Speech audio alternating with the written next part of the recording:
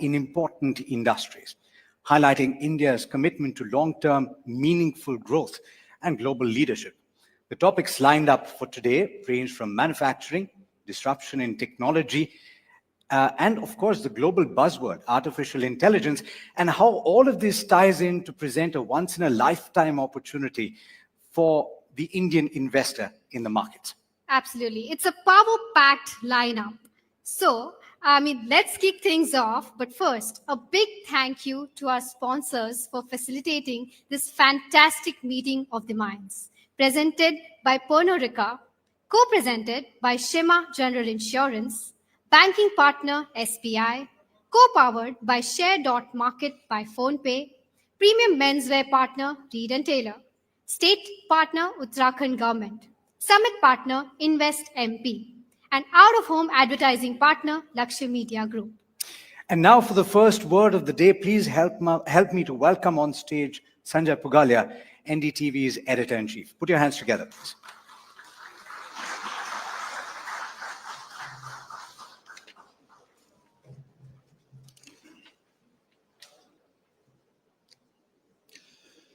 Namaskar.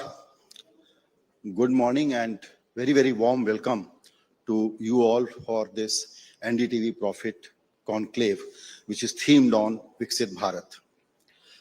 Alex, तुमने मेरा काम आसान कर दिया कि क्या एजेंडा है, क्या थीम है और क्या-क्या बातचीत होगी ये बताने के लिए। मुझे सिर्फ इसमें एक दो बातें जोड़नी हैं जो आप हमसे ज़्यादा जानते हैं, लेकिन उसको रीआइटरेट कर देना बहुत ज़रूरी है। एक बात तो हमारे अपने बारे में, एनडीटीवी प्रॉफिट के बारे में, कि अब हम 7 channels including NDTV world, 7 channels और 15 वेबसाइट के प्लेटफॉर्म हो गए हैं, यानी एक बहुत बड़ा नेटवर्क हो गए हैं। उसमें एनडीटीवी प्रॉफिट का रीलॉन्च हुआ है। तो उसकी खास बात क्या है? उसकी खास बात यह है कि न तो ओल्ड लिंगो है, न ओल्ड जार्गन है, और ओल्ड ऑडियंसेस के बजाय बहुत तेजी से हम मूव कर गए हैं यंग ऑडियंस की तरफ। ऑडियंसेस हमारी ऐसी हैं जो इस वक्त ज्यादातर लोग आप कह सकते हैं कि 18 से 45 साल के एज ग्रुप के हैं, जो मेजॉरिटी हैं। आपने देखा होगा कि जितने नए इन्वेस्टर्स इस वक्त बाजार में आ रहे हैं वो भी इसी डेमोग्राफी के हैं। जो पूरा एक मार्केट हमारा वाइडन हो रहा है, कैपिटल मार्केट, उसमें इन लोगों का बड़ा रोल है।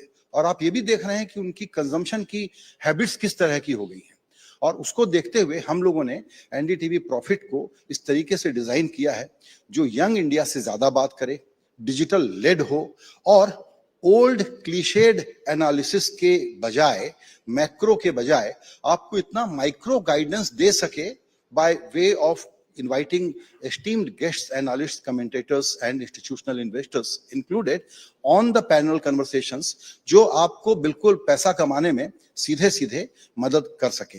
तो डीजॉर्गेनाइज करना, यंग इंडिया से बात करना, और इस बात का ख्याल रखना कि दुनिया भर में डिसरप्शन कितने हैं। अब आप देखिए, जितना हम लोगों ने सोचा था, उसके बाद ग्लोबल पॉलिटिक्स जो बदली, अमेरिका में जो रिजीम चेंज हुआ, उसके बाद अनप्रेडिक्टेबिलिटी कितनी जबरदस्त है।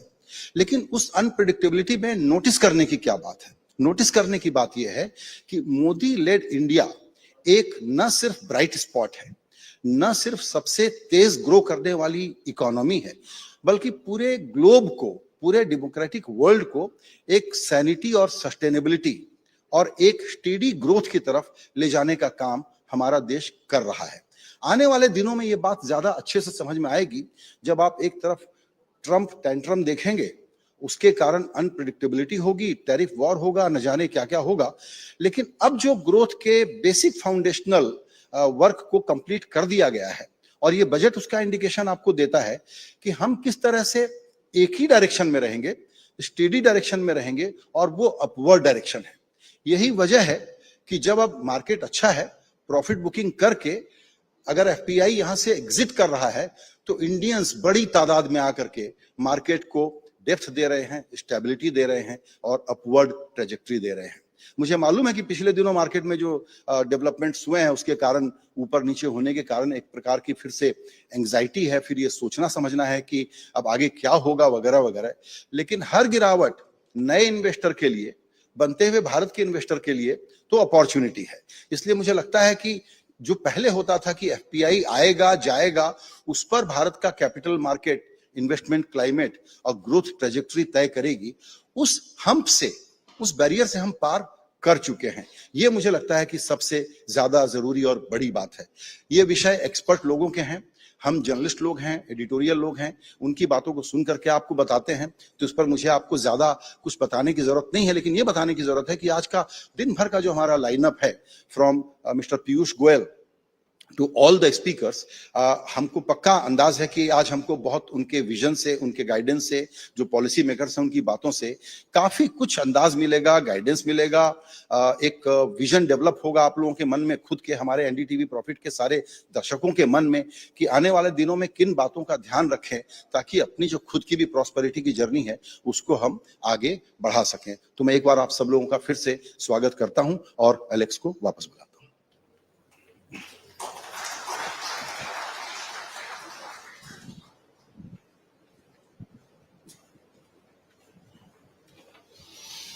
Thank you, Sanjay sir.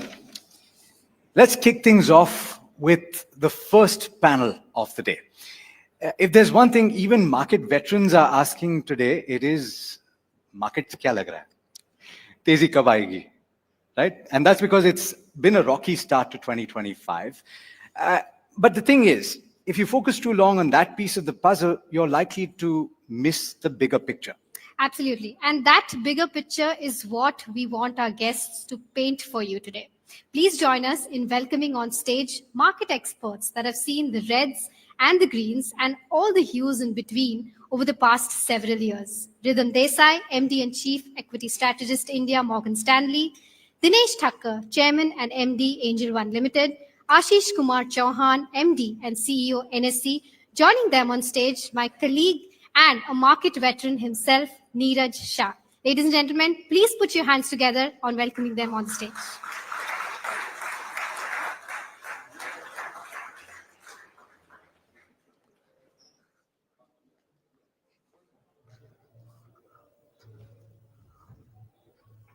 I'm here. Yeah.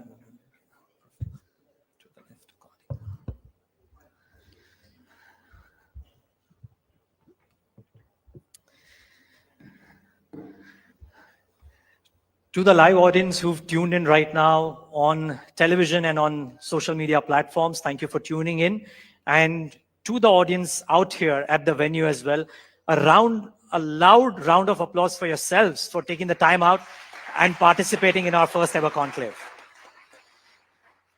Now, from being counted as the least intelligent investor many years ago with a lot of handicaps, to becoming the plank on which the Indian capital markets literally runs these days, the Indian retail investor has come a long way.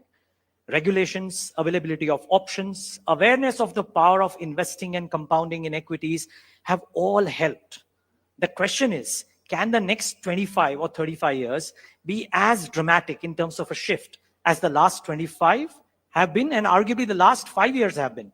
And what do capital markets have in store for the Indian investor in 2025? As Alex said, even the veterans are asking, kya lagta hai? So let's try and answer those questions, all of them, over the next 30 minutes, with the panel starting from my left, Mr. Rhythm Desai of Morgan Stanley, Mr. Dinesh Thakkar of Angel One, and Mr. Ashish Chauhan of NSC. Gentlemen, all three of you, thank you so much for joining in. And can I start off? I'll start off in this order. Rhythm, we are going to get to the outlook ahead because Rhythm Desai has on a timely note written a note today which speaks about how equities are overlooking the good news. Did you time it with the panel today, Rhythm? Yes, I did. You did? Okay. And we'll get to that as well. But can we start off, Rhythm, by talking about how you've seen the emergence of how Indian markets have come through in the last so many years? Because from a point of time when agar FI bechega, to market khatam, to the point of time now, as long as the DI is investing, we are in safe hands. We've come a long way. See, Neeraj, I have to claim credit that I predicted this in 2015 when the Honorable Prime Minister paved the way for retirement funds to invest in Indian equities. And it was what I have called many times the 401k moment for India. The same thing had happened in the US in 1980 when Ronald Reagan allowed 401k plans, the equivalent of India's provident fund and pension funds, to invest in stocks. And what you got then was a 20-year bull market in America that only ended with the NASDAQ bubble. So this will also only end when we get a bubble. It will probably last longer than 20 years, starting from 2015, because we have a younger population than America. You know, by the time we got into the millennium, a lot of baby boomers in America started retiring.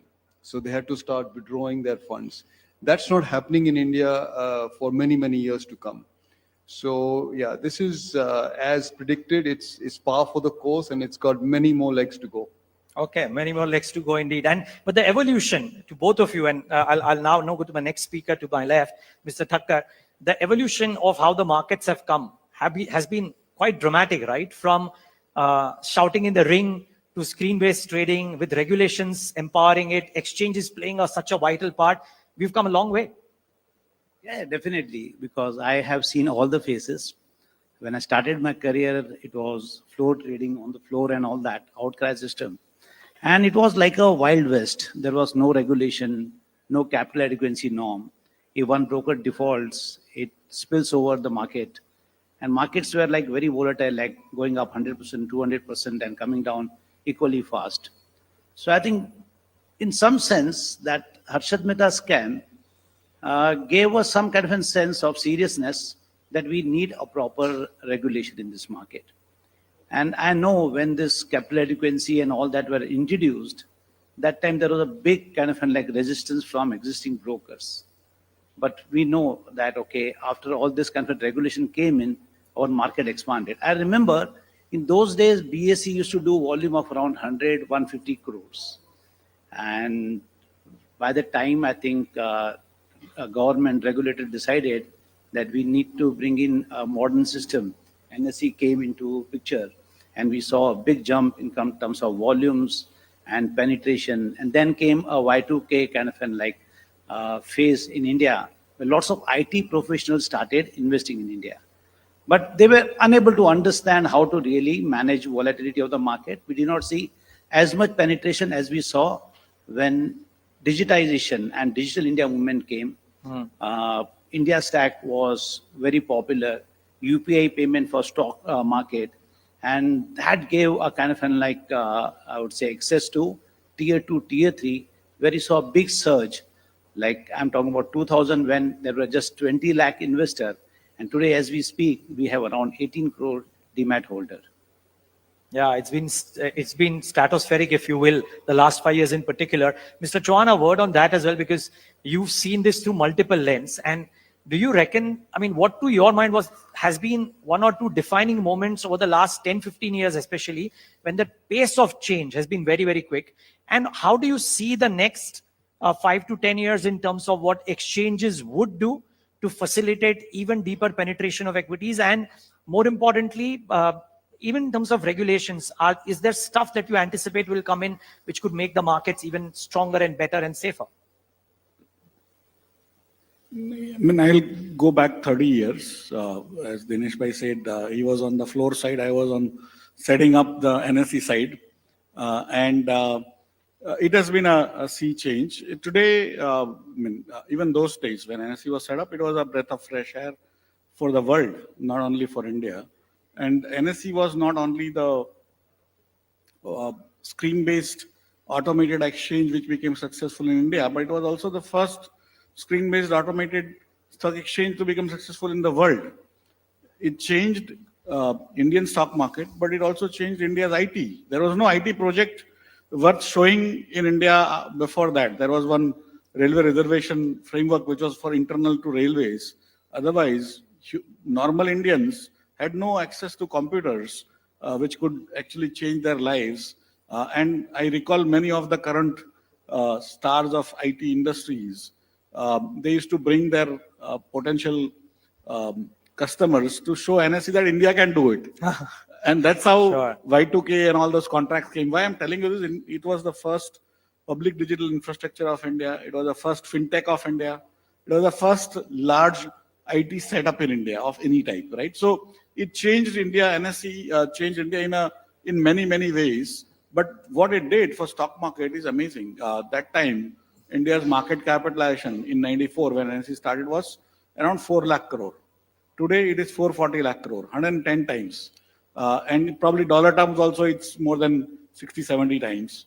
What it got, things actually, when revolutions happen, you get to see them upfront, and then they peter out.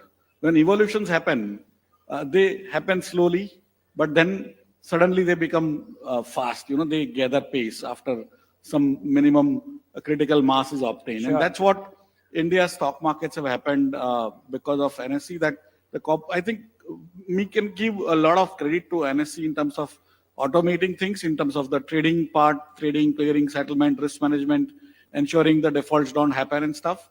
But more importantly, the corporate governance cleanup that has happened. When I joined the business or as a job in 91, getting annual report was a pleasure. Sure. Quarterly results, you guys keep on talking, or the sort of material events which you keep on talking on TV every day was not even a thing, right? And most of the time, the companies will actually combine 2-3 years and give you the results after 2-3 years. From there to come here, we are now better than the best in corporate governance. For me, the trust of the investors, because many times we think the stock market's job is to allow you to trade, which it is.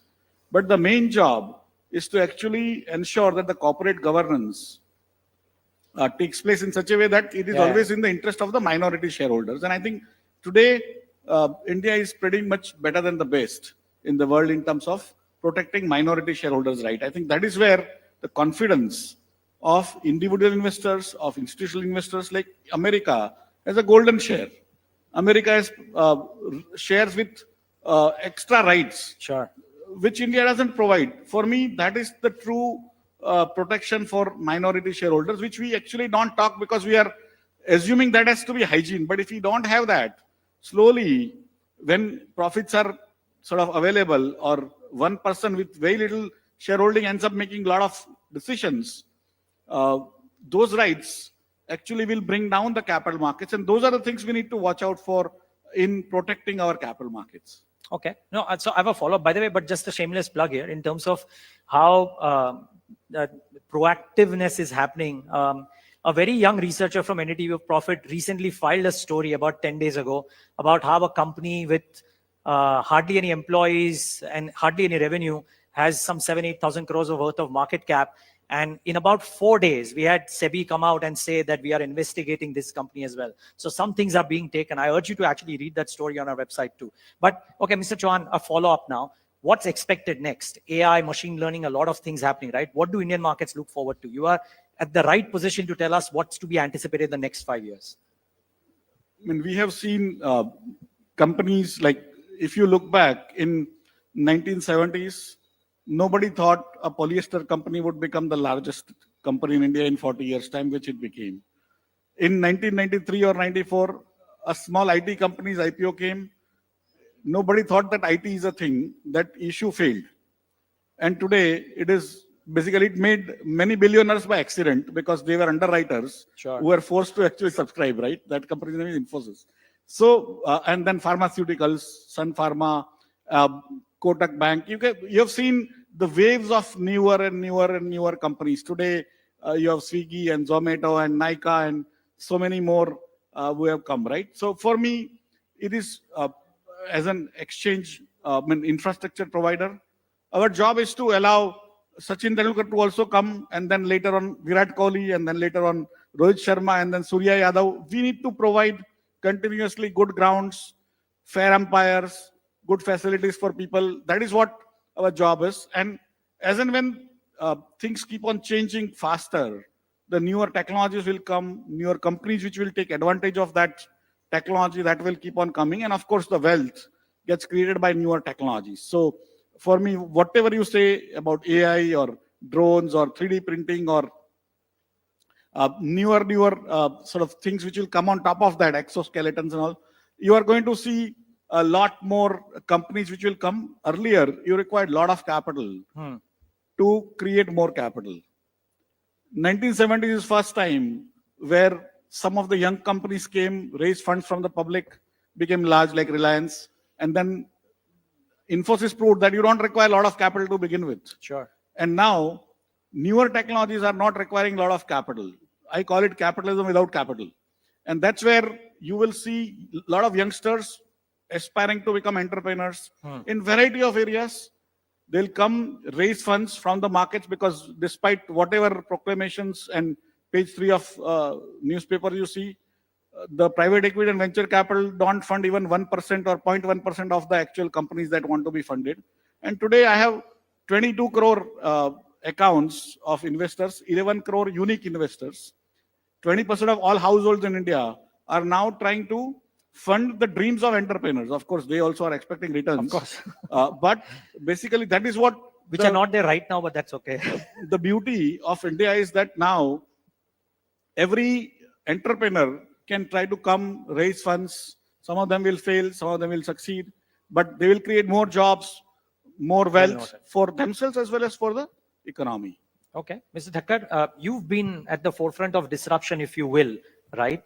What's next to be anticipated from a platform business like yours, or just in general from the Indian platform businesses which are facilitating investing and trading in all asset classes for the Indian investors? Yeah. See, if you see, technology already came into our market way back in 93, 94, as Ashish Chavan told. But I think what helped was deeper penetration, when we saw deeper penetration of smartphone, internet available to almost like 96% of villages in India. So what I am saying, today we were able to get this kind of like market coming to capital market, stock market, because we gave a good access to them. Sure. It was very easy for them to access the market. Because of technology, we were able to reduce the price, pricing came down. What I'm seeing right now, if you see lots of investors, although they have opened the account, but they are not ready to take their first step. So either awareness about this asset class is missing, or we have to build lots of intelligence in our app. So that is where like broking company like us are investing heavily on AI and machine learning. It will take some time to get that kind of an app to an intelligent level where a person gets his first salary or gets his first kind of an like income stream, and app is able to guide them on next steps, be it investment in equity, be it taking credit, being responsible in terms of their financial management. All said and done, this is my experience, when people in this financial industry also, they do not have kind of a time or kind of like full knowledge about what asset class are available and what's the right way of approaching in terms of managing their financial goals. So I believe AI is a best kind of like tool which can help personalize every journey. See, an app should be able to scan the whole ecosystem, what products are available across, especially for Indian market, for India. And how do we match, or how do we kind of build confidence in investor to take first step? I think best step was introducing sachetization of the SIP 250. We have to reduce the cost. What is prohibiting us from introducing all this product in a very sachetized or tokenized or fractionalized way is cost of transaction.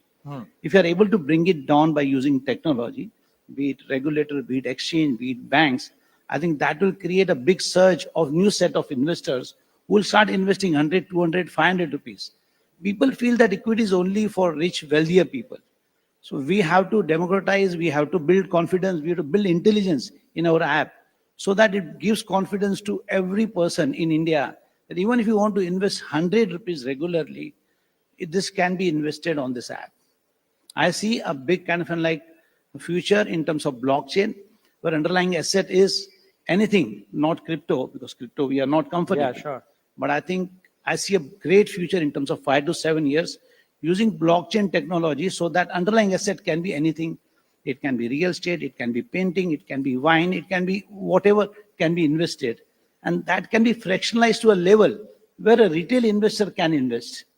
I think you must have heard about Finternet, a project which is now kind of like, I would say, pet projects of Nandan Nilekani, and we are also closely working with them.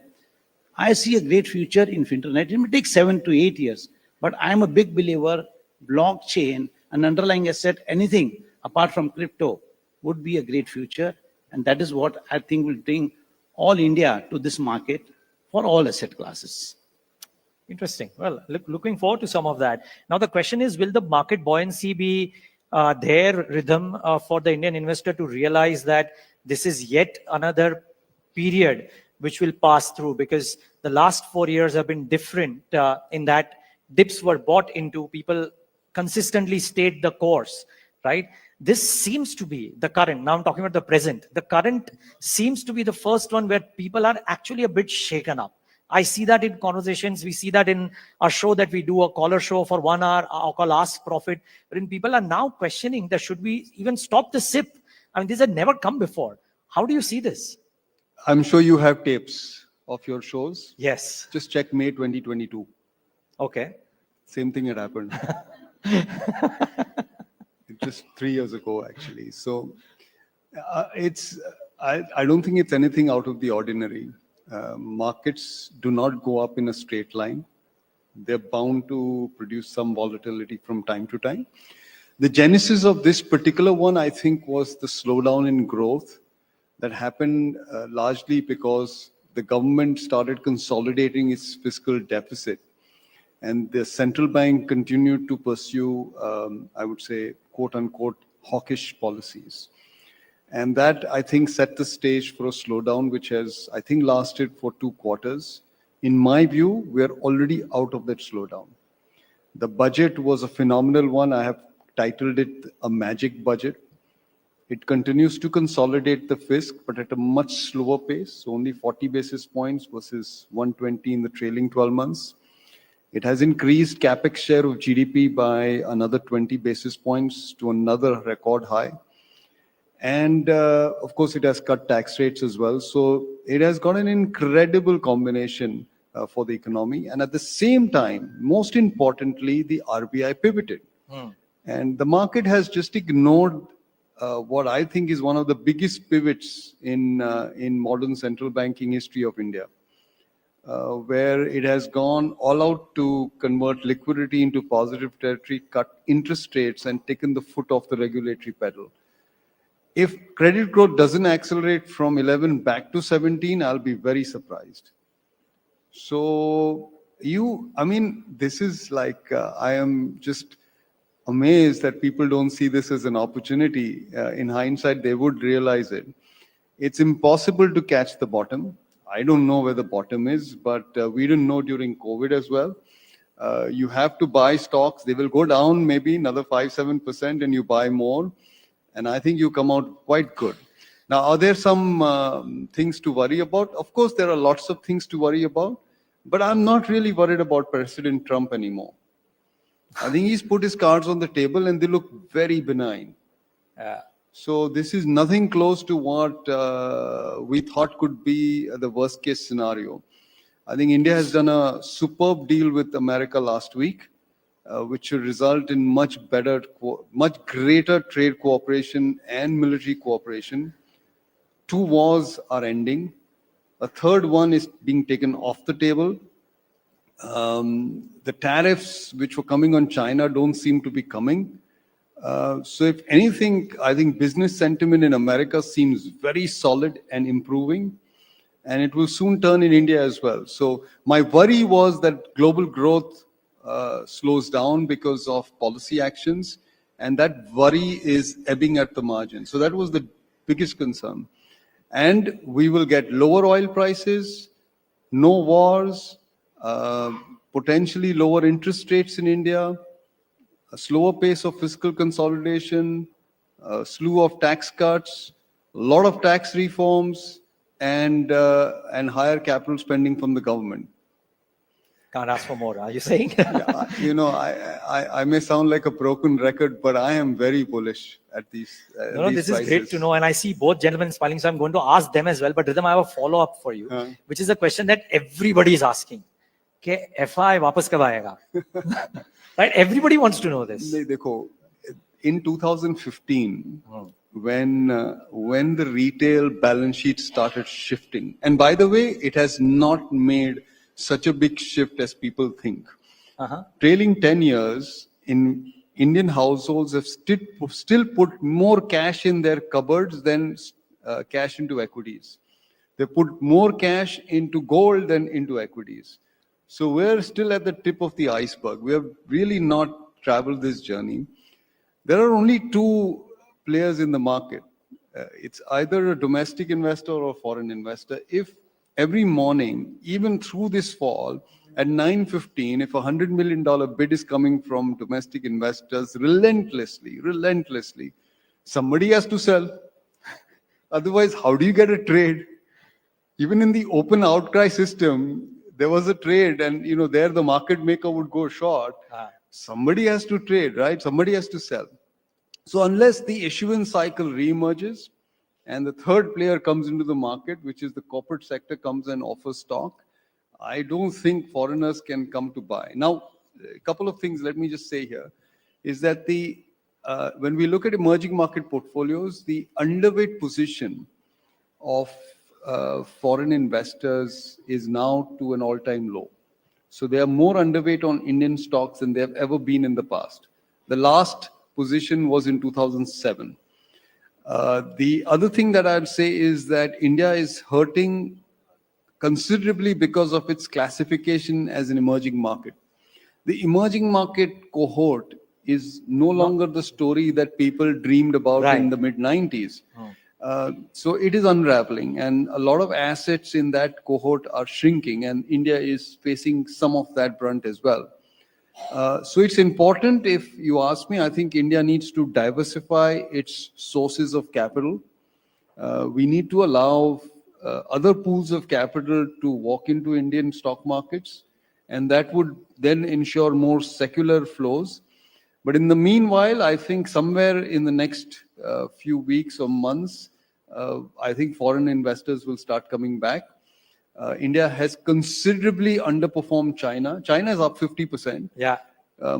September 25th, and I have to say in hindsight, I underestimated the Chinese policy stimulus then. It seemed in the wrong direction, but it proved to be a bottom for the Chinese stocks and a top for the Indian stocks. And the relative chart now looks really juicy for India. So those who are waiting for India to get more attractive in valuation terms and in performance term, I think the moment has come. And one last point, I like to measure the Sensex in gold ounces. I've been doing that for 30 years. This is the cheapest the Sensex has been in gold ounces since November 2020. Sorry, can you explain that? How much Sensex can you buy with an ounce of gold? Acha, okay, fine. Okay. So this is the cheapest since November 20. It's like COVID. Oh, okay. Okay. So people like to measure the Sensex in earnings term, in INR terms, in dollar terms. I like to also measure it in terms of gold ounces. So interesting. This is the cheapest it has been in 4.5 years. Wow. Okay. Well, two gentlemen are smiling with that. So, Mr. Thakkar, you've been smiling and wanting to come in twice. You want to add a point here? Yeah. See, I have seen this market in terms of retail perspective. We have seen in terms of institution, they are far more knowledgeable. But retail are very emotional and sentimental. When a market crashes, next day call comes from customer, "Abhi kaun trade karega?" And I remember in 2000 when this .com bubble happened, and SIP used to be like around 150, 200 crores per month. And .com bubble happened, everybody told that now nobody's going to invest in equity. And today, as we speak, SIP book is like running at the rate of 24,000, 25,000 per month. So what I'm saying, till that time, like fundamentals are good, retail would get lured towards volatility, market momentum and all that. But we know fundamental of the country is good. And every year we will see progressive, there will be some kind of a growth in corporate earning. And we are seeing, inflation has been controlled. So retail investor is going to come back in a big way. And if you look at, as you said, can we see this next 20 years as shining or as lucrative as it was past 25 years? In fact, I feel it would be better than that. Because that time India was building in terms of infrastructure, in terms of digitization, in terms of, even if you see, demography also was not favorable. Today, every household has more earning member than what used to be previously. Now, if I fast forward for next 20 years, India would be having highest working population. So all this population who are earning would have no other way but to invest their saving in equity. Now, if we talk about today's median age, which is around 28, 29, that means people have just, this young population I'm talking about, have just started earning. And next 20 years also, Indian median age would be just 40. which is almost not even like, it is just closer to developed countries. So I think we are yet to see that phase where India, where it is, will go to that developed status. And that is where a serious relationship of family starts with equity, saving, long-term goals and all that. I feel that we are going to see far more better momentum and better phase than what we saw in past 20 years. Wow. Okay. Mr. Chauhan, last word to you. And I'm asking you to wear a different hat.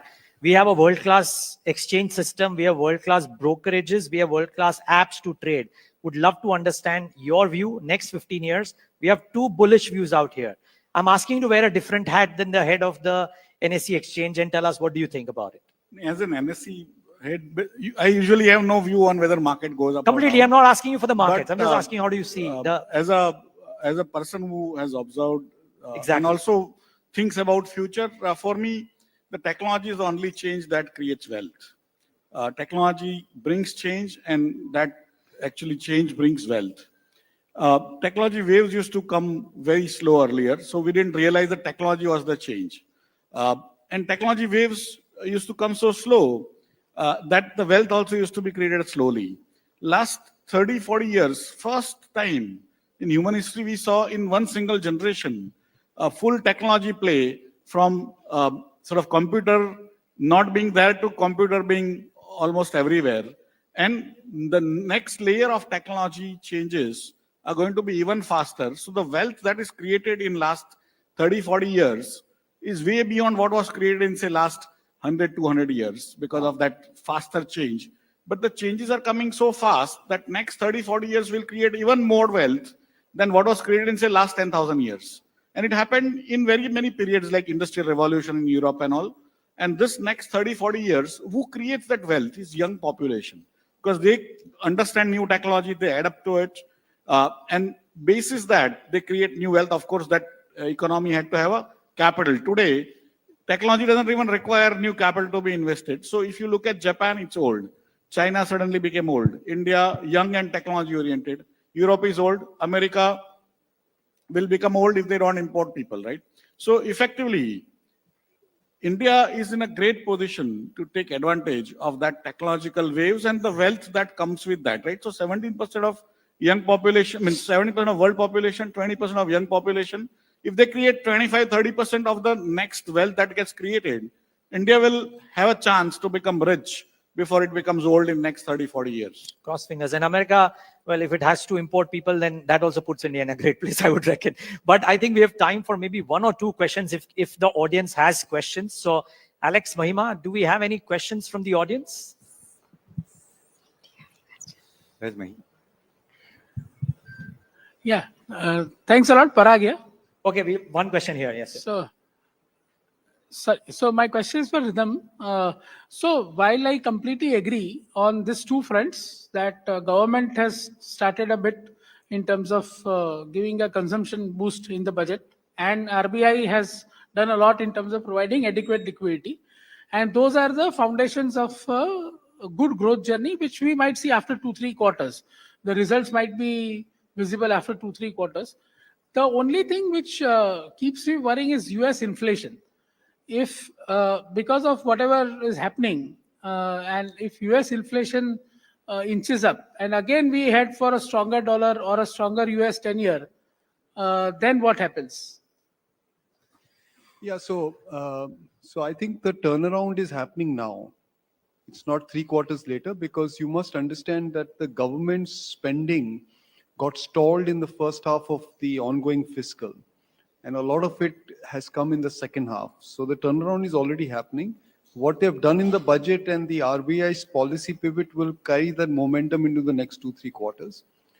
The second part of your question with respect to the US dollar, yes, that is obviously a concern if the dollar resurges as it did after the victory of President Trump. However, I think the signals are as follows. The current administration in America is very business friendly, and it is also very stock market friendly. So I don't expect them to do things that will actually derail the stock market. And including those in that list, things that get included are things that can upset US earnings.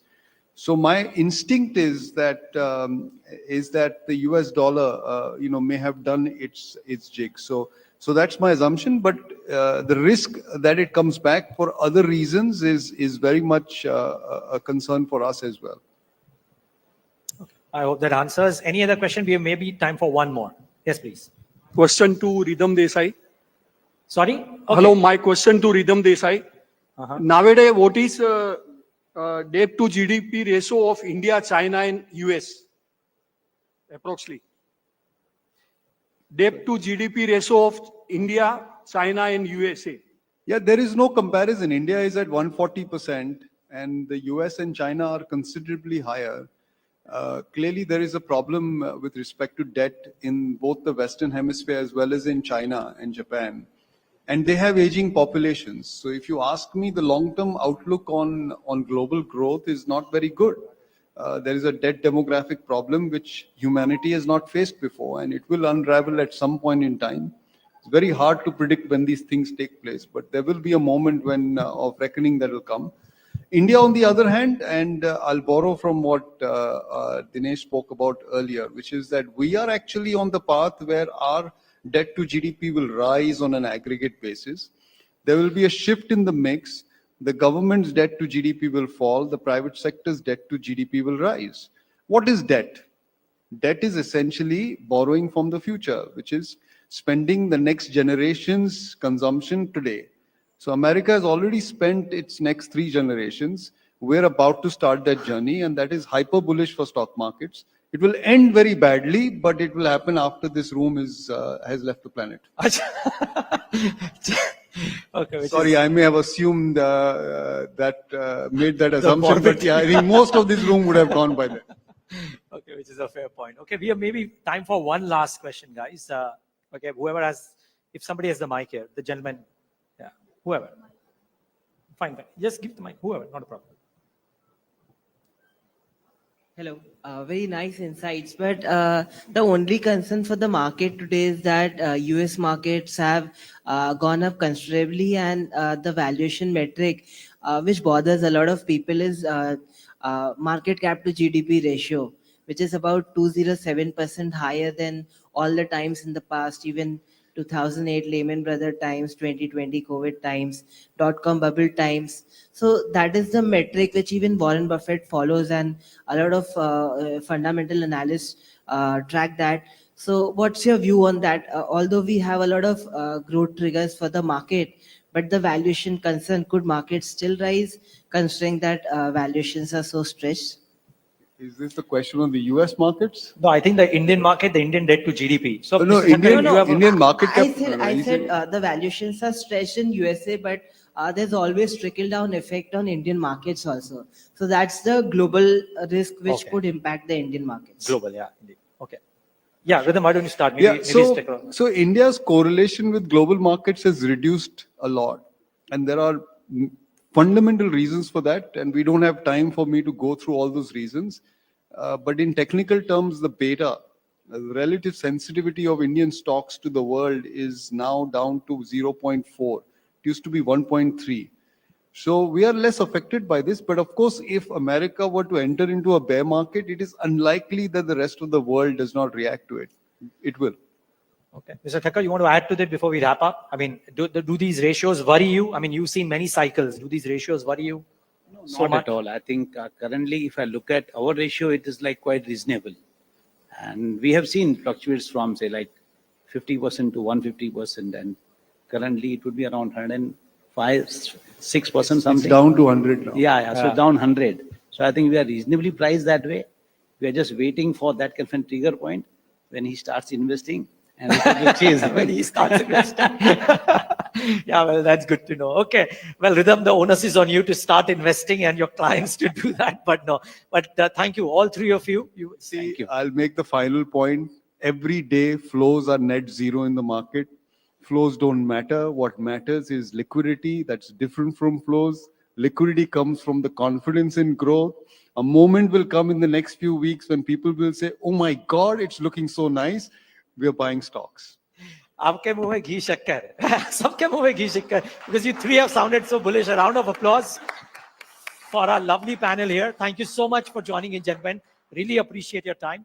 A past, present, and future of the Indian markets and the Indian investor. Lovely talking to all three of you. And thank you all of you for listening. Big round of applause, everybody. Please, let me hear you. I think that answers your question, Alex. It- Tezi kab aayegi? It does. And also, of course, Rhythm spoke about the fact that most of us might be gone from this room when things turn, but who knows? Well, we've got representatives from the pharma industry right here. Who knows, in 20 years, they'll find something that will help us live forever. Let's wait for that to happen. But in the meanwhile, let's talk about Make in India. Because we've given the market perspective, we've spoken about how the near term looks, and Rhythm Desai certainly is bullish. I don't think he ever stopped being bullish, but then he's given you the reasons why he is right now. The Make in India mission, and I'm sure you know this in this room, has completed its first decade. And the seeds that were sown years ago are now bearing fruit. The focus for many Indian companies is now shifting to encompass a wider global market. They're now aiming to not just make in India, but also make for the world. Absolutely. And to talk about the opportunities and the challenges for India Inc., and to talk about whether goals for Make in India for the world can be achieved sustainably, please put your hands together for the next power panel. The participants represent three unique opportunities in manufacturing, pharmaceuticals, textiles, and semiconductors. Deepali Goenka, CEO, MD, Wellspun Living Limited. Dr. Habil Korakawala, Founder, Chairman, Walk Hard Group. Rajesh Sharma, CEO, Keynes Technology India Limited. Please make your way to the stage. Joining them today is my colleague, Tamanna Inamdar. Ladies and gentlemen, please put your hands together in welcoming them on stage. Please, sir.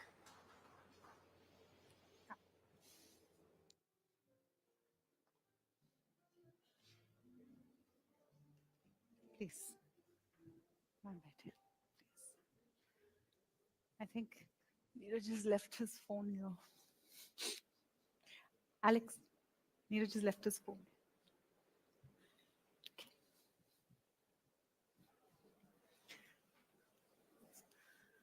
Welcome everyone, and thank you so much. Now, let me set the context for our conversation today. India's manufacturing sector is just not only an economic engine, it is the foundation of our journey towards Viksit Bharat. Contributing around 17% to the nation's GDP, manufacturing is set to play a transformational role in India's economic future, with the government ambitiously working to raise the share to 25% in the near term. The Make in India initiative, which has completed a decade, has been pivotal in fostering and strengthening India's global manufacturing status by enhancing foreign direct investment, skill development, and updating manufacturing infrastructure. In fact, thanks to production-linked incentives, or the PLI scheme, as we all know it, FDI in the manufacturing sector has surged by an impressive 76%. But India's vision now extends beyond Make in India. It is Make in India for the world. With shifting global supply chains, India has emerged as a strong alternative manufacturing hub as companies seek to diversify and reduce dependence on several nations, including China. A shift that has accelerated with Donald Trump's return as the 47th US president and his renewed focus on trade policies. The evolving landscape presents both challenges and unprecedented opportunities with this impressive growth potential. Our panel today represents three unique voices in manufacturing to discuss how India can sustainably achieve its goals and become a global manufacturing powerhouse. Let me welcome Deepali Goenka, CEO and MD, Wellspun Living Limited, Habil Korakawala, Founder Chairman, Walk Hard Group, Rajesh Sharma, CEO, Keynes Technology India Limited. Now, in this panel, we have three distinct sectors, but all of them very, very crucial to this dream of Viksit Bharat. Look at it this way. Every time there is a requirement, it's the private sector asked to come up, put in the capex, create the jobs, and of course, drive us to Viksit Bharat. Let me start with that thought with you, Deepali. This claim or this assertion that the road to Viksit Bharat is paved by the country's manufacturing sector. Would you agree with it? I totally agree with that, because when we talk about, and when I talk about manufacturing, and we are talking about 1.4 billion people, and 30 to 40% of that is the youngest population in the world, definitely it is the path towards Viksit Bharat. When I talk about manufacturing and when I talk about Wellspun and home textiles, let me tell you one thing. When you talk about the white collar and tech, that is another aspect for it. But the deployment of the grassroots level will be done by manufacturing, like example, textiles. Because after agriculture, it is manufacturing in textiles that deploys the maximum people.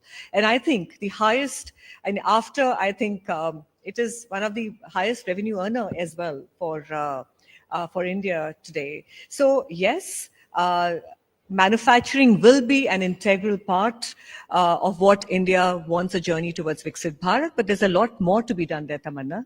And I think I leave at that right now as we speak forward.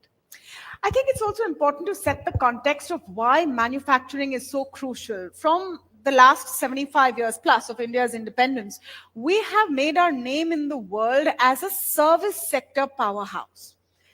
We're famous for the back office of the world, the call centers of the world. It's time to shift gears. And Dr. Khurakiwala, let me come to you on that point. Can we really continue to rest on the power of our service sector as AI threatens some of those industries? Why has manufacturing become so crucial? And you see policymakers shifting gears as well.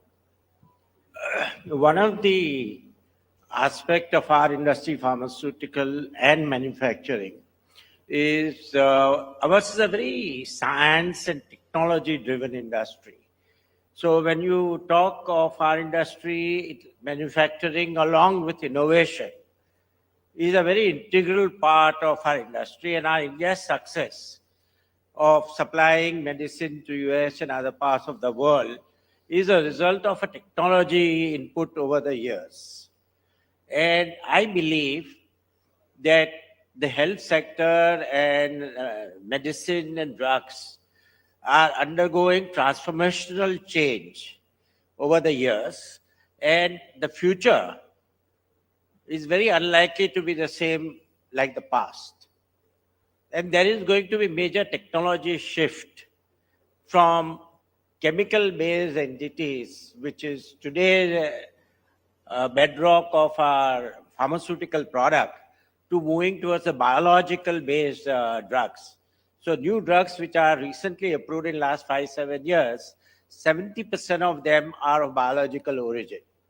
So I think this is the area where already India has a base, but I think we have to build up the kind of strength we have done in chemistry, in biologics in the years to come to be as successful. The other important aspect is that in our industry, if you have to make a mark in the world, two things are required. One is ours is a intellectually driven industry more than the people driven industry. So you need scientists, you need, and the IT certainly helps. AI and IT will certainly help the future of our industry. Therefore, what is important that we need to establish a good base where there is only a little beginning has been taken place, is finding new drugs. And therefore, research and innovation will be very important if India has to be recognized as a worthwhile pharmaceutical company other than supplying medicine. So, Sir's super hit Zenic is something that everyone's talking about, new innovations coming in from across the board. Oh yeah, we have invested for last 25 years to finding new antibiotics. And today I can, without exaggeration, can say that we are in antibiotic space on drug discovery. Probably we are the most successful drug discovery company anywhere in the world. That is amazing. That is amazing. Remember, we are going through a phase of antibiotics that are getting more and more resistant. So to put in context, an innovation coming out from India, from an Indian company of an antibiotic which is at the forefront becomes very crucial. The other aspect of innovation, and Mr. Rajesh, the industry that you are in is so exciting. What's also exciting to hear from you is what happens when there is government and policy push. So, for example, the PLI scheme, and how much of it has ensured that in your space, you can charge ahead and compete with the rest of the world? So certainly, Tamanna, first thing I'd like to say, actually, instead of Viksit Bharat, we should call it Re-Viksit Bharat. Re-Viksit Bharat. Re-Viksit Bharat, because if you read the history of India, in the, AD 1 to 1000, India had almost 33% of the world's GDP share. And we are talking in 2047 to reach that level again. So if you're talking of that, and that's where something where the government is working towards, it's very important for the success of scheme like this, where the industry leaders do come together. In addition to that, the government policymakers have to join hands together, very strongly supported by the financial markets. Because without financial institutions coming forward, a collaboration between these three segments is extremely critical for manufacturing to really become large in the country. Coming to your specific questions, certainly PLI has given a great push to the Indian manufacturing. That was one of the areas, where when China was growing into the manufacturing side, the support from the government was very, very critical. Now, if you look at the infrastructure development, where the ports, the highways, the supply chain, etc., the logistics is improving in terms of integrated supply chain, which is very, very crucial to the whole thing. And then the talent pool, which is very critical. Now, Deepali already talked about the age of, the average age of the people in India, with, average being between late 20s and early 30s. That workable age of employees that are going to be in India is very, very important for manufacturing segment. So the PLIs have certainly given a great push to the manufacturing in India, specifically in the scheme one of PLI, whether it was IT, whether it was telecom, has been a great opportunity for companies like Keynes and the other electronics manufacturing company to gain the advantage of that and make better offerings at competitive price to its customers. So the EMS story is well known from a manufacturing perspective, from a stock market perspective, and we'll go around again to the next point, and I'll come to you, Rajesh, on this. When you hear about reciprocal tariffs from the American perspective, what does it mean for you, considering your company is now also foraying into semiconductors? See, of course, the importance of semiconductor was very much realized during the pandemic time. Yes. When the whole world was completely shifting to the technology, the schools working from home, the jobs happening from home, the need for your display fabs, your mobile phones, your tablets, your laptops, everything was in short supply. And it's not just India, the countries around the world focused on their semiconductor policy. It's not just that the India alone set up an India semiconductor mission. The many countries who actually established their specific semiconductor missions, making a push for the semiconductor policy of their country so that they can support the increasing demand for the electronics and technology for the country. So there could certainly be tariff pushes that will come up from the US and other countries.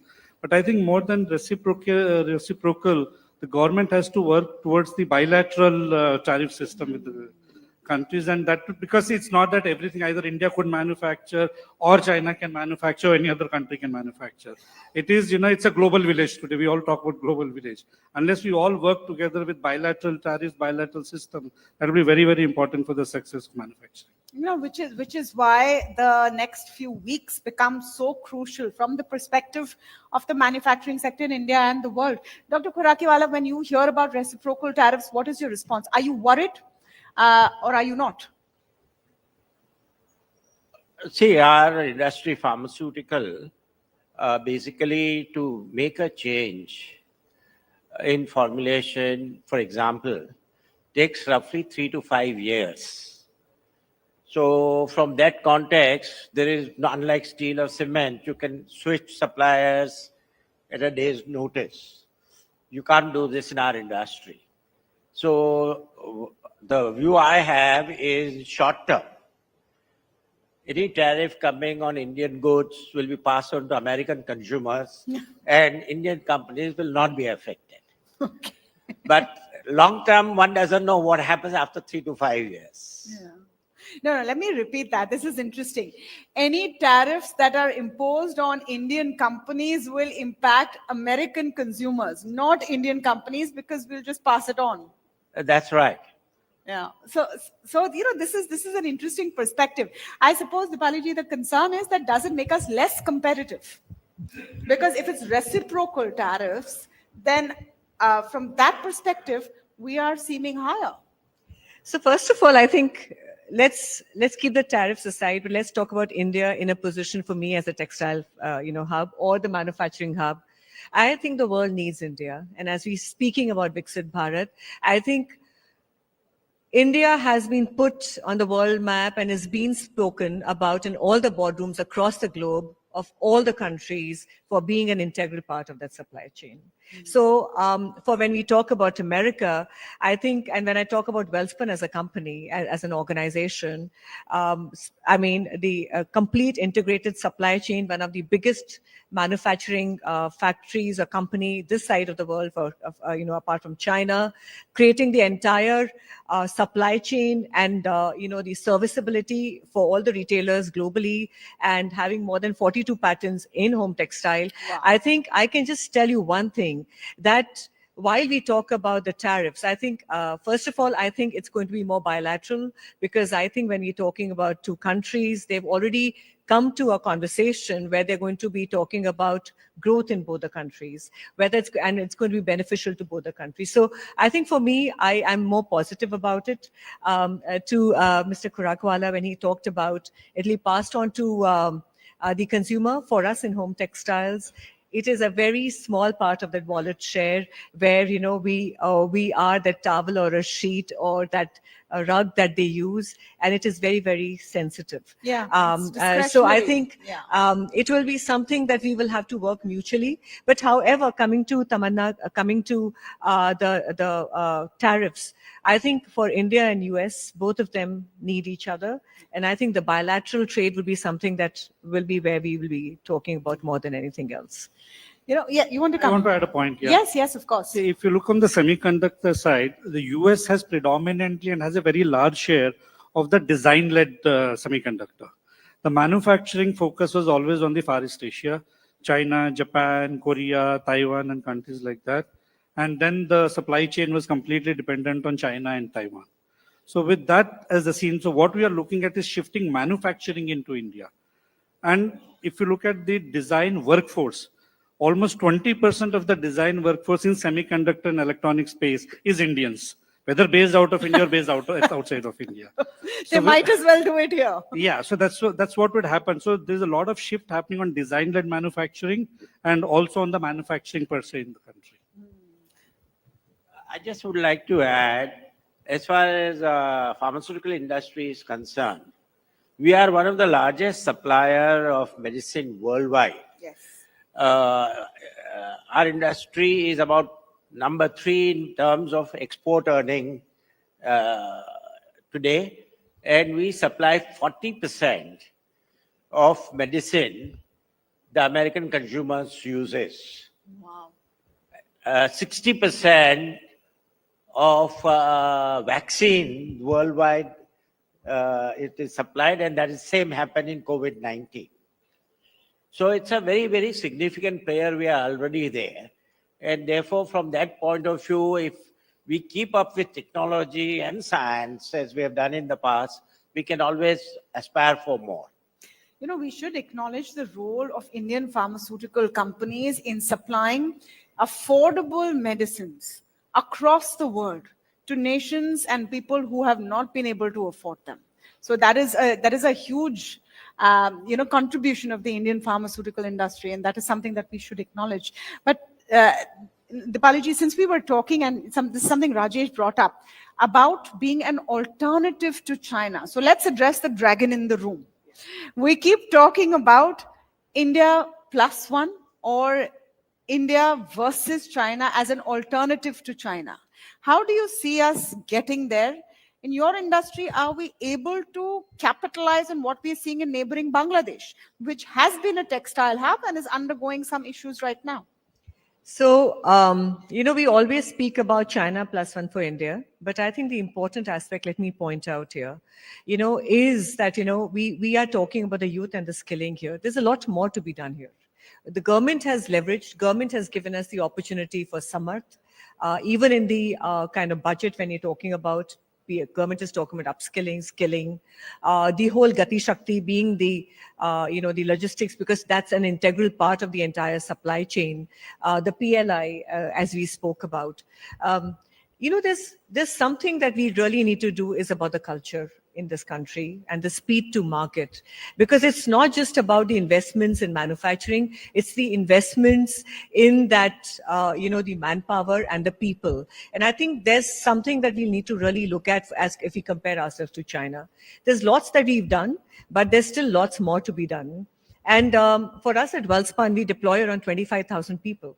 And if we are talking, and I think as corporates, and as we had spoken earlier, that it comes on to the privatized sectors to look at capex, look at how we are, taking on that, burden or an opportunity to take that forward. I think at Welspun, we actually are looking at skilling more people, looking at investing in technology, Industry 4.0, AI, and other investments. So while we talk about China, I think we ourselves are our own brand ambassadors. And I think at Welspun, we believe in that when we take that baton forward. And whether it is the supply chain analytics sitting in America, or the warehousing doing the vendor managed inventories, or working on the patents or different kind of innovations. I think that's going to be a very important aspect. Now, taking on the opportunity of investing in capex, investing in whether, we need to make our fashion towels here, or fashion bedding, or it could be the utility bedding, setting up even the pillow plant in America. I think there are interesting things that I think as corporates we'll also have to take on. So while the government will leverage, will give us some more opportunities, but I think it is on us. How do we take that forward? No, well said. Very well said in terms of what the role is of the private sector. But let me just come to you again on the point you made of what we need to learn in terms of quick turnaround. And if I can ask you to elaborate on that, because it's not as if there is no appetite for Indian goods. It's about whether we can deliver in the time and speed that is required. So again, I think we all will agree here on the panel as well. I think the critical thing is about technology and digitization. And again, I'll just give a simple example of what we do. I have warehouses in America.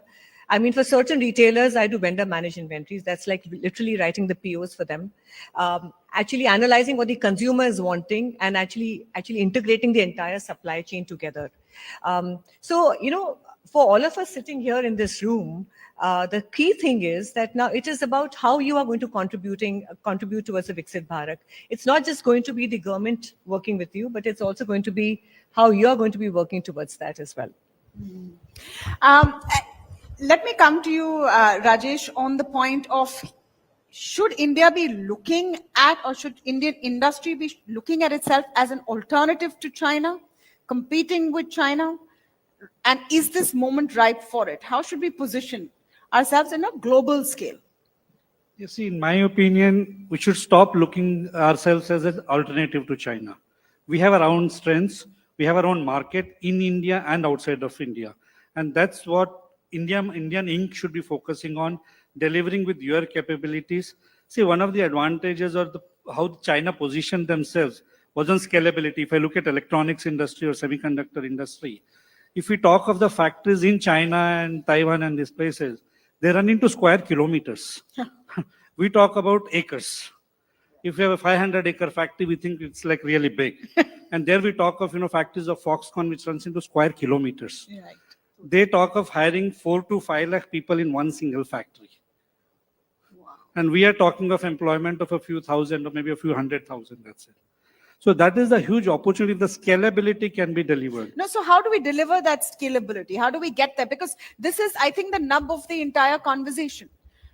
Everyone's clear we are getting to Viksit Bharat. Everyone's clear manufacturing is the driver. Now the question is about how. See, the OEMs around the world are looking at India. So they are looking at Indian manufactured goods. Ever since the pandemic was over, the way we have been receiving the inquiries from some of the largest OEM brands around the world in various segments. When we talk about electronics, It's not just the white goods or the mobile phones or laptops, etc. We talk about automobile industry completely. We talk about electric vehicles. We talk about medical devices. We talk about railways. We talk about aerospace. We talk about defense. We talk about outer space. Wow. So these are 9 or 10 industries which Keynes alone caters to in the electronic space. So it's every segment that is open and available for you to explore. Let me just add on here, being the thought leader. I think we just can't be followers, and we can't just be, doing just the manufacturing, but I think leading. And I think that's going to be a very key thing for us to work on, now, whether it's textiles or, the semiconductors or pharmaceuticals, as, we are talking about. I think it needs to be that thought leadership that India needs to provide to lead also towards the Viksit Bharat. Yeah, I mean, an example of the world as sustainability. I think one of the biggest examples, and Deepali, you alluded to this question earlier. When we hear from policymakers, we hear from economists, there are two things that come in time and again when we're talking about our economy currently. Why is private industry not investing enough? Where is the capex? The second part is, are enough jobs being provided? Now, I think entrepreneurs in this country are some of the most resilient people, because you have to go through so much to be successful and move on. That it takes real grit and determination. But the ask today is, please invest more, please provide more jobs, please provide higher paying jobs. What is the response to that ask? And I'll start with Dr. Khurakiwala on this.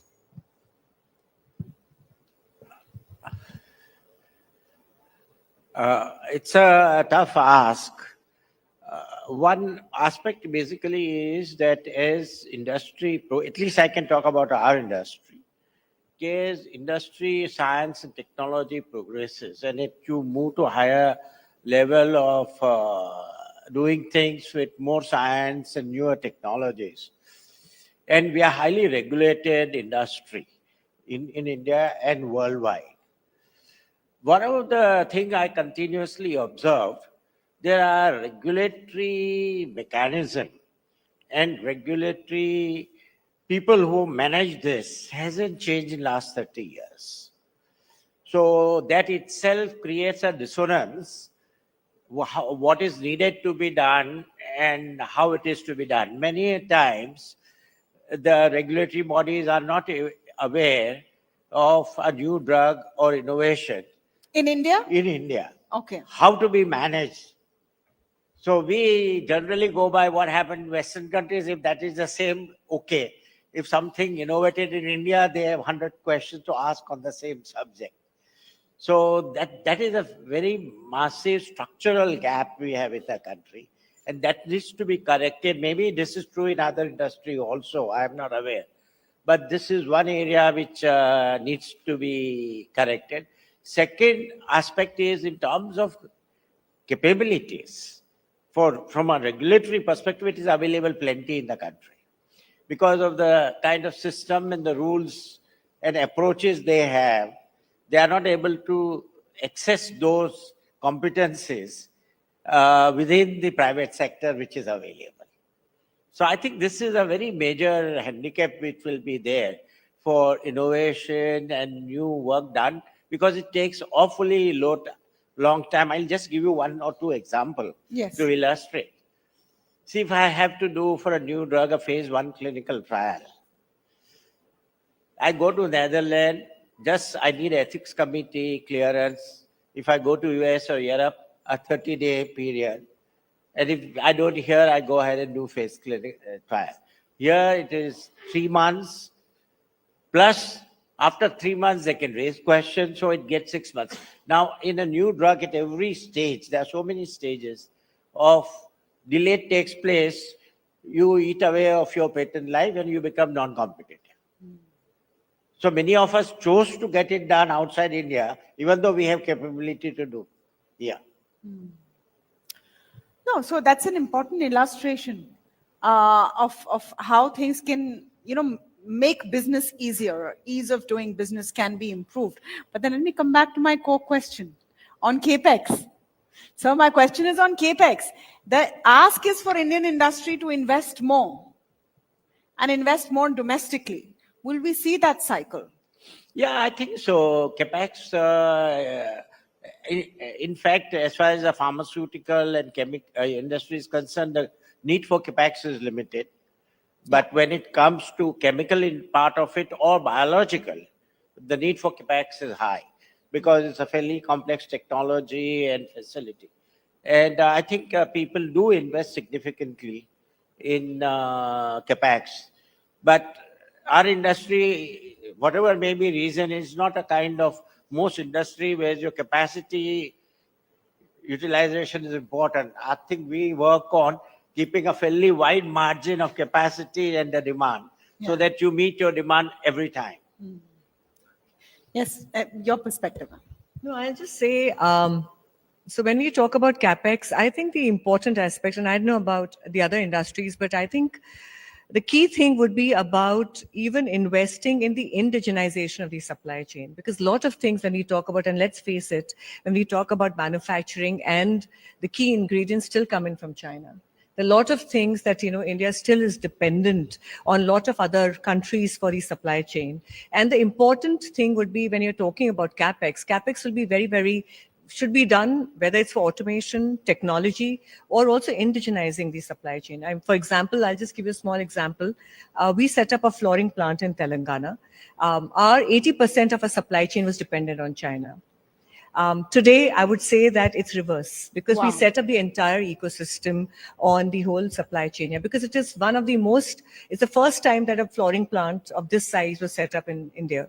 So I think for all of us, when you talk about capex, I think it is relatable. I mean, it is related to what you need in your field. But I think fundamentally, whether it's technology or whether it's anything, indigenizing the supply chain will be a very key thing. And for that, I think the investments will have to be done. The other thing is about manpower as well. So when you talk about that intelligent manpower, or whether that skilled manpower that the world is looking at, how are you investing in that would be also very key to what you do. I think on the point of manpower, we have a huge opportunity here in the manufacturing sector, don't we, Mr. Rajesh? Absolutely. And as what Deepali said, India as a country, if you look at the skillful talent available, there are more than 15 lakh engineers passing out every year in India. Now, that is the talent pool that's available in the country, which can be used in-house, it can also be used for global servicing. Now, when we talk about specifically coming back to your core question of capex investment, see, largely when people talk about capex, we always talk about tangible assets, whether the factories are coming up, plant and machinery being invested or so on. If you look at semiconductor industry, if you take the top 5 players in semiconductor, 22% of their revenue is invested in R&D. That is capex. That is the intangible that is getting invested for the future growth. And that is where the electronics industry, where the EMS industry and the semiconductor industry is certainly investing a lot of money in capex through the intangible route, which also enhances the employability of the skillful talent that's available. So as I said earlier, 20% of the world's design workforce of semiconductor are Indians. So that is Indian talent and Indian investment going in there. That's amazing. So if I were to ask you, and let me start with you, Rajesh, that when we're talking about building this path to Viksit Bharat and all of these components come in, we want more scale, we want to service the world, we want to create jobs internally. What are the 2 or 3 things that we need to do to move towards that from an industry perspective? See, one is certainly the speed of delivery, which Deepali already talked about. The speed of delivery is very important. And the global logistics, the global supply chain has to coordinate with that very strongly so that the speed of delivery can be done. Innovation is another very important aspect, because we can manufacture, the customer can give me any design, I can manufacture and supply. Unless we focus on ODM, and do our own designs and OEM related activities in India, that is what is to contribute to the global needs, create the need for those products around the world. Today, we are only copying the products that the world need. But if I can start creating the products that I can make world need, that is where the shift of global manufacturing to India will be. I mean, when we have the next DeepSeek or the next manufacturing innovation, I think we're pretty much there in a lot of spaces, aren't we, Deepali ji? We're moving ahead with innovation as well. Like you said, thought leadership is where we need to take it forward. Yeah, I think so. There's a lot more yet to be done, but I think the important aspect, and I'll take it from my industry and talk to you. Like for us at Wellspun, I think when I talk about thought leadership, this is what we look at. Whether it's the farmers who are the integral part of that entire supply chain, how are you looking at the traceability that comes in? When you have the MSMEs, because I'll tell you, we work with more than 200 or 300 MSMEs in the whole ecosystem. How are they being supported in the, because they are the bedrock, whether it's in the credits or whether it's in the terms of technology upgradation. I think these are very critical part of what we need to really look at. And I think being the industry first in the terms of solution providing, I think could be a very key thing, what India can do. And I think that's what Wellspun is maneuvering towards. And I think the important aspect of saying that being that thought leader, being that industry first, and it's not just an OM sitting out of India, it is a true manufacturing prowess who is industry's first or the world's first, and who can disrupt the world, as you gave an example of DeepSeek, is where it is a journey towards Viksit Bharat. Amazing, amazing. Do we need to move towards being the cheapest in that case? That has always been the question, right? When we compare ourselves to large manufacturing hubs. And Dr. Khurakiwala, most efficient, cheapest. Is it time to change that rubric? I think affordability is important. I'm not too sure being the cheapest. Because I think Indian drugs are very affordable worldwide. And in fact, 50% of Indian industry is export today. So we are no longer an India-based industry. It's a global industry, as I mentioned earlier also. But the challenge for the industry would be new science and new technologies absorption. Because that is changing quite dramatically the contour of the industry in the future. So one is moving towards 2 or 3 new sciences. One, I talked of biology as a new science. I think one would see more and more personalized medicine coming into as a new science with genomics and all these processes helped by the speed with which the IT and AI is accelerating the change and the progress. How much of AI are you using right now? In research, we are not using too much of AI at the moment, but other part of organization, one is using to some extent. And therefore, one has to see to what extent AI will help, but it accelerates the process. The real innovation, still you require people, because I don't think people have yet to replicate the uniqueness of our own mind and intelligence. No, definitely not. So a repetitive aspect, yes, AI can help you a lot extent, and a lower level of intelligence, not the very high level of intelligence you require for drug. The other area is the whole new science emerging in the stem cell area, stem cell research. And I think newer medicine will come out of that knowledge. Already a few drugs have started coming in. They're extremely expensive, but that is how the new science would move. Mainly because both genomic and stem cell acts very differently than the earlier existing treatment, because they can bind to a specific cell and treat a disease. So obviously this will all add up to a few more years. We will live over the years. So longevity. If India can be at the forefront of the longevity movement, then we've cracked that code. That is right. Yeah, amazing. Deepali, on the use of AI, and because I'm just wondering, that's going to be the one parameter we need to compete, right? Or do we? We have a large population. Yeah. I think AI is a very important aspect. And there are these conversations about they're going to disrupt, the entire space in the terms of people and jobs. But I think as, Mr.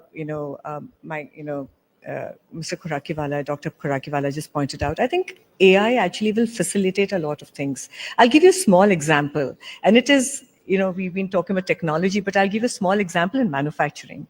I have towel counting, and we do millions of towels every day. So that towel counting leads to human fatigue. So we have AI installed there.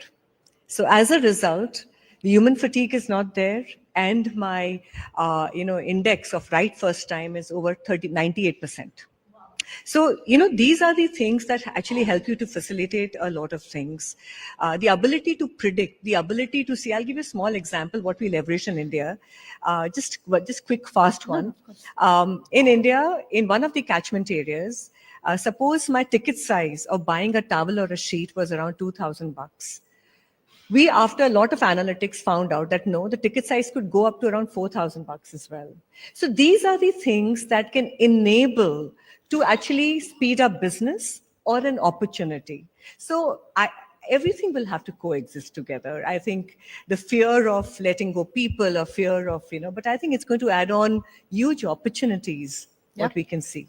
Definitely. And in your sector, I suppose more than ever, you will have to inculcate artificial intelligence. So certainly, yes, Tamassi, I look at it two ways. The AI being used in the manufacturing technology itself, but AI also being used in the product offering to the customer, because both are as critical. Now, if I talk of both the aspects, now when we look at these very large factories in China, Taiwan, etc., you have a single shop floor of 200,000 square feet, maybe 50 lines of SMT operating, being supervised by 1 or 2 engineers maximum. Oh. These are called dark factories or light out factories. They just stand in a corner and see what's operating. AI controls the manufacturer. They see whichever machine stops, they just go and address that machine. So that is the importance of AI in the manufacturing side.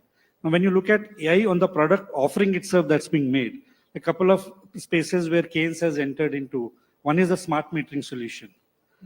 Right now, we're talking about smart energy meters on the electricity side, where it supports the government to ensure that there are no leakages, the revenues are recovered well in time, but also at the same time, the opportunity that gives for the manufacturing side, not just for India, but around the world.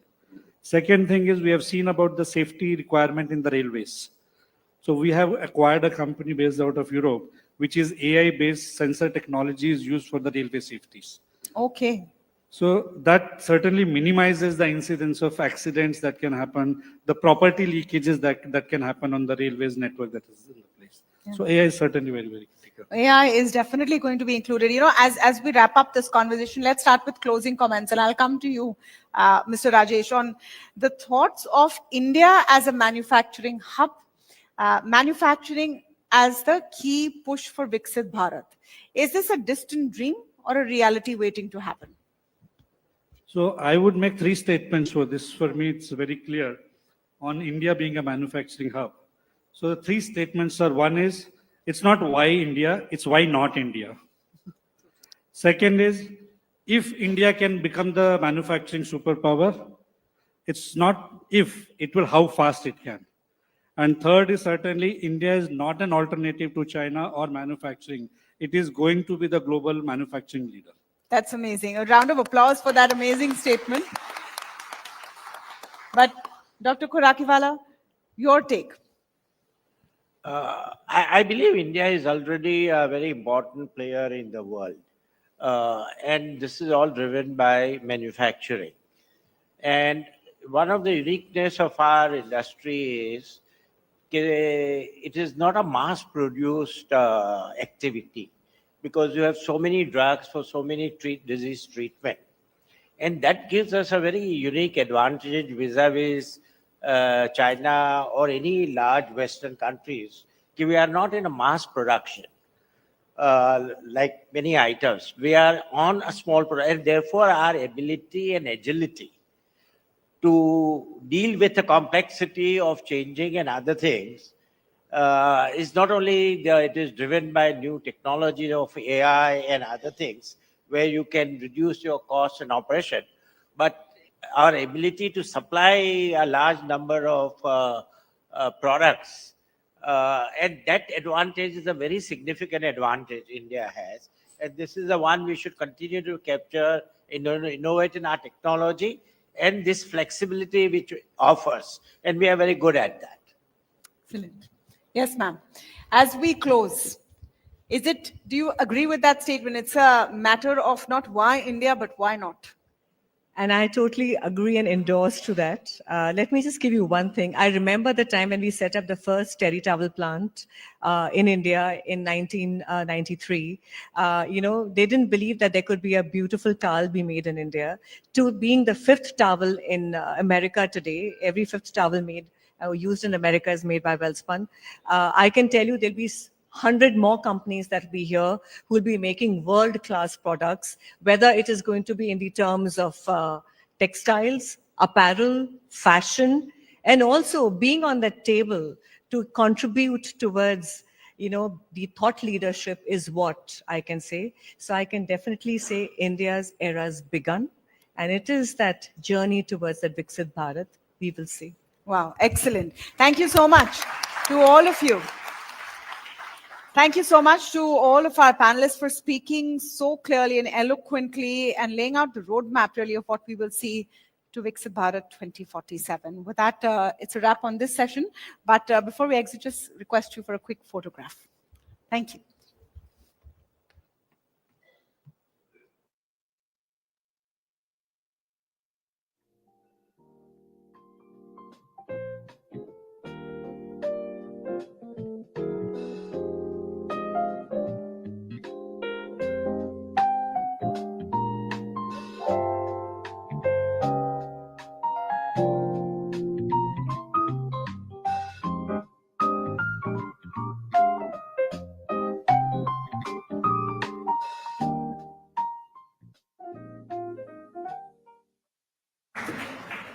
In a sector that is going to be at the forefront of India's growth journey going forward.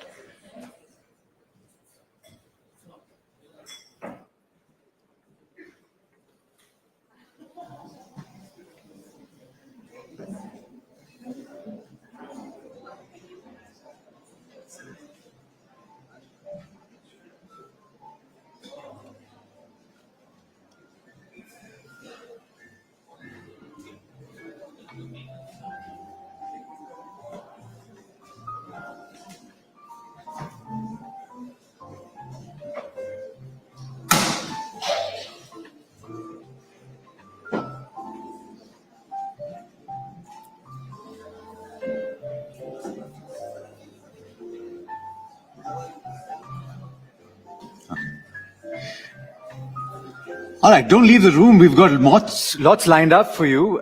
We've spoken so far about the markets and the direction that they're heading.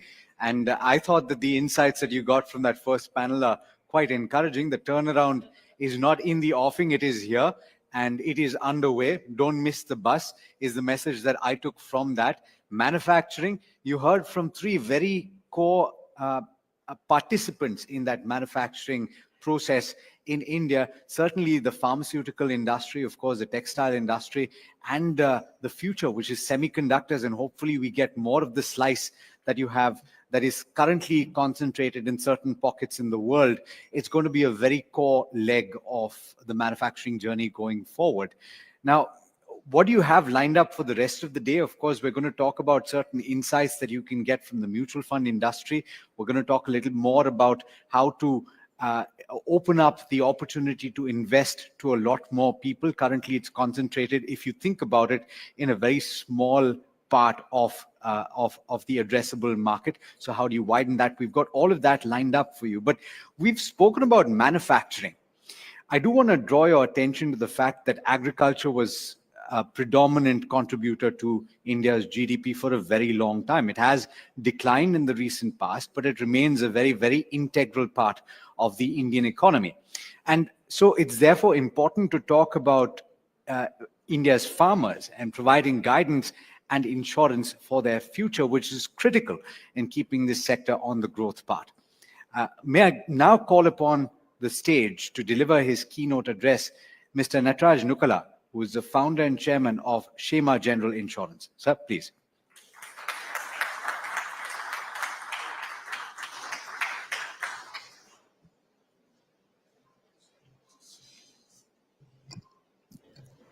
Good afternoon, distinguished speakers, delegates, and esteemed guests. It's a privilege to stand before you today at this pivotal moment in India's journey towards becoming a developed nation. Viksit Bharat 2047 is not just a vision, it's a commitment, a collective responsibility, and an opportunity to shape a better future for India of tomorrow. As a founder of Kshema, I'm deeply invested in this mission, not just as an entrepreneur, but as someone who has seen firsthand the transformative potential of financial power empowerment in rural India. So at Kshema, we are pioneering technology-driven, affordable, and most importantly, hyper-local rural insurance. Our insurance models impact where it matters the most. By providing customizable insurance solutions, we are ensuring that rural communities can withstand income shocks. So Kshema aligns very well with the Government of India's climate action goals like National Mission for Sustainable Agriculture, Biodiversity, and most importantly, with our regulators' mission of insurance for all by 2047. The Bima Vistar program of the IRDAI to minimize the protection gap is a critical step in this direction. So let us work together to build a Viksit Bharat where every business, every citizen, and every idea finds its place in a stronger and more resilient India. Thank you all.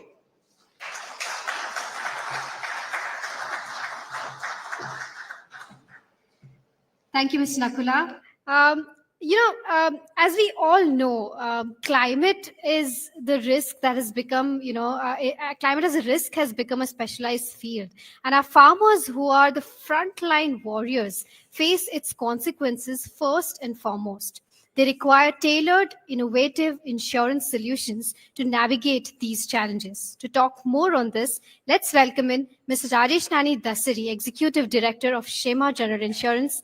Joining him on stage is my colleague Tamanna Inamdar, who will be leading the discussion. Ladies and gentlemen, please join me in welcoming them on the stage.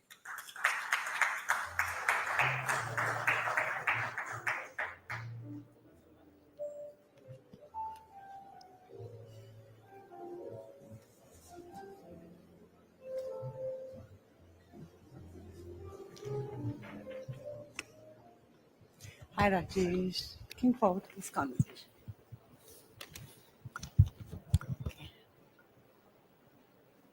All right. Welcome back, everyone.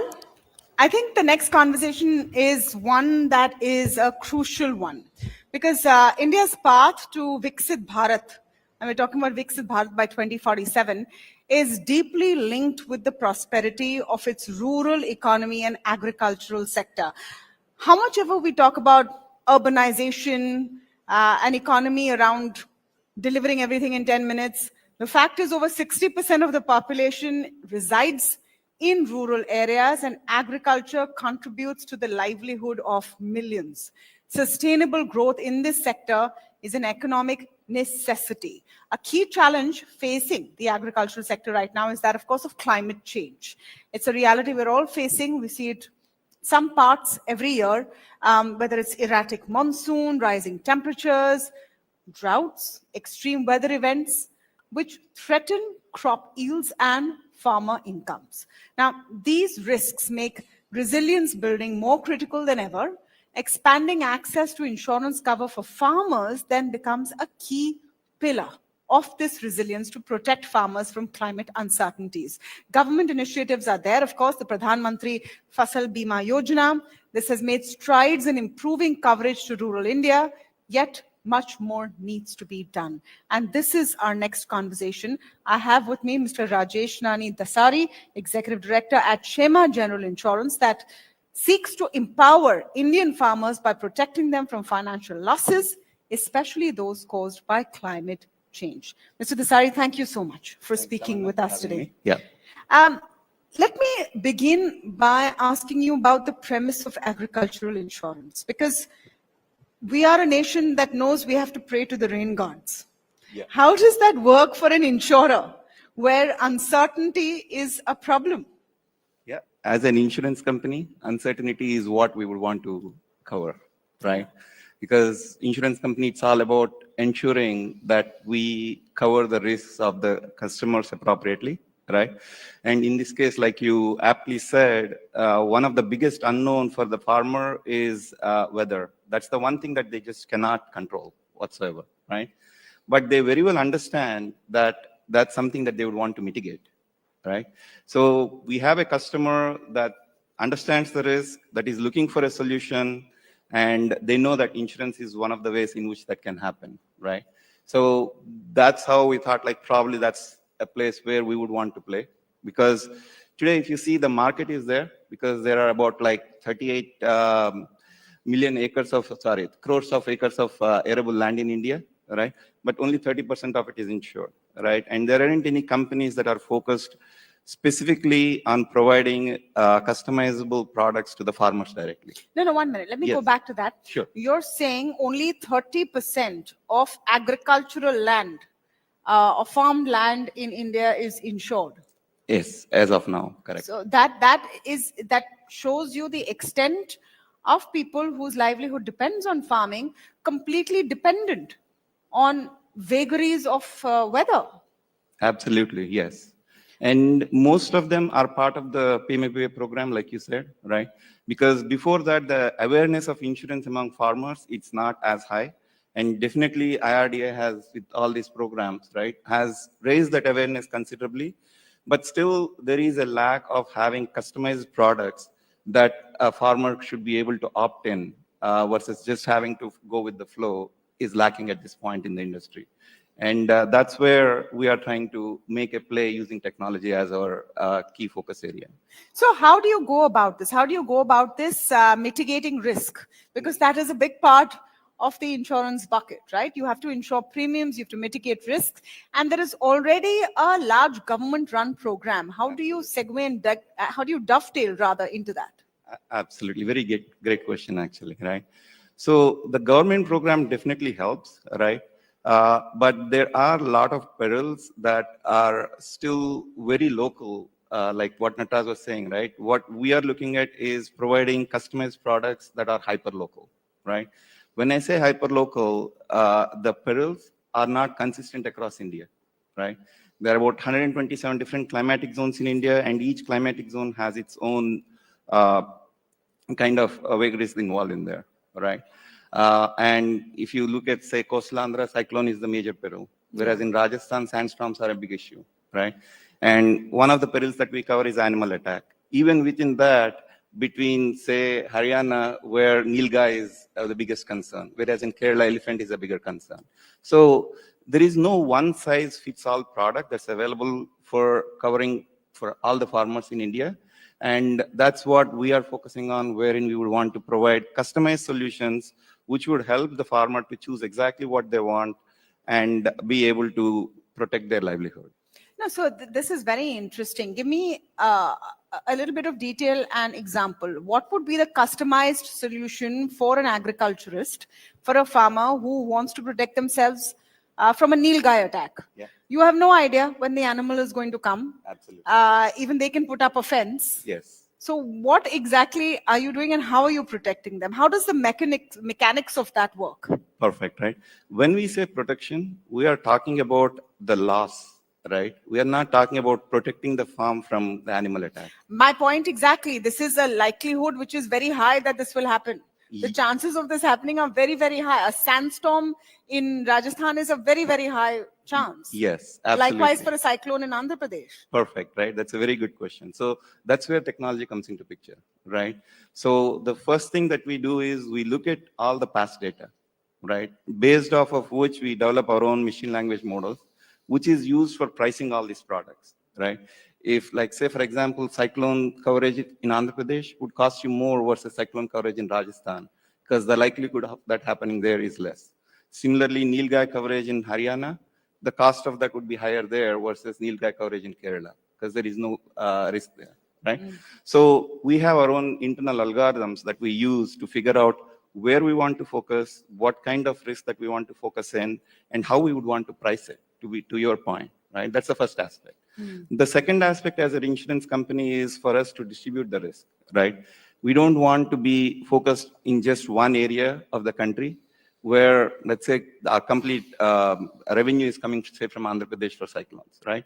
Just one hit of a cyclone, the insurance company would be at risk, right? So we would want to make sure we are covering customers across the different climatic zones so that we are distributing our risk and not one event is going to impact the company.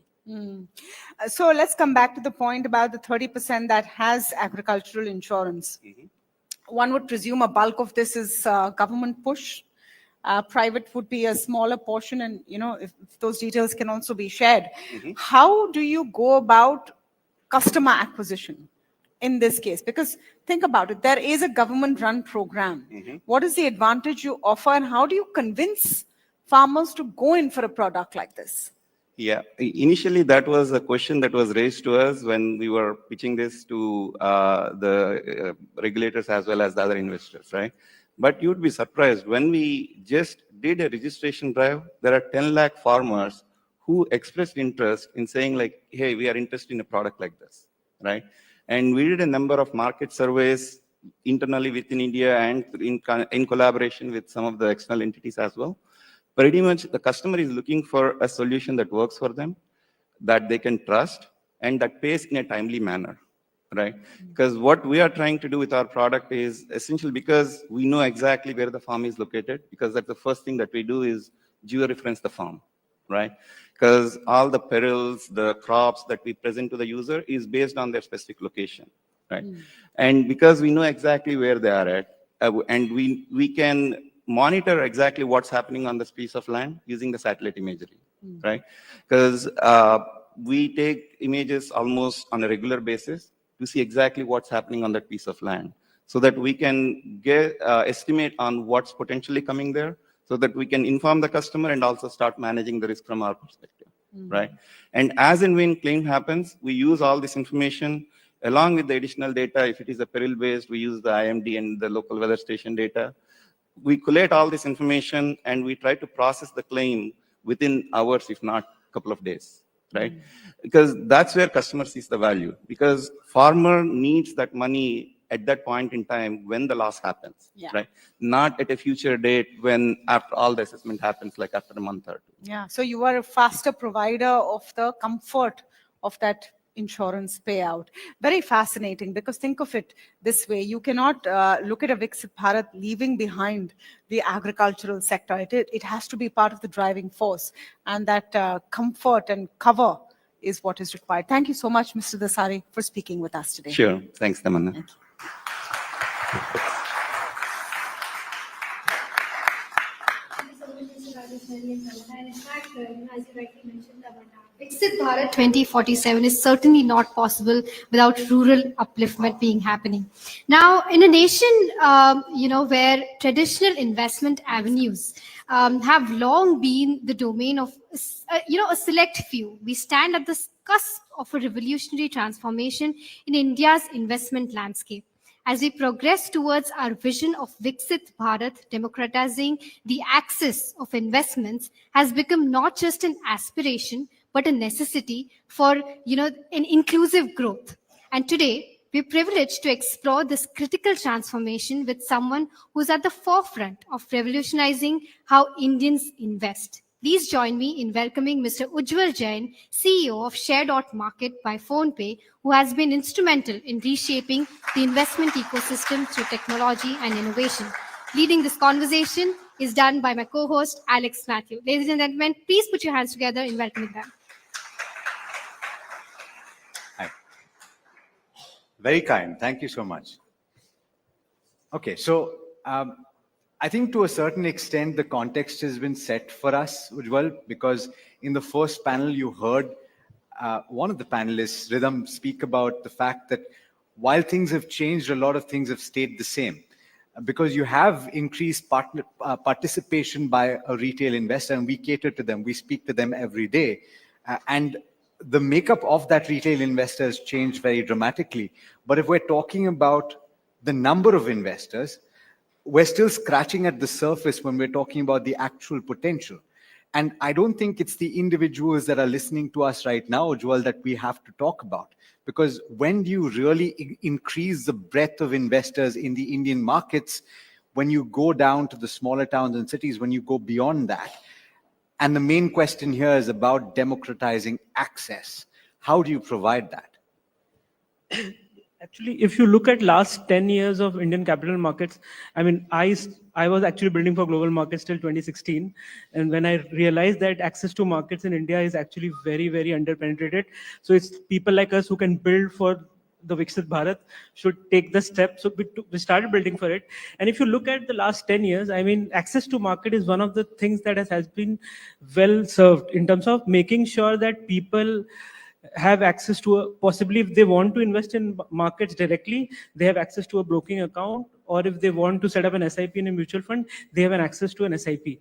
Now, to put into perspective some numbers, for example, like we launched share of market like 1.5 years now, we are already have penetration in 99.99% pin codes of India. And that access to market is possible because of technology. I mean, and when I say technology, it's a very broad word, but if you go into the specifics, the ability to onboard a customer on a DIY basis, a very well drafted KYC regulations by SEBI ensured that tech-first platforms who actually understand how to make sure that ensuring the regulatory aspect of the market, integrity of the markets, how do you make sure somebody on a mobile phone or on a web can actually do their KYC in a flawless manner?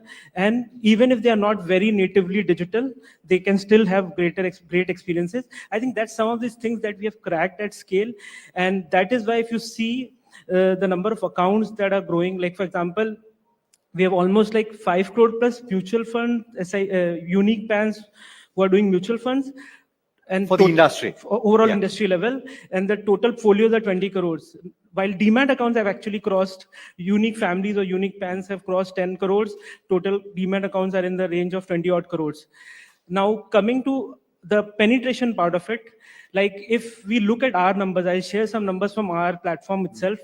Like in mutual fund industry, for example, Jan 2025, 18 odd percent fresh AUM came from B30 cities. So AMFI has this category called top 30 cities And called below T30 30, yeah. and below 30.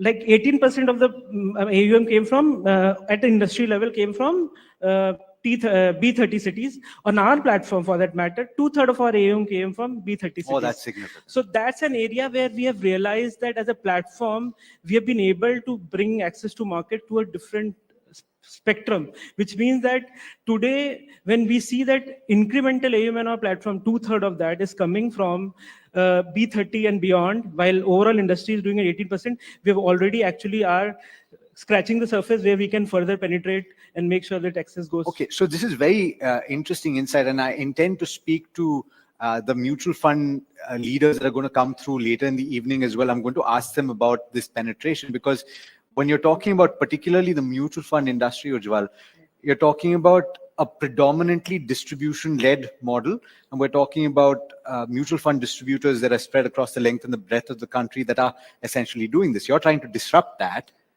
kind of. We are doing it DIY. We do more than 20 lakhs exactly. SIPs So that's a month. the point. Yeah. Exactly. So you're trying to get people to go direct, which is not something that a lot of people are doing right now. That shift will happen. What I'm trying to get from you is, do you anticipate that the next major leg of growth is going to be through this and not through that? Or do you think that a combination has to happen? See, I think it'll be a combination of both. See, wealth or overall like access to markets, when you talk about it, it's India has been largely a distribution based country, right? Now, if you look at distribution purely as a enabler to give access to market, but if you look at distribution from a perspective that they bring awareness, I think there will be an hybrid. I think platforms like us actually have taken a longer approach to this problem statement, saying that while we solve for access to markets, and we are seeing the green shoots where typically you will expect a physical touch point to get into SIPs, but our platform, we are able to make that person trust the platform and do their KYC and set up the SIPs or open a broking account. Our next actually focus areas is actually how we take that wide space of providing access to knowledge and access to research at a massive scale, because that's a problem statement industry has not solved. I'll talk about a very unique number that you see, right? 5 crore pans doing 20 crore folios, which means access to fund manager brought a lot of confidence in people, so they continued to invest more in SIPs, right? But more than 12 crore PANs, 20 crore demat accounts, average active user on a yearly basis around less than 4 crores. Yes. So access to knowledge and access to research is still not there at a democratic level. I think that's a problem statement that technology, computer science and AI will solve. And that's also a problem statement we are solving while we are solving access. It's a problem that we're also trying to solve through the shows that we do. Incidentally, we do a couple of shows that directly talk to the mutual fund investor, and we've gotten a lot of traction. We get a lot of traction, as Sanjay sir was pointing out earlier today, on the query shows that we do as well. So, and people calling from various parts of the country that you probably hadn't heard of before, right? So we get calls all the way up from Kashmir as well as down south, and a lot of calls down south as well. But having said that, what I'm trying to get next is, and you spoke about this, you spoke about access to information. Some part of that is what we're trying to do on an ongoing basis, but you need so much more than that. What you're trying to do is create a differentiation from what somebody else might do, in that you're providing information that is cutting edge, that is easily accessible, and that is insightful, right? What is the role that you think artificial intelligence will play there? Because this is a little bit of a developing area. We don't know where this is going yet. So we have been using AI for a while. So we actually categorize AI across a couple of broader categories. So one is how AI enable access to markets, as we were talking on that aspect.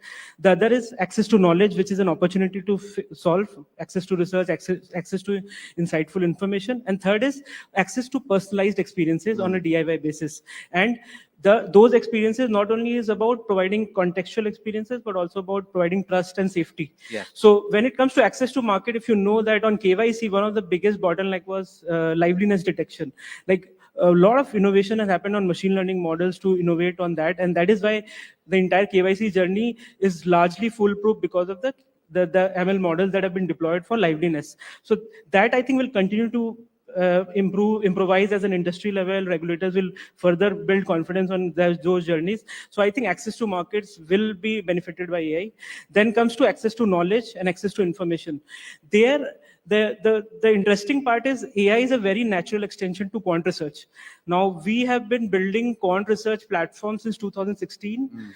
To make it available to retail investors. Because institutionally, if you see, there are a lot of, globally also, it is well served by most of the institutions to affluent family offices and etc. But how do you make that available at retail level? Same, like institutionally, that quality of information, but because your reach is at a consumer internet scale, you can build a great business also while you provide that right information.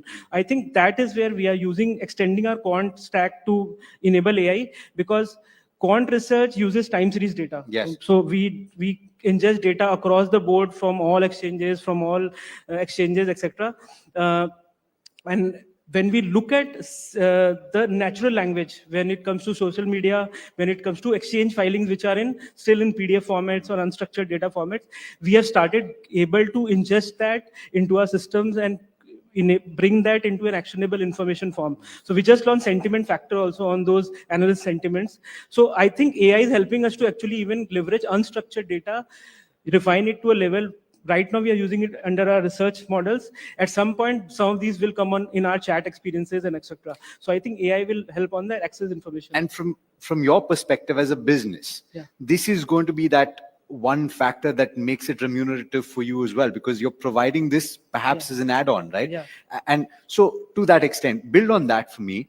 And the other aspect also is that a lot of players entering the space, and a lot of large players, traditional players making that pivot as well. Is the space big enough for everybody to play in? I certainly think it is, but give me your perspective. See, I think when the first wave of change or the status quo of capital markets got changed. See, I actually started in Bombay, now I'm in Bangalore. Yeah. So I see the challenging of status quo between Bombay and Bangalore itself, right? I think from a first principles, if you see, at some point, somebody in last 10 years, the biggest status quo was challenged, that the fact that if you build broking business or distribution business as a tech first DNA, and while you're still very affordable on pricing, which is what called discount broking Yes. in today's world, Yeah. you can still build a great business and you can serve the customers, right, with the great experiences. I think the phase 2 of this is how do you, within the same affordability, can you give access to right information, research? Yes. I think that opportunity is big for us to build, and we are building it since 2016. I mean, as a group, we are really bullish to build for the long term. But at an industry level, I think a lot of these players are having their own nuanced view of demographics, and they're solving for that. I think there's a space for all, because the at a customer level, it's a very heterogeneous segment. It is not like payments, right? Your UPI experience can be same for somebody in South Bombay or somebody in Kanyakumari, right? But in wealth, experiences can be democratic for all, but product differentiation happens. So I think different segments, you can create different product differentiation and can build a market for that. Okay. So I'm always curious to speak to people like you, because you're ultimately you're catering to an audience that is essentially the same. We're trying to expand our audience as well. But paint a picture for me in terms of the conversations that you've had in your own boardrooms, right? What is the opportunity that you see? Because you're talking about, and you named you took a few numbers. 5 crore is the unique PANs that are in mutual funds right now. We're talking about 80 crore PANs that are currently available in India. So we're talking about a massive opportunity, but we've also established that this is a country that is growing. This is a country that's going to have significantly more earning members down the line, perhaps even in the next 5 years. We're talking about disposable income that perhaps next year, just by that tax break, is going up by 8 to 10%, even if you don't account for the increments that will come through. And I hope everybody's listening, right? For me as well. But having said that, what is the opportunity in the near term and over the next decade? See, the near term itself, I think there is still a lot of growth to be there, purely from an access to markets point of view. I think while we have almost reached all PIN codes, but within each PIN code, if you map the entire demat account, total SIPs in the country on a heat map of the country, you will realize there's so much of under-penetration in some pockets and over-penetration in other pockets, right? So well-distributed access to market is still an opportunity to solve. And the other thing which I think even panelists before also talked about, the population is young, right? So this business is not about when customers come to your platform, investors or traders come to your platform, it is not about how they will become your paying customer in next quarters or so. It's a gradual cycle, right? So from an awareness building, the platforms were building with a long-term view at making sure these people engage, understand markets, and gradually build their trading portfolio or investing portfolio. So the number of people who are going to be employed, people moving out of college, per capita income increasing. So overall, both from like the number of people getting into markets and the existing people and the people who are already accessing markets, their ability to invest will also grow. So that is why you see the SIP numbers are growing, while number of PANs are still at 5-6 crore, but SIP overall numbers are growing very fast. So I think all of these adds up to the whole opportunity for building for markets. And obviously for the longest time, this sustained behavior change of like since post-COVID, that gold moving beyond traditional assets to financial assets, I think that has become a mainstream play. Like people have realized that if I invest with a long-term view in equities and in markets, I think I can have a better wealth creation probability. And even in digital gold, you're talking about, and I'm talking about ETFs, right? People are buying into the idea of buying digital gold. The numbers speak for themselves. But let's talk about also the regulatory aspect, because in a lot of what you're building and your peers are building, this is a space that the regulators and the other stakeholders are also looking at in an ongoing basis. They're trying to fix problems as they occur. How important, in your opinion, is that collaboration in order to create the best possible outcome? See, I think the child inside me is so has so much of fantasy to build things. But when you build for markets, regulation is your like first call of duty, right? Yeah. I think because you work with real people money. I think that way, that whole that principle to principle trust that SEBI has built with innovators, right, is brilliant. I mean, when we started in 2016, I started building this thing called curated portfolios on broking called Wealth Basket. I'll give you an example. And when we started thinking that right now when we look at research brokers provide is like buy, hold, underweight, overweight kind of individual stock research. Most of the Bombay is like you say so many research houses. Nobody is actually giving at a retail level taking a set of stocks, scientifically weighing these stocks like a PMS and putting out as a research report saying that, okay, if you want to invest in a pharma sector, these are the set of stocks. We have done research together and we think with this weight you can build. Now, when we started saying that on the research analyst model, you can actually publish portfolios, right? We went till the SCRA Act and saw that a group of securities can be also clubbed together. But if you look at research analyst regulation, there was not something which is clearly documented. But what we believed is that our intent is to enable, empower, and investors to actually have a better research in form of portfolios. If your intent is right, regulators will engage with you, work with you. And I think last update in the circular, the model portfolios have been added to research analyst regulation.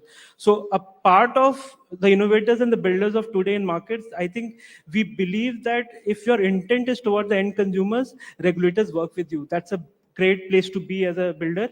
The second part is that as we build, everybody see pockets of like problems come, for example, FNO, like futures and options for that matter.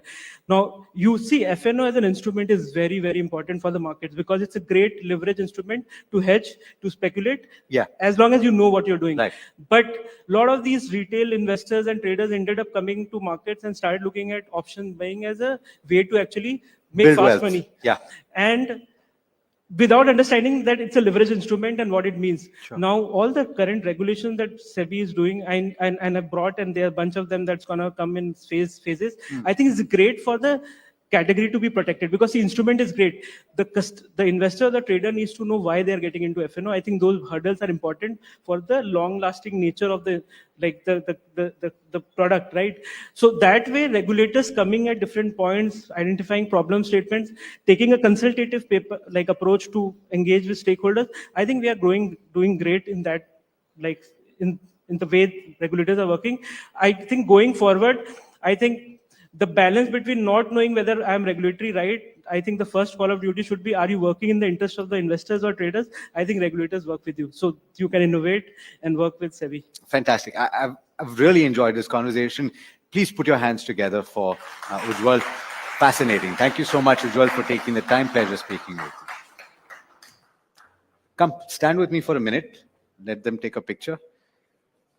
You don't need to stop clapping, guys. I'm just saying.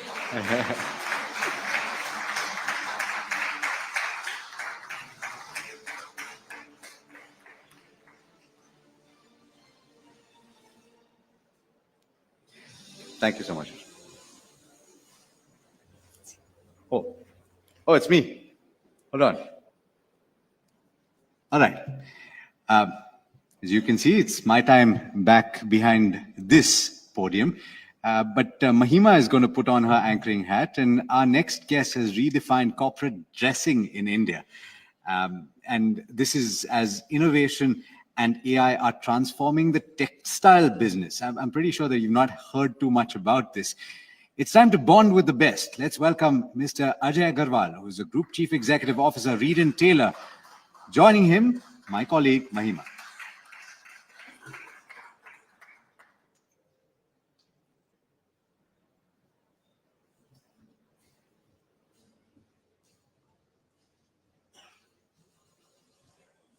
Thank you so much, Alex. First of all, welcome to you, sir, and welcome to everybody who's present here today in this conclave. Today, we're diving deep into one of India's most storied and dynamic industries, that is textiles, with a rich legacy that dates back, in centuries. And India has been a global powerhouse in textile production. Yet, achieving dominance in the modern fashion and luxury market remains a challenge.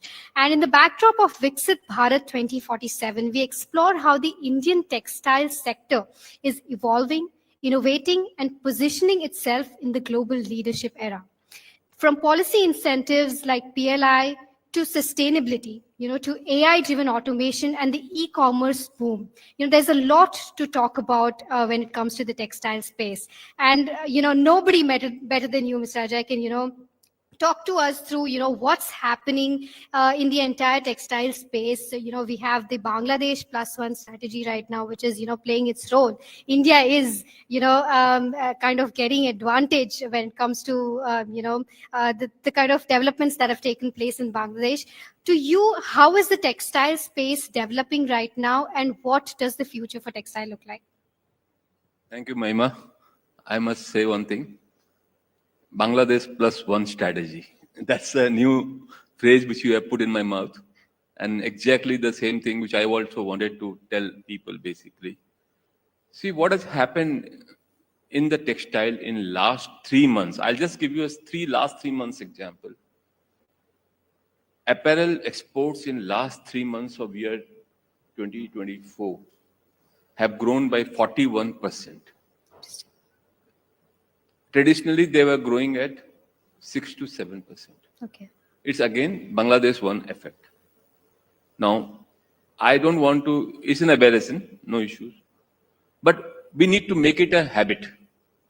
And we can do it. See, today, the Indian market share in the global trade is roughly about 3%, 4%. We are just doing roughly about 16 billion of apparel exports. Right. It can certainly go up to 50 billion by end of this decade. Right. All what we need is putting up facilities in India. See, we have got our total share of textile and apparel together is roughly about 38 billion of in the year 2024. Right. Out of which 16 billion was apparel, 21 billion was fabric. Now, if I were to do a value addition, see there is a 2x value. If I am doing a 1 billion fabric export, if I convert that into apparel, it automatically becomes 2 billion. Right. So that's the value addition which we are talking about. Right. Now, if I were to convert this 21 billion of fabric into apparel, it automatically becomes 42 billion. And let me put it this way also, the globally, textile trade is 60 to 65% consists of apparels, 35 to 40% consists of fabric, Okay. in which all fabrics come in, Right. including home textile and everything. Right. So the biggest market, the opportunity I would call it, is the apparel export into the world. We can become clothiers to the world. So that's where I look at it as an opportunity which we have today in the textile business. Right. Currently, the government of India, under the leadership of our Prime Minister, Mr. Modi, has taken up a lot of initiatives, a lot of thrust. And just day before yesterday, Modi ji has given a new phrase, 5 Fs of textile, starting from farm, fiber, factory, fashion, and foreign. Right. So that's the 5 Fs. If we were to follow those 5 Fs, Right. I'm sure what we are targeting, roughly about 350 billion by end of this decade. As on today, we are at 185 billion. Okay. So that's just doubling in next 5 years' time. And that's very much possible. Right. And if I were to put his thought process, we can achieve this target earlier than 2030. Interesting. Now, of course, what we need to do, both as an industry and as a support from the government. As an industry, see, we are employing roughly about 45 million people Right. in India, which is almost 10% of the working population of India. It is the second largest sector which is giving employment in India. Now, being second largest, if we were to double our capacities, we have to double our trade, we have to double our manufacturing capacities. Right. What I would need is a trained workforce. The trained workforce will not come just overnight. Right. In that, I think the government needs to take up that objective very, very seriously and get this, and it will not only generate employment, Right. it will generate employment in villages, Correct. in small towns, and putting up manufacturing capacities in terms of apparel manufacturing capacities. You rightly mentioned that, putting up manufacturing facilities and trained labor is something, that will really boost when it comes to the textile space. Product-linked incentive schemes, this is one of the things that has been a game changer for a lot of industries, including the textiles, right? I want to know as to, how it's been a game changer, first thing. And secondly, what more, policy changes that you have in mind can government actually, take into consideration that will boost, the textile sector overall, and we reach that 350 billion mark by 2030, earlier than 2030, like you rightly mentioned.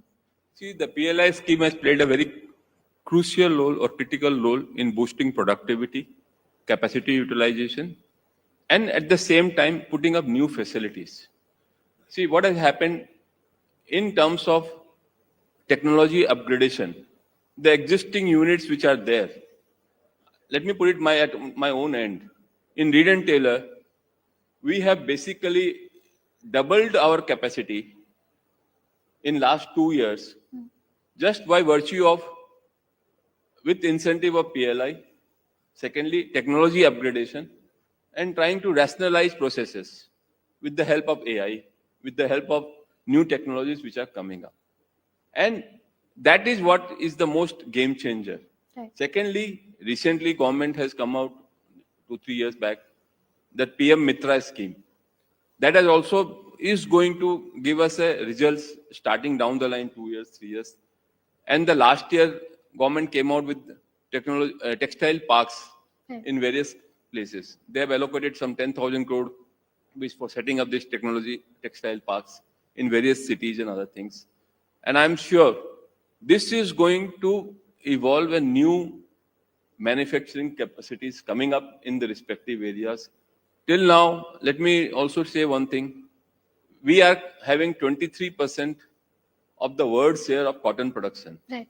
We are the largest cotton producing country in the world. Right. And we are also largest cotton exporting country, either in the form of fiber or in the form of yarn. If that fiber and yarn is converted into the fabric and apparel in India itself, the delta is 3x.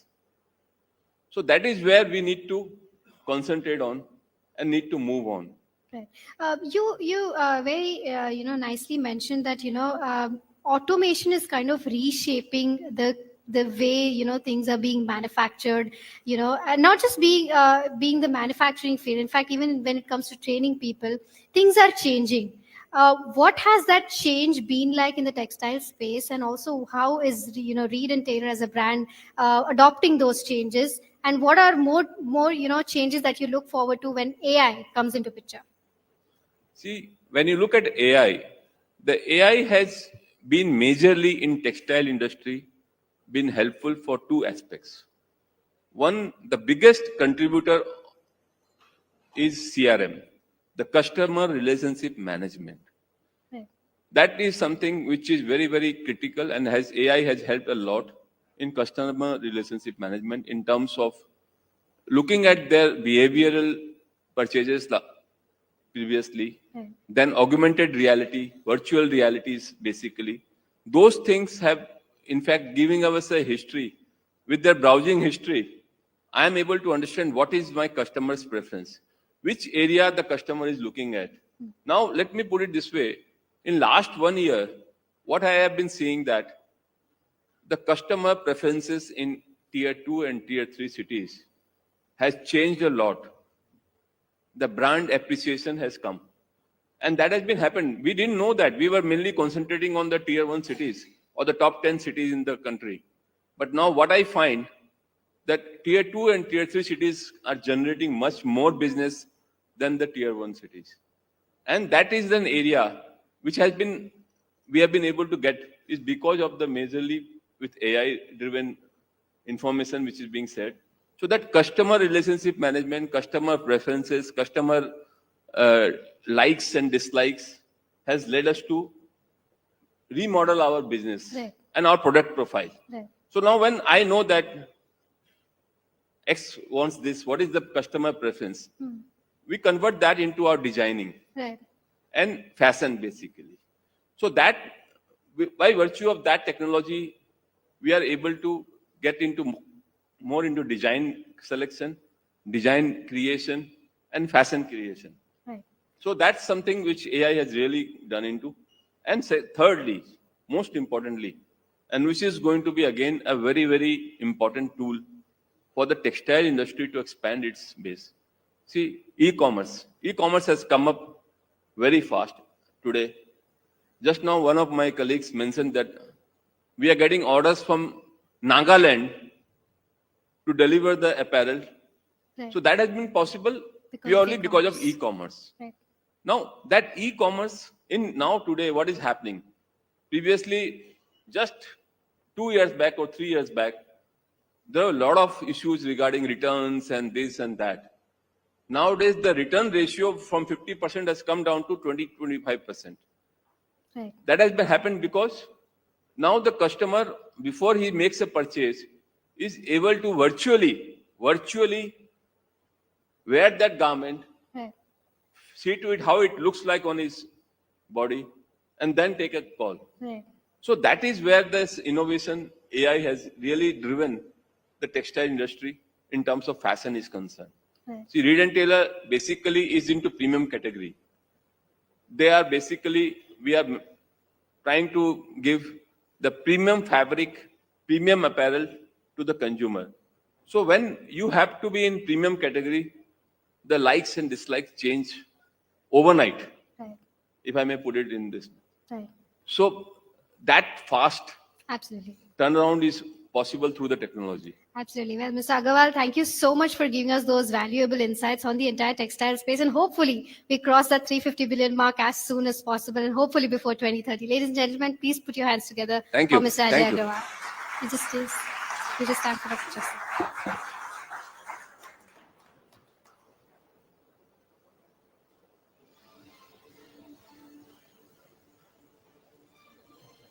Thank you so much, sir.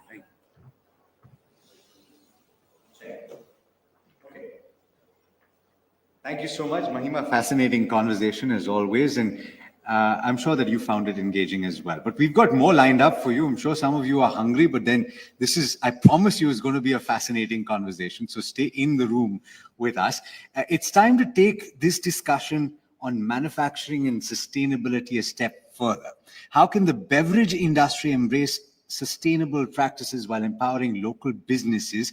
And how can governments collaborate with private players to expand choices for consumers while driving responsible growth? Absolutely. And as we delve deeper into this topic of sustainable practices and local impact, let's hear from the industry leader who has been, at the forefront of these initiatives to discuss the pivotal role of business and sustainability in driving a developed India. I'm honored to invite on stage Mr. Prasanna Mohile, who's a National Head Corporate Affairs and Executive Board Member at Pernod Ricard, India. Joining him will be my colleague Nikunj Garg, who will, help navigate the engaging discussion. Ladies and gentlemen, please put your hands together in welcoming them.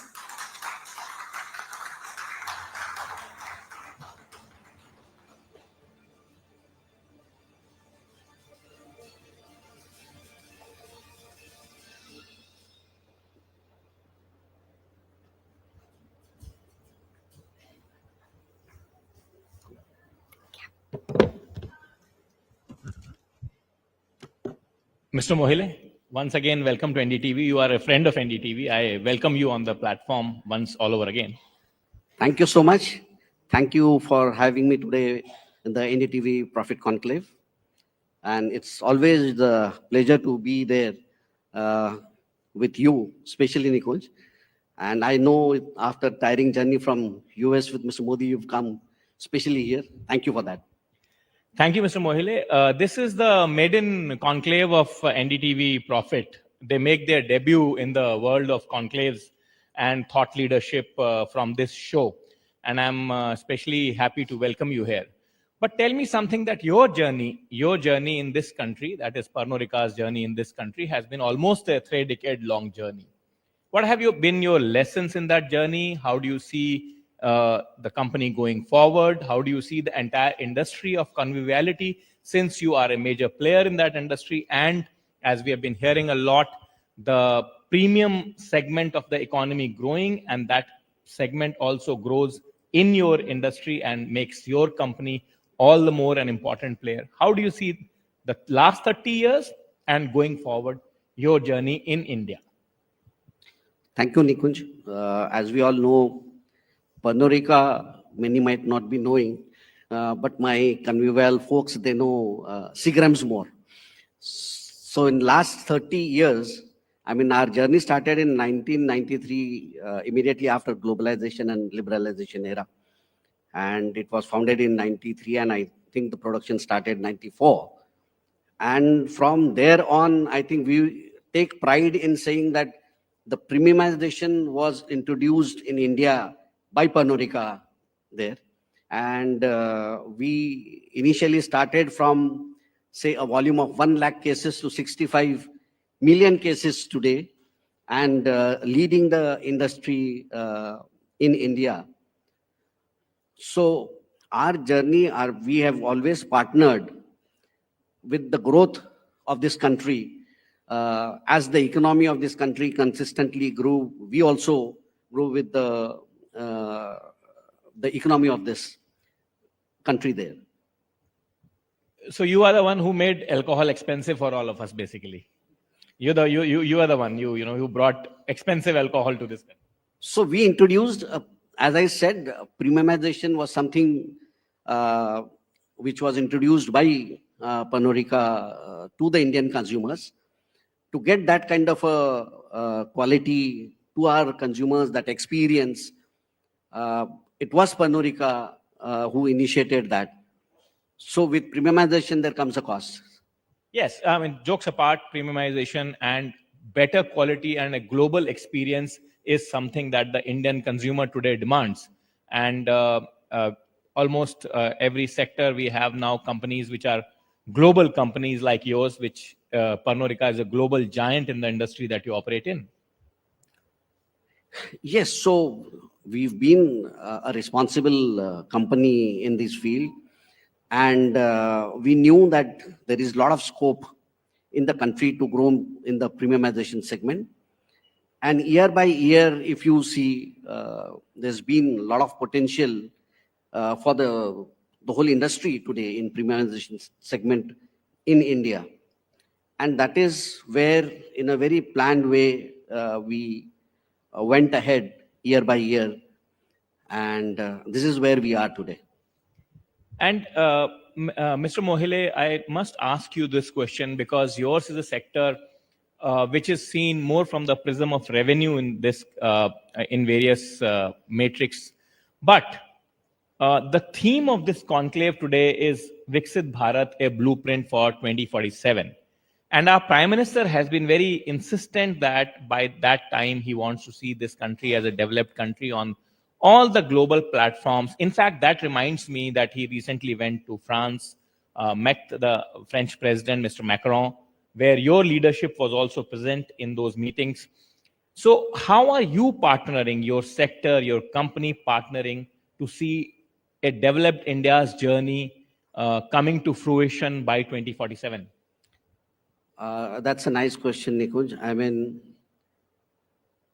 recently, as you've seen, the Prime Minister has been to France.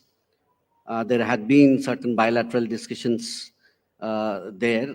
Our group CEO, Mr. Alexander Rika, was also present there as one of the speakers. And you would see that almost around 850 companies today are investing, French companies are in India. I would say that in terms of volume and scale, Pernod Ricard would be somewhere around first 3 or 4 companies in India who's invested so much here and being part of the growth story of this country. So we always have played a very, very important role in getting the French investments here. My Pernod Ricard India CEO and Managing Director, Jean Touboul, he's also the president of Indo-French Chamber of Commerce and Industries, who guides the French companies to come here in India and invest in various parts of the state. So we are doing our bit also in other sectors in guiding the other French investment coming in. So Panurica has been one of the very, very important, we have a very important role to play in the economic growth of this country today. That's very nice that, not only your company has been driving the growth potential of the sector that they are in, but they are also inviting other French companies to invest in India, partner in our growth story. Now, let me also ask you, since we are talking of growth dynamics and since we are talking of growth potential in the country, what are the kind of revenue contributions and what are the kind of revenue projections that you see of the sector that you operate in? And how is it helping? Look, a large part of the state government's revenue is obviously dependent on your sector. So how is it contributing in the social aspect of job creation, education, and densification, so to say, of the work that you do in the various industries and fields? Well, Nikunj, this sector plays a very important role in contributing to the economic growth, as I said.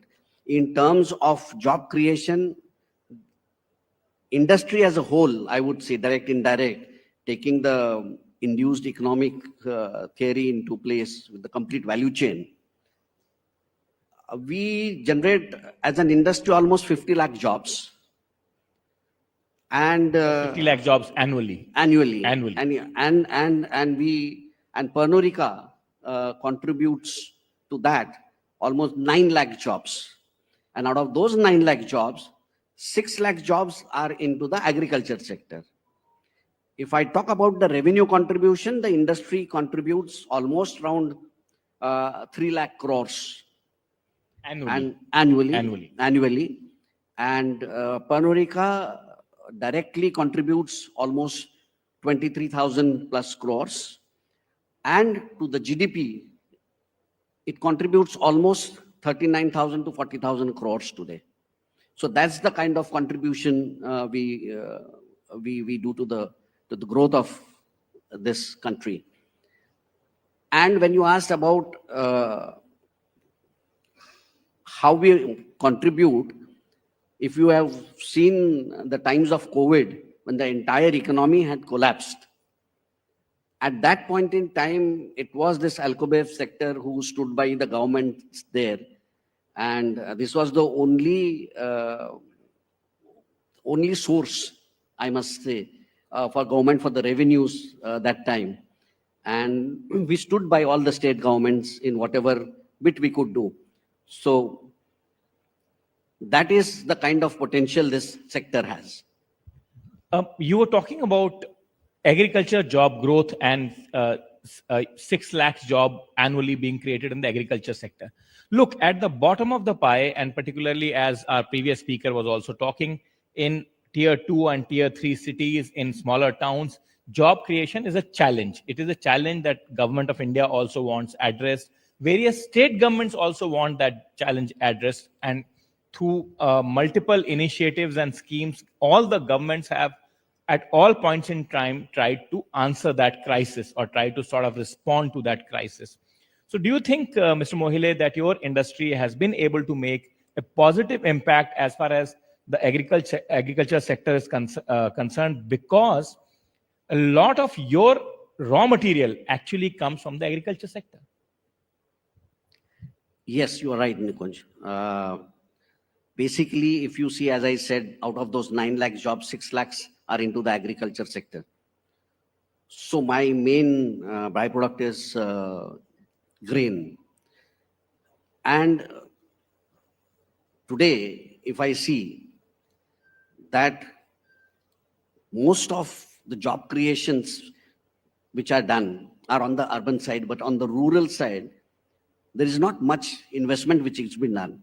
So Pernurica now, as I put in some time, I was to tell you that we are also going to invest further here in India, especially in Nagpur, for the 200 million euros malt maturation plant in time to come. And if you see, we would be needing almost 5,000 tons barley per month there. That is 60,000 tons around annually.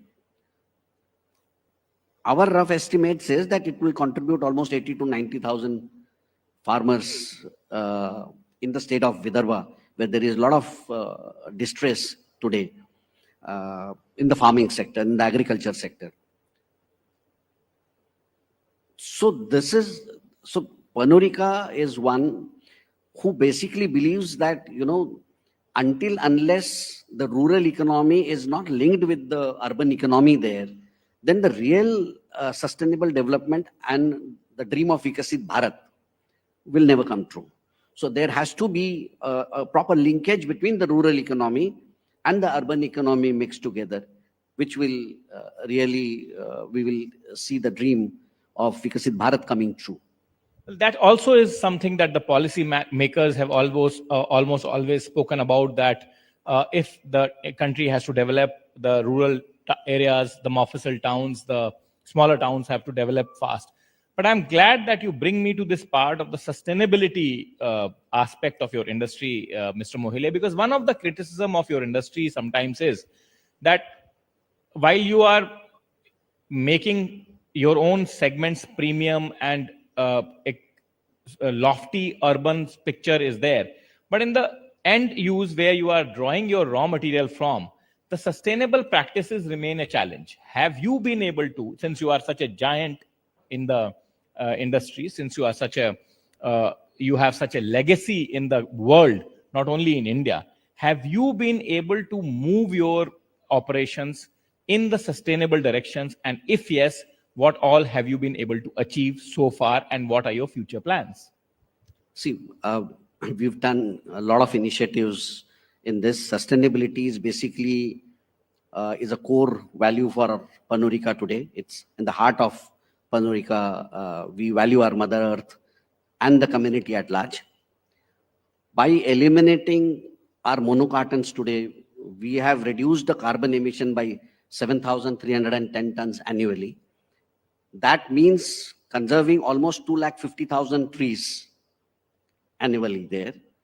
And by 2030, we aim to reduce our packaging emission by 75,000 by 2030.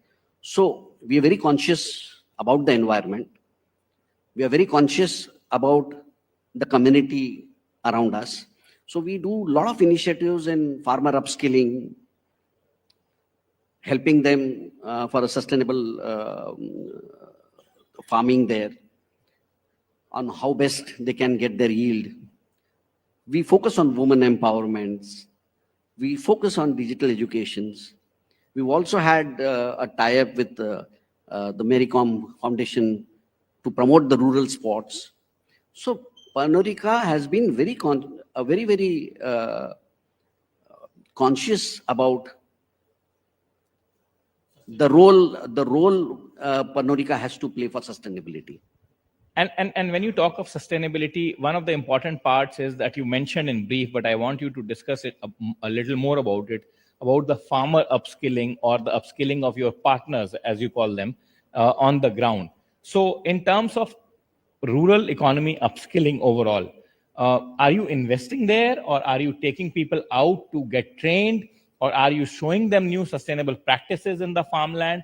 What is the approach that you're applying? I mean, how is it that you think that your practices, which largely draw from Mother Earth, become more sustainable in times to come? Because sustainability, as I said, is the way to go forward, and it will always remain one big initiative for a corporate giant like yours. Yeah, of course. And as I said, we help them train the farmers that how best they can get their yield, how,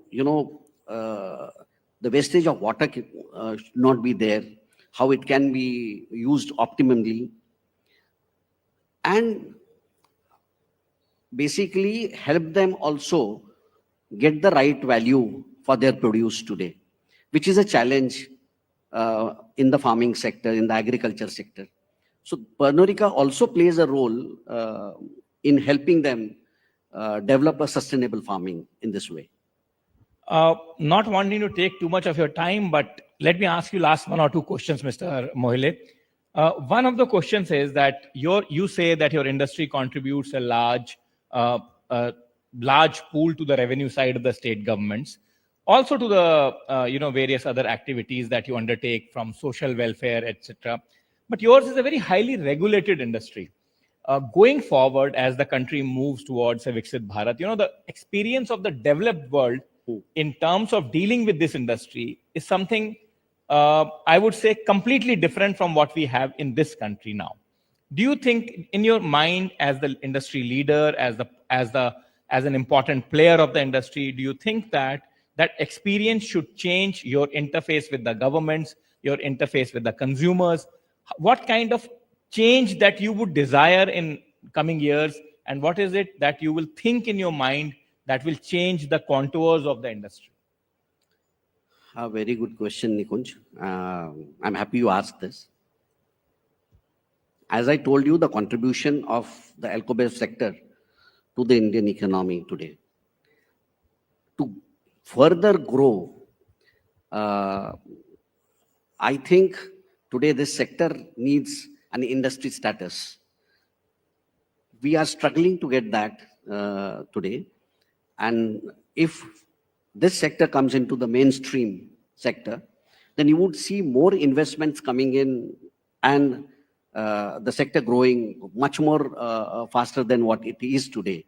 So we need government's focus basically to get this sector into the mainstream sector, give them the industry status which is required. This industry is a very, very heavily regulated industry. So I feel that government, rather than seeing it only a partner to earn revenue out of the alcobev sector, they should help in ease of doing business also, because today there are so many multiple regulatory hurdles we face across the country in various states. So if government helps us basically to grow, then they have to also look at doing ease of doing for this sector, which can promote further growth. And you're right, because ease of doing business is something that every government, state government champions, Government of India champions, every state does its investor summits and says that, we are the most investor friendly state. So probably they can also look or consider your demands, which can be logically or reasonably met. Now, let me ask you my last question, Mr. Prasanna Mohile, of the day. As I said, you are a friend of NDTV and we will keep asking you various questions. But you said that you are making a big investment in Maharashtra, Vidarbha, Nagpur, where you have made some 200 million euro investment already. So do you think that going forward, your bigger investment plans are around this region or other regions? Do you find something more attractive in the Western region that makes it more investor friendly for you? Or do you think that you can expand this into various parts of the country, provided the governments become, as you said, more into ease of doing business? Well, we've invested more here in Maharashtra. Maharashtra is a very progressive state. Like other states also today do have a very progressive policy. But then our initial investment of the manufacturing facility started here in Nashik. So after experiencing the success in one location there, our future plan of investment, we thought that should be in and around Maharashtra in the central part. And Nagpur was selected because it is locationally, we have that advantage of Nagpur being in the center of the map, and logistically also, it will definitely help us doing it. And the important factor always while we invest in any part is how progressive the government is. Because this industry does require a partnership with the bureaucracy there, with the administration, the government there, the policy makers, So today, when we see very recently, our Honorable Chief Minister of Maharashtra, Mr. Devendra Fadnavis, had been to Davos, and there were almost 15,70,000 MOUs were signed for Maharashtra. That shows that, there is a lot of euphoria which is generated in and around Maharashtra today because kind of speed they are approving various projects. And similarly, basically, it was this also that under his dynamic leadership of Mr. Devendra Fadnavis, we thought that our investment would be safe if we invest further in Maharashtra, and that too in Nagpur. And you think other state governments are also kind of expanding that horizon where you can work in? My last question to you, and where you can expand your horizon, or do you think that there's a different kind of landscape that operates and that needs to improve? No, as I said, all the state governments today, after 2014, once the ease of doing index started and it was monitored by Niti Aayog on various parameters, each state started competing with each other.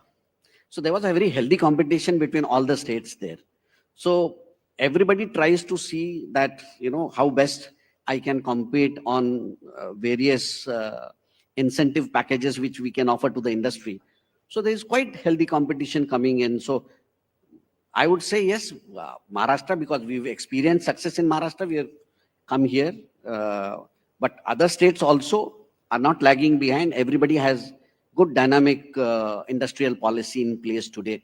And if you would have been to Davos, you could see all the pavilions of India were completely choco-blocked by various investors visiting them. Shortly, we will have a Davos in Bombay, and we will have it with NDTV. Why go to Davos all the time, Mr. Mohile? Yes, I think if this dynamic leadership continues and the political will is there, I think Davos will definitely come here. 15,70,000 crores is not a small amount, Nikuj. So I hope it happens someday. Thank you very much, Mr. Mohile. Thank you very much for joining NDTV. Thank you, Nikunj. Thank you for having me once again. Thank you.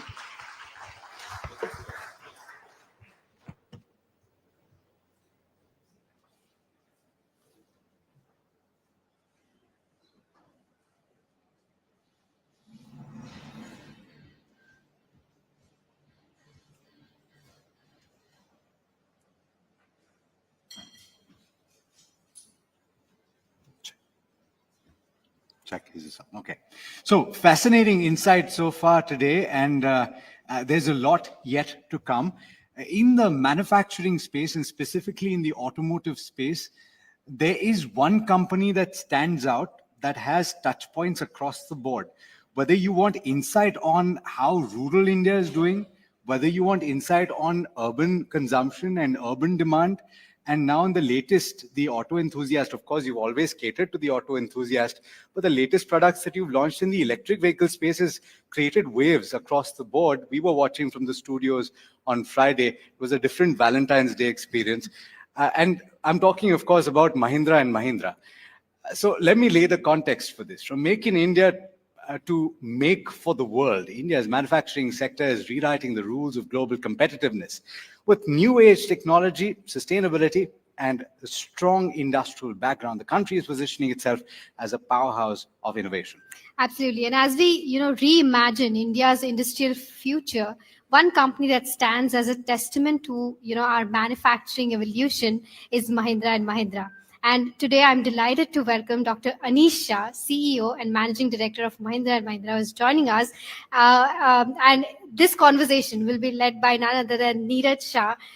Ladies and gentlemen, please put your hands together in welcoming both Dr. Neeraj Shah as well as Dr. Anish Shah as well as Neeraj Shah. Yes. Honorary doctorate. Honorary doctorate. Thanks, Mahima. Given me some food for thought. Okay, now, everybody, thanks so much for waiting by, and to the TV audience and the digital audience, thanks for tuning in.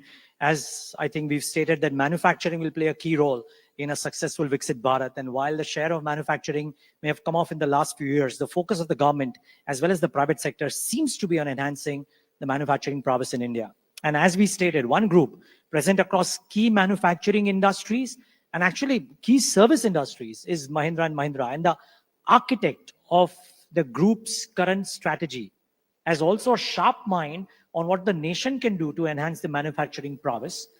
Dr. Anish Shah, absolute delight to be with him in this fireside conversation. Dr. Shah, thanks so much for coming by.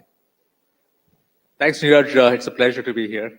Yeah. So I think the question on everybody's mind is that if there's so much of focus on manufacturing of the nation as a whole, policies for it, etc., how is it that the share of manufacturing in GDP isn't quite inching up at the pace that it should? If anything, it's maybe come off a little bit, but that may be because services have done really well.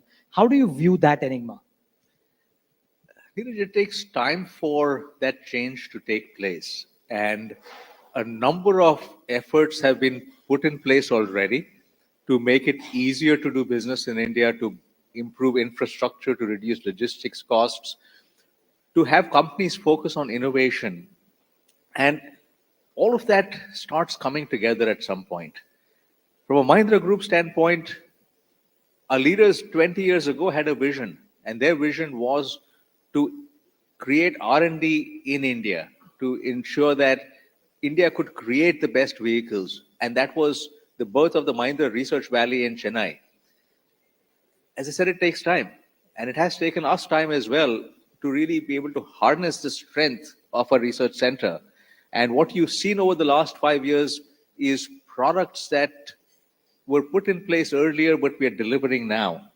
What you're seeing in the last 5 weeks are our electric vehicles that are also coming, which are entirely born in India and out of research and development here. But it takes time for that to happen. And today we feel very proud that our products are of a quality that can match up to any international standard and can really compete with anyone out there in the world.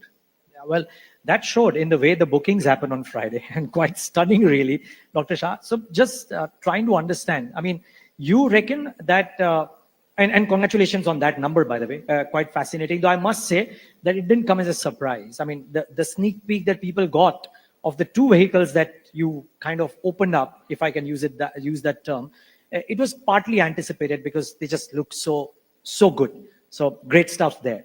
I would love to understand, as you think of the group strategy, and you're a large group, you're the architect of that strategy. As you think of the group strategy over the course of the next 5, 10, 15 years, do you reckon the opportunity and the incentives for enhancing manufacturing are there for you and other groups to really enhance the Indian manufacturing prowess? Because without that, the goal of Viksit Bharat might not quite be achieved.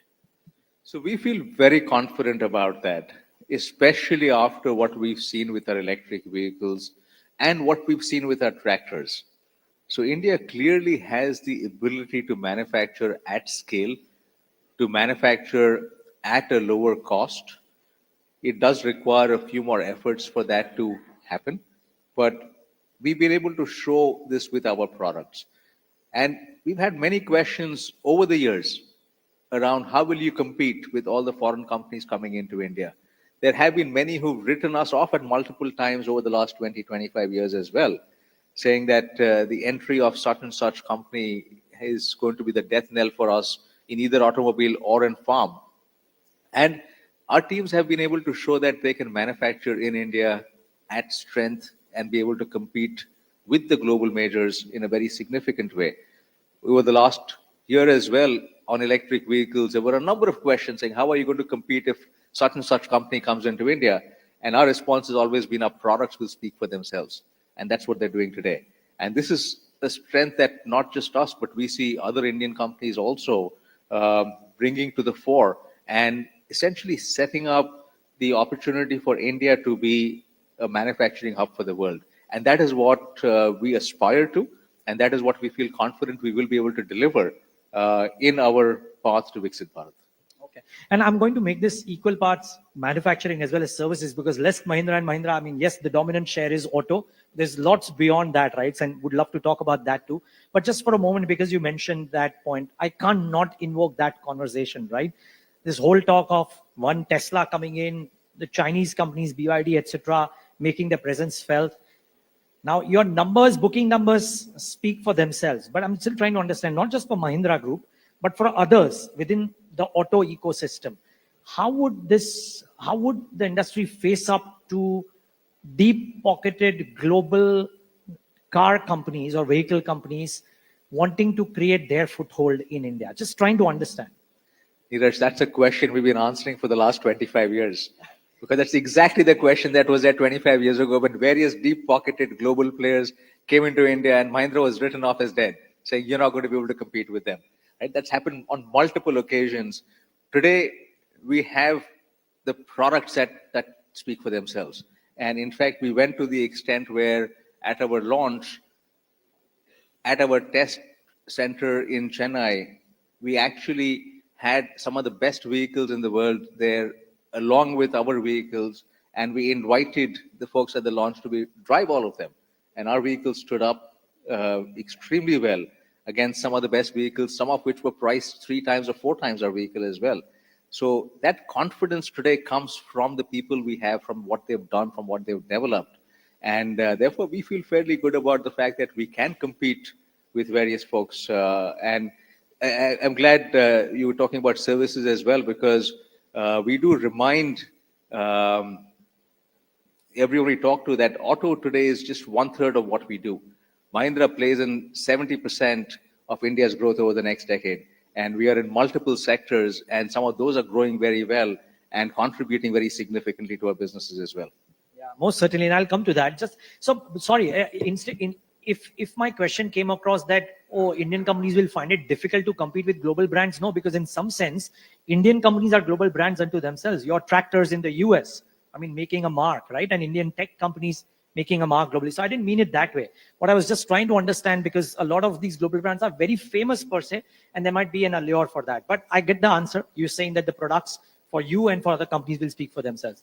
Now, my question is the current economic momentum in India, which is maybe a bit slacking in Q2, picking up slightly in Q3, conducive for Indian companies to think big in the near term? Is this a passing phase, or is it difficult to say whether this intermediate slowdown that we have will get over in a hurry or not? So there, Neeraj, we feel that the fundamentals in India are very strong. And they are further strengthened by some of the actions over the last few years. The digital stack today makes it much easier for us to do business across multiple sectors. Improvement in infrastructure is starting to bring logistics costs down. And a combination of all of these will enable the economy to grow even faster. We see this recent slowdown as a blip.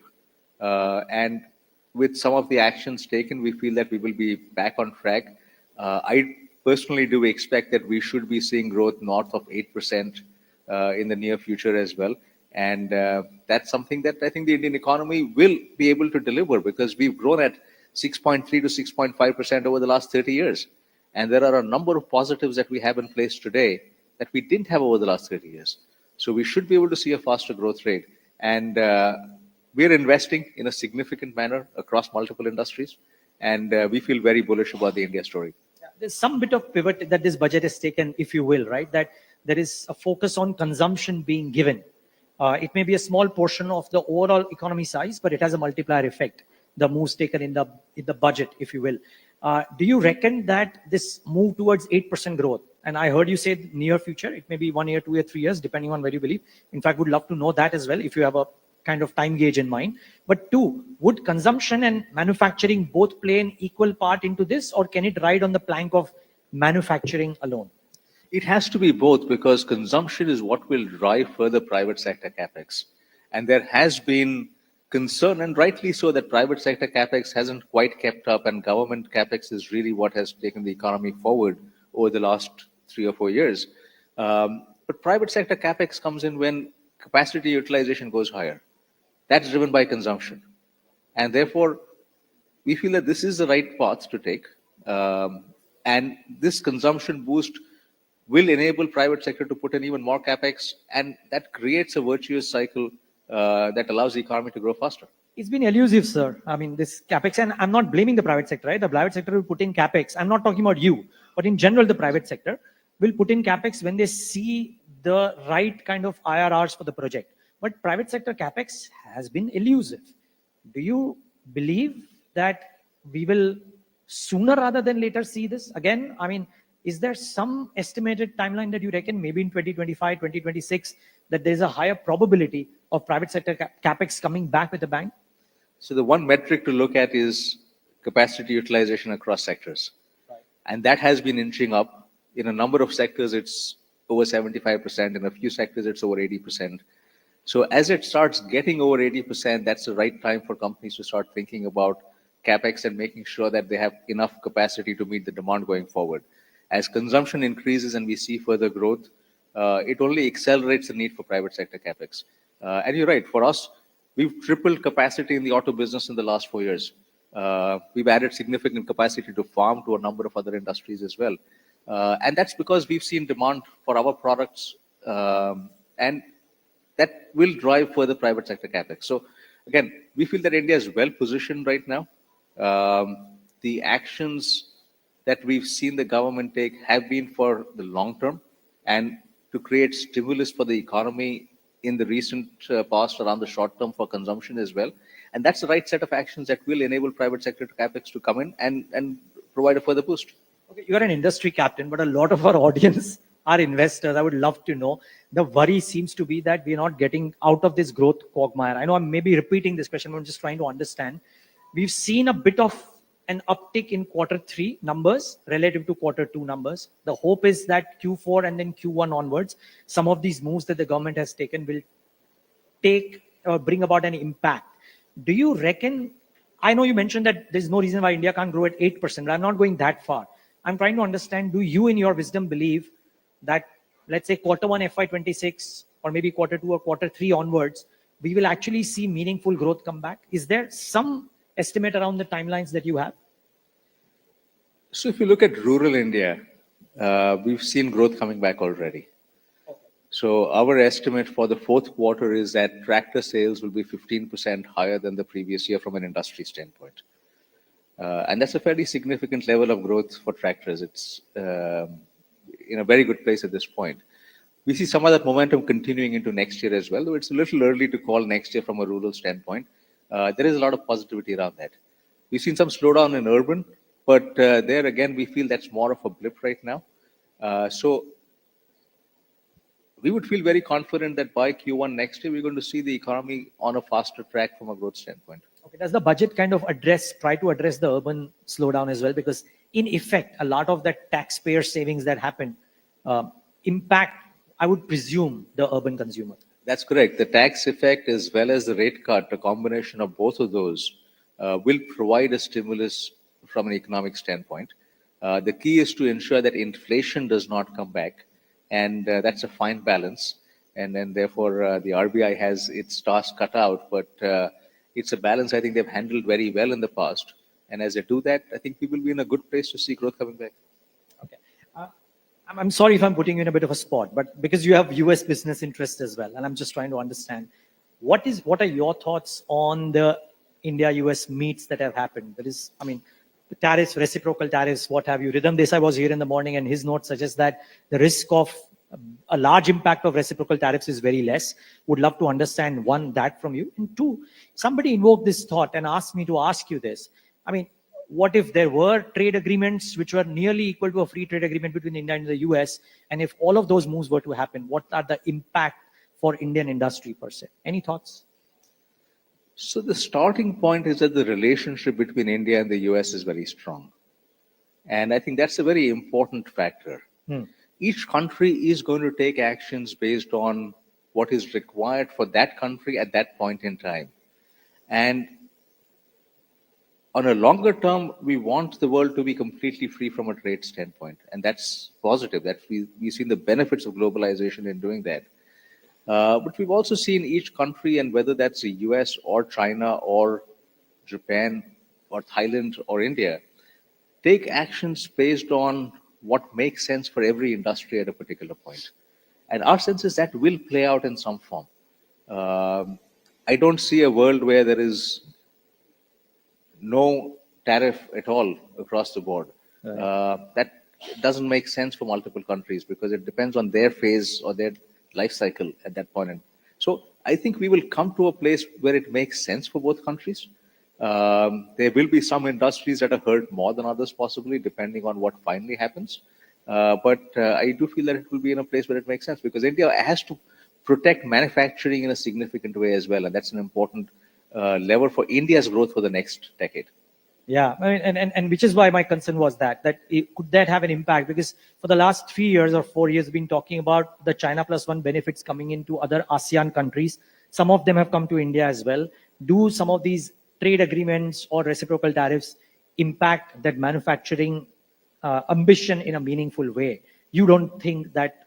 Given the relationship that we have between both countries, we feel that India will be possibly in the net gainer category. But as with the world right now, everything is unpredictable, so we shall just have to be agile and ready to respond. Okay, let's move beyond manufacturing, Dr. Shah. I mean, and beyond just tractors and autos, which are, of course, doing very well for you. And by the way, I mean, it was great to see some of the large companies like yours, very few in Q3, which delivered very strong numbers, right? What's your sense about, the overall console performance for your group in the times to come? Because in some sense, it will do slightly better than GDP growth, but it will be a mirror or a reflection of what the inherent growth is. You are constructive on growth picking up for the country. Would that be safe to assume, therefore, that you are constructive on growth looking better for M&M in FY26 over what you've done in FY25, which has been a commendable job already? That's the problem with doing well. And we've had a discussion at our board as well, saying that just the fact that you've done well raises expectations significantly. So the one thing I will say is, if you look at a Q3 results, it's our businesses beyond auto and farm that have actually grown much faster. And that's really helped. And auto and farm have done very well also. So it's been a combination of all of that coming together. And we feel confident that we can continue this because from our standpoint, it's more about operational excellence and ensuring that we're delivering everything we can by having our teams perform well on the ground. We have signed up effectively for growth at 2x GDP. And that's something we feel confident we can continue to deliver over the years. But this is a mix of a lot of businesses, or at least one key business, which is also very global in nature, and therefore maybe not as aligned to the Indian GDP growth as maybe to the world GDP growth, right? In Tech Mahindra, etc. So when I look at the console, you reckon being 2x of GDP is a bit of a conservative estimate that you're putting right now? Under promise and over deliver? Well, if 2x GDP is under promise, then I think we are in a good place. No. I didn't mean it that way, but just by virtue of what you've done in the recent past, it seems that 2x is a bit of an under promise, just that, nothing else.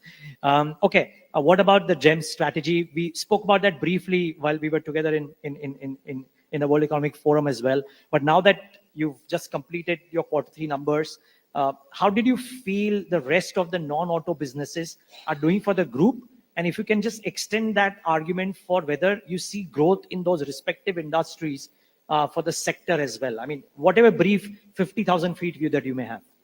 So we are seeing them do very well, actually. So if you go beyond auto and farm, first let's start with Mahindra Finance and Tech Mahindra. Both are on a very good turnaround track. And in fact, now we are talking about going beyond the turnaround to achieve full potential. Both have underperformed in their markets, and that is where the growth really lies for us, to get to industry average first and then go beyond industry average to be one of the industry leaders. If you look at our growth gems beyond that, hospitality is one area that's growing very well in India. Logistics is a second one that has significant tailwinds, and especially as we think about manufacturing growing in India, logistics will logically extend that growth rate as well. Real estate continues to be on a very strong path, and that's benefited our business. Renewables continues to grow at a dramatic pace because generating power from renewables is much cheaper, in fact, than fossil fuel. So there's an economic argument for that. And from a company standpoint, we are moving from 26% of our power being renewables to over 60% in just this year, with our business Sustain setting up various solutions for us. And that 60 will quickly go to 80 or 90% as well. And that was a very easy decision because it's actually cheaper for us. We save money by going to renewables. So you'll see more of that happening in that space. And therefore, we see multiple businesses, multiple sectors now well poised for significant growth. Interesting. Some people go as far as to say it's a very small part of a business maybe, but that the next couple of years might actually be years where logistics businesses do really well. I know it's a small part of a business, just trying to understand. Any thoughts out there? It's a very niche question, but still. Yeah, and not just next couple of years. I'd look at that for the next even 10 or 20 years. As manufacturing grows, as infrastructure becomes better, we're going to see logistics businesses grow at a much more rapid pace. Okay. Last couple of questions, Dr. Shah. One is for this goal of Viksit Bharat, and as you said, both consumption and manufacturing have to contribute. For manufacturing, the issue that some people have been citing is that there is a skill gap in that, yes, there are jobs, yes, there are people available, but the right matching of skills isn't happening. And that's a problem for corporate India. Is that a problem that you are facing as well? And if so, how to resolve that? It's clearly something that needs a lot of attention. It's not a problem we are facing today, but we will if we don't give it the due attention. So our focus is to do a lot of work with ITIs. We've in fact partnered with a number of ITIs to develop skilling programs for various people. The Mahindra Group is also focused on skilling for women. And we've taken on a target to skill and provide jobs for 1 million women. We're not going to provide all the 1 million jobs. There will be various other companies that do that. But we're going to focus on skilling, and that is an important contribution to society. So this is clearly an important part. If there are any companies out there that want to hire women across the country in various areas, please reach out to us. We're setting up skilling centers, and we'll be happy to work with you on that front because this is something that we feel is an important part that India needs to do. Why are men being left out? Because we need to get equality in the workplace, right? So from that perspective, we need to have a lot more skilling for women. Lovely answer. No, I didn't expect anything less. Okay, final thoughts really, Dr. Shah. And one is for all that India is doing on manufacturing, making in India for India, in some sense making in India for the world as well. Do you reckon that pie will grow larger as the decade rolls by? India's share of manufacturing for the world. Any thoughts there? Yes, that has to grow larger because that is really the growth area for India. As we look at the goals for Viksit Bharat, manufacturing has to grow 16 times over the next 22 years. And I would say that companies in India are ready for that. All right. Well, great. Lovely talking to you, Dr. Shah. Energizing conversation as always. Thank you so much for taking the time out and being with us. Thank you. Check. Loud round of applause for Dr. Anish Shah and, of course, Honorary Dr. Neeraj Shah. Gentlemen, if you can stand for a picture, then we can get both the doctors in the frame.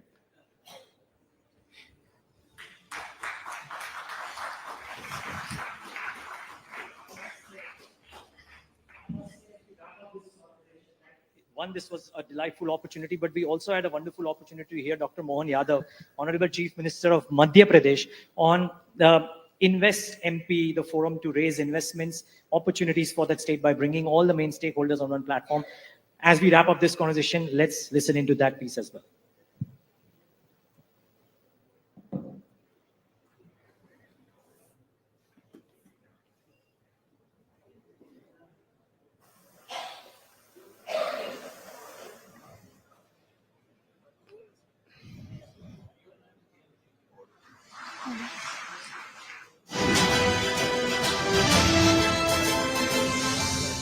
Tapti से हमारा महाराष्ट्र से लेके गुजरात तक का सारा नदियों का क्षेत्र सब तरफ से पानी है, सड़कें है, 5,500 किलोमीटर का राजमार्ग का अगर नेटवर्क है तो मध्य प्रदेश के पास कोई राज्य इतना बड़ा नेटवर्क लेके नहीं, जहां NH हमारे 5,500 किलोमीटर के 550 ट्रेन हमारे यहाँ चल रही है, 6 एयरपोर्ट हमारे यहाँ चल रहे हैं और बाकी पाइपलाइन में बहुत सारे अलग अलग सभी प्रकार के सेक्टर में आगे बढ़ने के लिए। टूरिज्म में आओ, टूरिज्म में भी किसी प्रकार के भी है और क्या क्या इंसेंटिव देते हैं।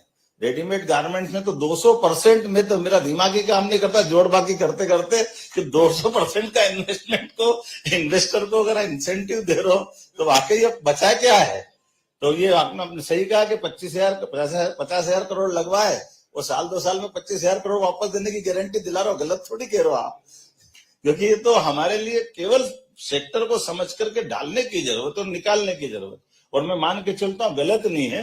हम अल्टीमेटली कुल मिलाकर के हमारे सबके माध्यम से 21वीं शताब्दी भारत की होगी। माननीय प्रधानमंत्री के नेतृत्व में तीसरी आर्थिक अगर शक्ति बनाना है तो इस प्रकार के प्रयोग करने की जरूरत भी है और इस प्रकार के आमंत्रण की जरूरत भी है। और ऐसा माना जाता है कि अगर हृदय मजबूत है तो शरीर मजबूत है, हार्ट अगर है तो हार्ट की भूमिका में भी तो आना पड़ेगा। सारे कचरे वाले, कार्बन डाइऑक्साइड वाले खून को निकालते हुए ऑक्सीजन युक्त से ही शरीर चलता है। ये हमारा जो परमात्मा की दया से जूलॉजिकल सिस्टम है, ये अच्छा चलेगा। मैं उम्मीद करता हूं कि ये जो आज की समिट हमारी हुई है और आप यहाँ के माध्यम से मैं आप सबको निमंत्रण दे रहा हूँ, आइए हम सब मिलकर के भोपाल की 24 और 25 तारीख की तारीख को अमर करें।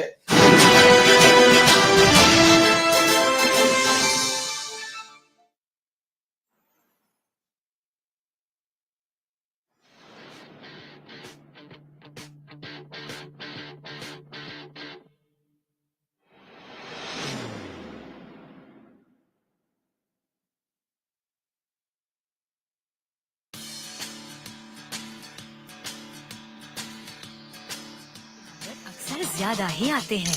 अब मास्टर्स के लिए विदेश जाने वाली लड़कियों, पहले तो अधिकतर लड़कियां छोटा मोटा business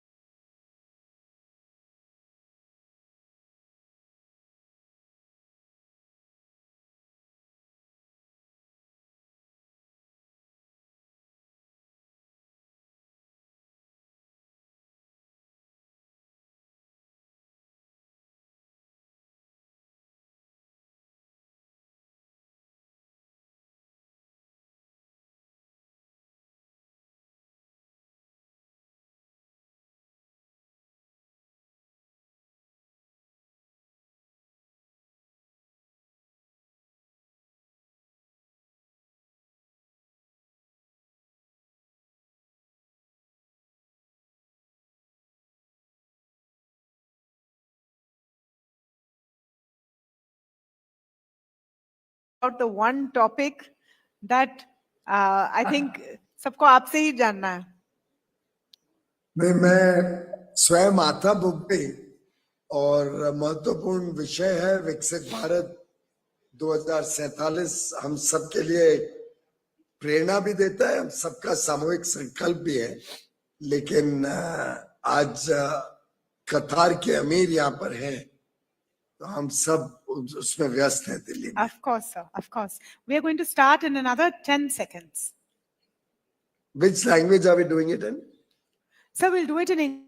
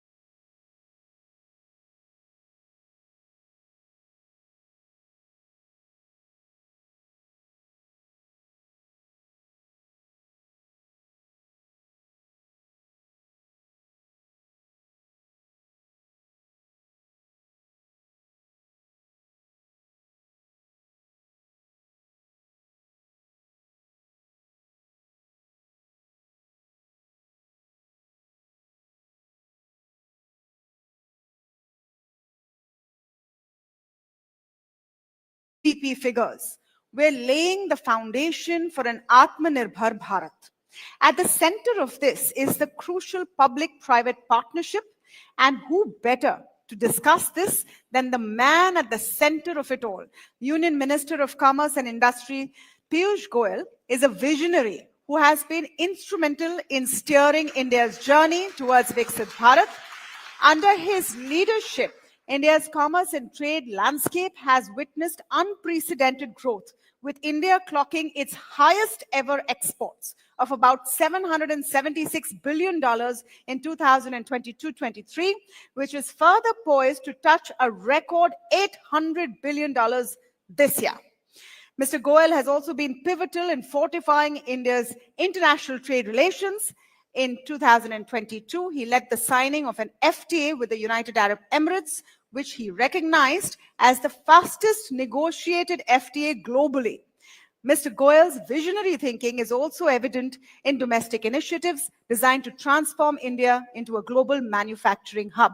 It was under his leadership that the production-linked incentive schemes, which now form the cornerstone of the Make in India initiative, were first launched. Today, as we delve into his vision of Viksit Bharat, we are privileged to gain insight from a leader who's one of the biggest driving forces behind India's transformation. Please join me in welcoming Shri Piyush Goyal. So I'm going to start with, and of course, the theme of today is Viksit Bharat, but I'm going to start by talking about the hot button topic. Since you are the master negotiator, have we started our preparations for the biggest negotiation right now, which is with the United States? Everyone since morning is talking about how India will swing the bilateral, which will be a model maybe for every nation in the world. Madam, I think there can be no better negotiation than the Prime Minister. In fact, as one of the foreign newspapers mentioned, one can take a master class from Prime Minister Modi in negotiation. He was amongst the first international leaders of a large country to be invited to the White House just about 20 days into the new administration. He also shares a very strong relationship with President Trump. And that relationship over the years has only grown bigger and better. They both are leaders with a nationalist outlook. When American president talks about making America great again, and when Prime Minister Modi talks about Viksit Bharat, in a way is talking about making India great again. And that's why he termed it a mega partnership for prosperity. MAGA plus MEGA equaling mega partnership. And therefore, you will appreciate that this is a relationship between two friendly nations. It's a relationship between two trusted partners. And it's a relationship which is on the bedrock of two powerful democracies. Therefore, we don't compete as much as we complement each other. We collaborate for world good, for world and human good. And I personally think that we will have a good and even better relationship with the US. Obviously, we have started working on different ideas, engaging with different stakeholders within and outside the government, preparing ourselves for discussions which we hope will start soon. The bottom line is that this is an opportunity for India to expand trade with the US. In fact, we've set a very ambitious target of $500 billion by 2030. And we look at this opportunity as a way to make India more competitive, come out with quality products, look at mutual concessions and attractive trading conditions, which will support growth both in America and in India for the shared prosperity of the people of both countries. Sir, the point you made about MAGA and MEGA, something that the Prime Minister said, comes together to form a mega combination between India and the United States. Now, having said that, the fact still remains that there will be a negotiation. President Trump also believes in negotiation, and you're right, Prime Minister Modi is a master negotiator. When we talk about reciprocal tariffs, is that something that we in India will try to avoid and find a solution that works for both sides? What's the blueprint there? Our biggest concern, due to which one would say India does have slightly higher than many other countries, has been the non-market economies. Economies which do not have transparent trading systems, economies which do not give equal access to India when we are trading with them. And therefore, to protect domestic industry, we have often had to resort to higher tariffs.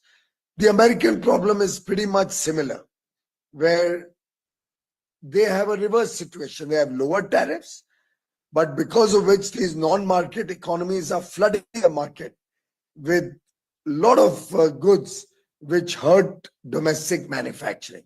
So in a way, the problem of America is the same as the problem of India. And what we are working on is for mutual benefit, for resolving these issues for both our countries, for businesses in both our countries. Our situation with America is pretty much different than many other countries. And therefore, as I said earlier, we complement each other.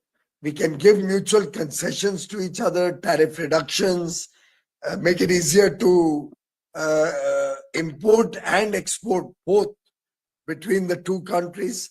We've already taken a significant number of measures to strengthen the US-India relationship. We have both strategic, bilateral, multilateral engagements. We have defense ties. We have strong ties in education and people-to-people ties. So together, we are working on several initiatives. Trade will supplement our efforts to do much greater good for the people of US and India. So what is your message for industry? A lot of viewers who are watching this in our universe, this is an NDTV Profit Conclave, would be businesses who are wondering that if India lowers tariffs, do we get hurt? If India does not lower tariffs and we're exporting, do we get hurt? Market investors right now, one thing in the back of the mind is also tariffs. What is your message for them? Well, they would be better advised to be bold, to believe in the India growth story, to have the confidence that India is competitive in the products that we make, and that they have a government which is a listening government, a leader who cares for every person in India, whether manufacturer, whether service provider, person in small industry, in big industry. And therefore, I don't think there is any cause for concern. My own feeling is we should enter into this negotiation from a position of strength, boldly, be willing to compete with the US.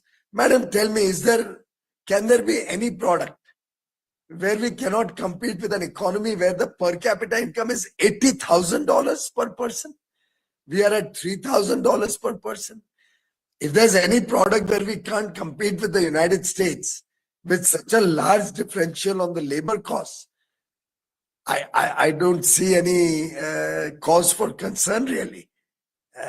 So I think Indian industry is better advised to be bold, to be confident.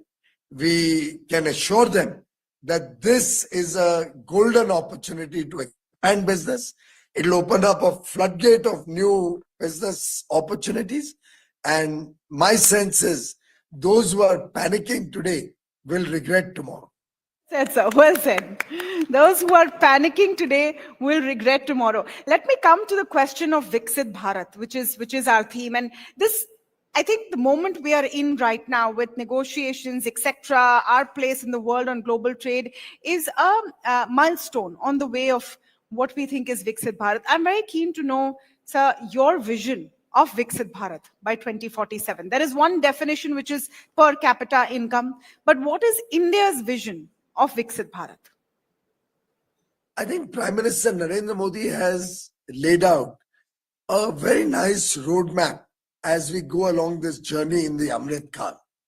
In the first 10 years, his focus was to make sure that 140 crore Indians, every person in India, is assured of good quality housing, food, clothing, education, healthcare, electric connection, cooking gas connection, digital connectivity, access through roads, railways, air connectivity. If you recall, roti, kapda, makan, bijli, sadak, pani, swasth, shiksha, these were the issues which grapple the lives of almost a large part of India for decades. Generations would pass with people still struggling to build a home of their own. Prime Minister Modi in 10 years, through his very laser focus on public welfare and development, has taken 140 crores lives to a better level of living, better quality of life. He has ensured everybody has a bank account of their own. Almost 4 crore families have got a free home in the first years. Another 3 crore will get it in the next 5 years. Every home has a toilet of its own, cooking gas connection, electricity, digital connectivity, road leading up to their village and their home. Now, water is going to every home through a tap. Basic needs of life are all being taken care of. This is leading to young Indians, and our average age is only 28.4 years. Each of these young person connected with the internet, either through a smartphone or a television or a laptop, is today aspiring for a better quality of life, wants all the good things in life which the rest of the world enjoys. And given India's purchasing power parity, the fact that our costs are lower, our living standards are better at lower costs. We are in a situation that as the economy grows from about 4 trillion to 35 trillion by 2047, we will have a per capita income of nearly $20,000 plus. And that will make sure that every citizen in this country has a good quality of life with a good job or a good business, a good startup or entrepreneurial work, maybe running his own service center, providing professional services as we see more and more service sector growth, engage with tourism, engage with infrastructure development. So the opportunities in the next 20 years, 25 years are going to be massive in every field. And in the twin pillars of growth, investment-led growth and consumption-led growth, I can see a very, very rapid transformation of the Indian economy, resting on calibrated reforms to support not only ease of doing business and cost of doing business, but also ease of living. And a life which is comfortable, a life which is satisfying, a life which is both taking care of your material needs and taking care of your altruistic needs. That will be the true definition of Viksit Bharat. If you recall, Deen Dayal Upadhyay had explained it as integral humanism. Every aspect of a person's life. It could be your family life. It could be your life amongst friends. It could be the society you live in. The entire human requirements, spiritual, material, cultural, all of them put together. The quotient of happiness, everything makes for a good, satisfied life and Viksit Bharat at 2047. Well put, sir. Thank you so much, Shri Piyush Goyal, laying out that excellent and very detailed vision, which is also about quality of life, not just a number of per capita GDP. Thank you so much for your time, sir. We here at the NDTV network really appreciate it and appreciate you laying out your vision. And of course, we're all waiting to see what the outcome of these bilateral negotiations are. We're sure India will come out on top. Thank you. Thank you. Namaste.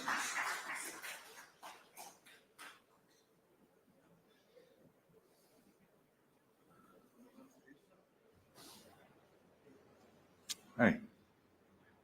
What a fascinating conversation. And I think that sets the stage for the rest of the day as well. It echoes some of what you've already heard through the day so far in the sessions and the speakers that have come to this conclave. And the next session proves to be very, very promising. Because a nation's economic strength is built on the foundation of a robust and inclusive banking system. As India moves towards the vision of Viksit Bharat, the role of banking becomes even more critical, driving financial inclusion, powering industries, and enabling growth at every level. Absolutely. And ladies and gentlemen, in an era where digital innovation meets traditional banking strength, our financial institutions are reshaping how India saves, spends, and grows. And who better to discuss this than Mr. C.S. Shetty, a leader at the helm of India's largest bank, SBI. Sir, may I please welcome you on the stage, and to take this conversation ahead, we are joined by Tamanna as well as Vishwanath Nair. Ladies and gentlemen, please put your hands together for this. Thank you so much for that. Sir, you are here. Yes. Okay.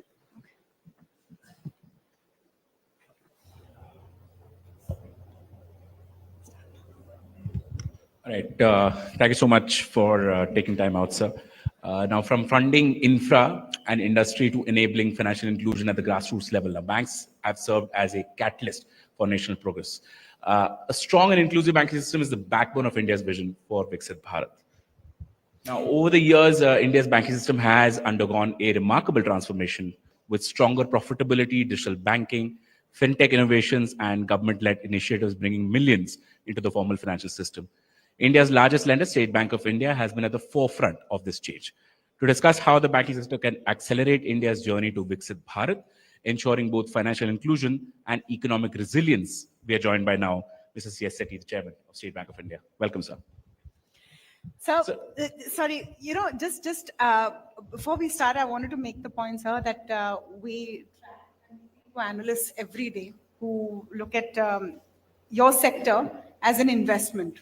And over the years, what I have noticed is that from private sector banks, every analyst worth their salt is now talking about public sector banks, led by SBI, being the best investment because of clean balance sheet, because of faith of depositors and investors.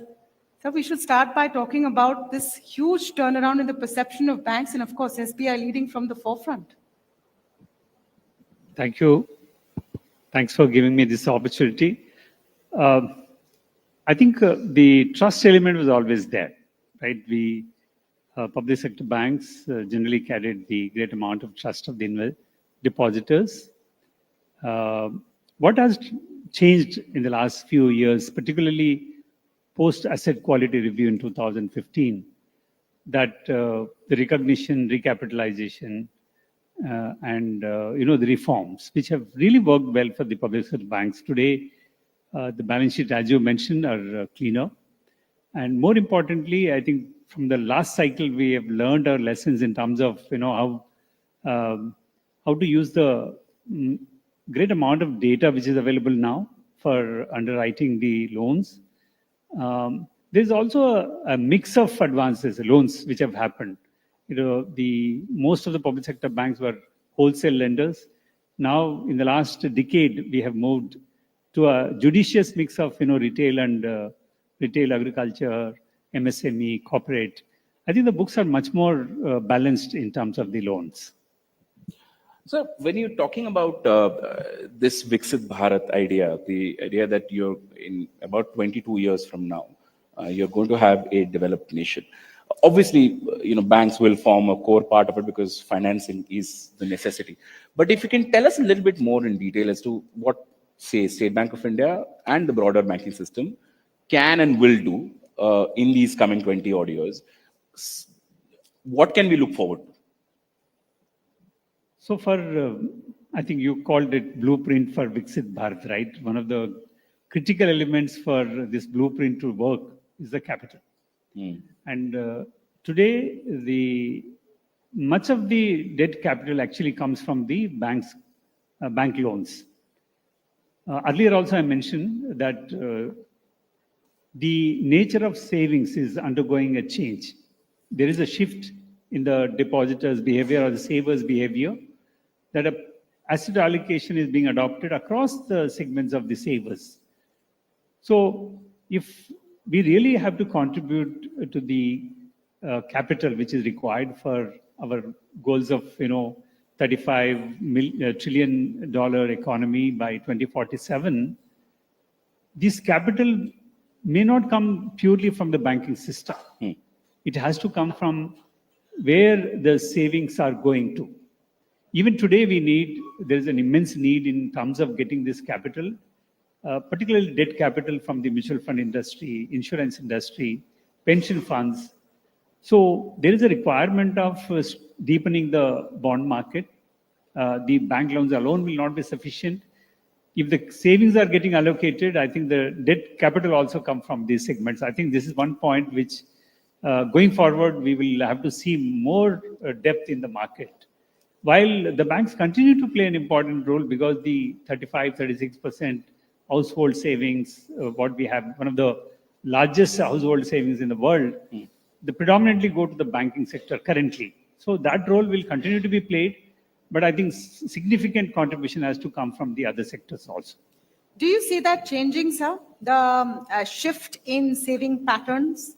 Because, the rate of deposit growth and difficulty in deposit growth, which a lot of financial institutions now face. Do you see that as a change in pattern which has now begun and will only deepen? I'm wondering, as a veteran banker, how do you see it when maybe relatively more households want to invest, say, in a mutual fund and not put their money in an FD? So that shift is kind of irreversible, despite whatever is happening in the markets. I believe that as I mentioned, people would like to allocate their savings. It is just not that, you just put in your bank account and not do anything about it. it is not only in terms of it is going to the investments outside the banking system.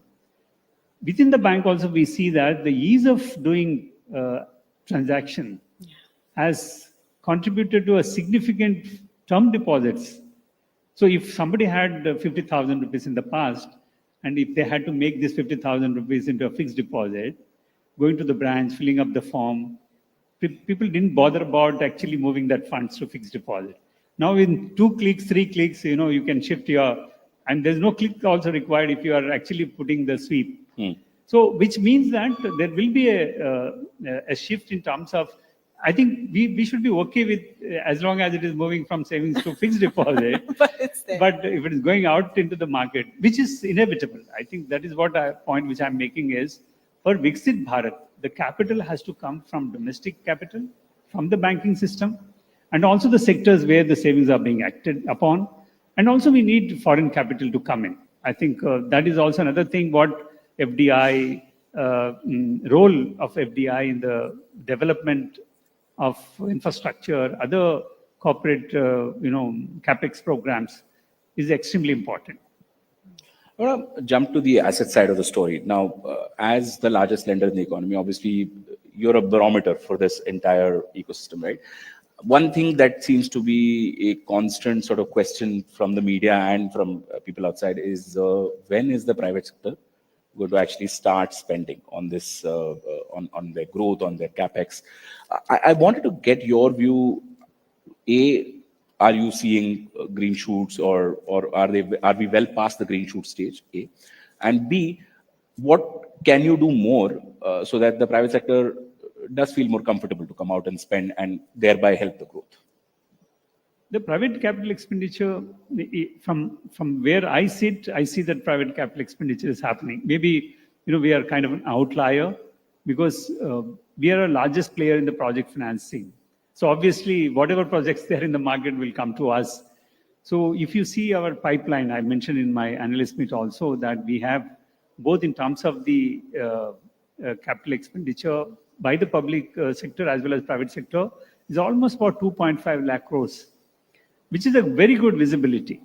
And I also mentioned that the sectors which are not actually spending is the core sectors like steel. And it's not about that they don't have the domestic consumption or demand, but I think everybody is watching what is the external sector is going to be. You did mention something about tariffs, right, to the Commerce Minister. But it's a fact that all of these core sectors are waiting, particularly steel is waiting, that how these tariffs, not in India, but in other countries, how is it going to play, whether it is going to lead to any dumping. Yeah. So this is something what everybody is watching. But otherwise, I see the sectors like, renewables continue to be doing well across the segments within the renewables. Roads are doing well and data centers are doing well.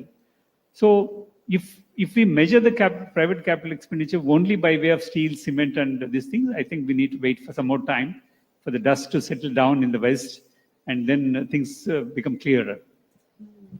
Well put, sir. So in that sense, the big boost for the economy broadly for the last, I would say 2 years or so, has been a huge push in government expenditure and public expenditure. That the fear is, and when I say fear, I temper it with maybe what equity participants are seeing broadly, that is there going to be now slowdown in government capex? Because there is only that much that the central government can spend and actually go out and spend, even if you budget. What is the sort of trend that you would observe? Is that now a cycle which has bottomed out and will peak again? No, the government is committed. I think FM during her visit, post-budget also made it very clear that the government, central government's commitment to the capital expenditure will continue to be there. And what we have seen is that we need to look at the capital expenditure from the government side. 3 components. One is the central government commitment, almost about 11.1 lakh crore for the capital expenditure. And the capital expenditure programs of the public sector entities, that is almost 4 lakh crores. Yeah. Our assessment, of course, FM mentioned something about maybe 1 lakh crore from the state governments, but we see that through the grants given by the central government, there is a capital programs about 4 lakh crores from the state governments. which add up to a significant number of 19 lakh crores. So I don't think central government or any of the governments, it is a fact that most of the state governments in the last 1 year, because of the elections and so many commitments, were not able to spend as much on the capital expenditure program. We are seeing that even the state governments are coming out with their capex programs, which means that the commitment towards capital expenditure is definitely there. I want to touch upon, we've talked about private expenditure and government expenditure, but private consumption and thereby banks' role in providing that retail loan boost. Over the last 1 year or so, banks have, a little over a 1 year period, banks have slowed down that piece. One outcome of that is that people are not now spending as much as they used to spend 18 months ago even. To your mind, are we done with that period where that caution was warranted? And maybe now things are starting to look up a little bit on the retail consumption side. No, on the retail personal side, the home loans are doing very well. I think the concern is mainly in terms of unsecured personal loans. I believe that it is bottomed out. From here, there would be growth in the unsecured personal loans. The degrowth or deceleration which has happened mainly several factors. Is not only about the regulatory action in terms of increasing the risk weights. It is also a fact that many of us looked at the individual leverage and we realized that the small value loans, particularly 50,000 to 1 lakh rupees for the new to credit customers, there's been a building up of the leverage. And that made many people to relook at their models of underwriting. And one of the important systemic development which I keep talking about is the frequency of bureau data refresh, which is now currently happening every 15 days. That means there is a greater visibility of the leverage at the individual and the family level. So obviously that will prevent multiple borrowings and eventual defaults on the new to credit segment. So, sir, just a very interesting thing. Of course, you were here in Mumbai, finance minister as well, and you've launched the SIP for 250 rupees under the aegis of State Bank of India. When we talk about, and the reason I mention is when we talk about Viksit Bharat, it can go nowhere without financial inclusion. And I can't think of a larger entity or a better poised entity than State Bank to actually take that further, not just physically being present in every corner of the country. What is the role of financial inclusion and allowing and really giving way to such kind of savings? Letting people access these kind of savings. How crucial does that become when the big urge is now to spend on something that you probably cannot buy now, pay later, but to really encourage this kind of saving? See, this is also another element of blueprint for your Viksit Bharat.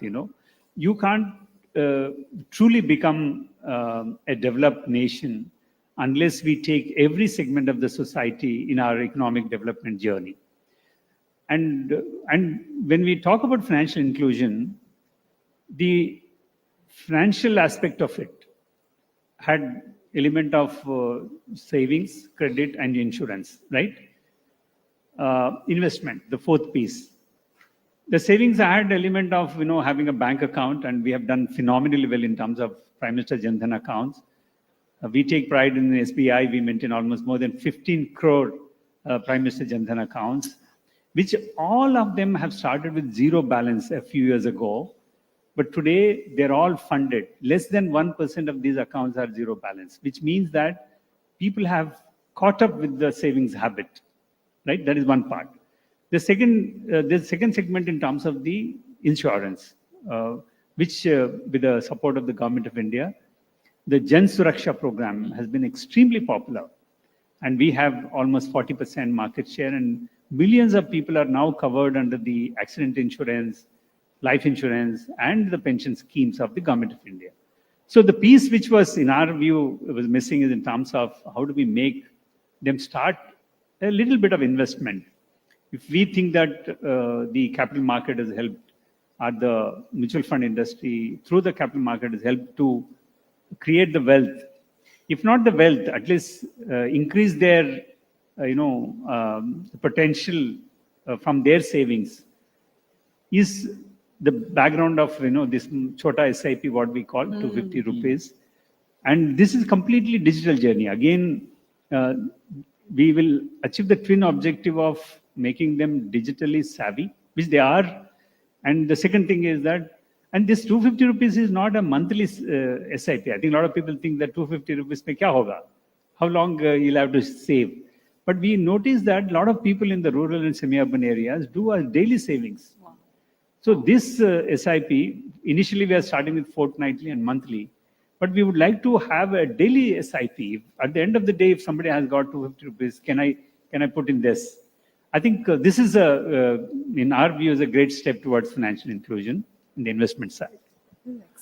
Just sticking to this financial inclusion theme a little bit, as SBI, banker to every third Indian, I mean, you pretty much hit the financial inclusion goal.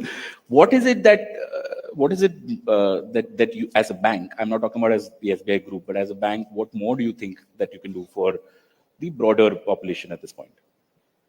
In terms of financial inclusion, I think the credit is still a challenge for them. We have done a very successful program through the Prime Minister's Swanidhi, which a lot of people don't understand that SBI is capable of giving 10,000 rupees loan to a 10,000 crore rupee loan. And this is the range, right? But I think a large number of people are still out of the formal segment. We need to bring them, and how easily the access to this credit is made available. And it is not only access, the quality of credit that need to assess their requirement and make it available at affordable rates and at the time which they need. I think these are some of the elements I still believe in the financial inclusion we need to work on. And MFIs, NBFCs have done a great job. I think we must give credit to them that in terms of the financial inclusion, last mile connectivity for the mainstream banks have been provided by them. I think that journey will continue. Thank you so much, sir, for speaking with us. Truly inspiring to hear your vision for the banker to the nation, really. And the way also this bank has modernized and digitized as well. Thank you. Please give it up for Mr. Shetty. We just take a photo. Yeah. We'll need to take one picture. We'll need to take a picture. Come, Vishik.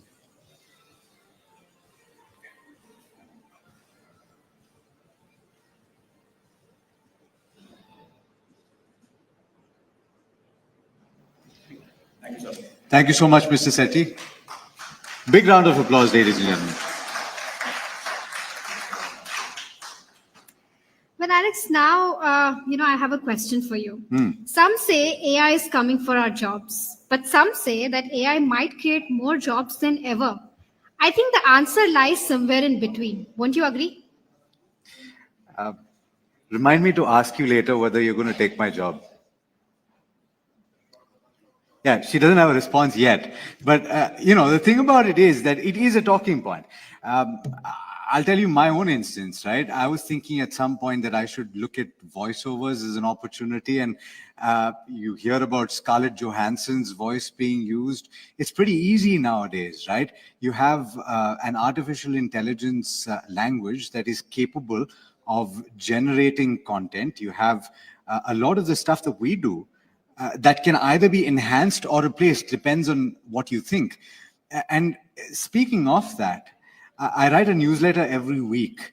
And I've had so many people in the newsroom say, hey, you know what, why don't you feed a few of the talking points that you have into this language model and they'll throw your newsletter out for you. Absolutely. What have I said?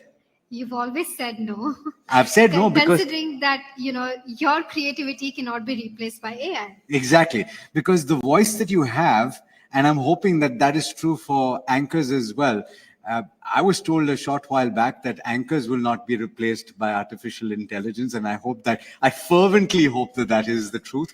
But the reality and the way that I see it is that human connect is not something that is going to be taken by artificial intelligence. But at the same time, you have so much that you can do that can be enhanced, Mahima, by artificial intelligence, not least of which something that we spoke about earlier today. We're talking about the broking industry, looking at how they can look at vast pools of information and make it simpler for a wider audience of people and remove that asymmetry of information that currently exists. Absolutely. And I think for your everyday tasks as well, which you repeatedly do, I think AI makes that easier for you. Maybe that human touch might be missing, but something like, like you just did, right? You just you asked Siri to remind you that, please remind me to ask this question again. Simple tasks like that, is something that AI will make easy for you. And I'm sure that going ahead, AI will probably,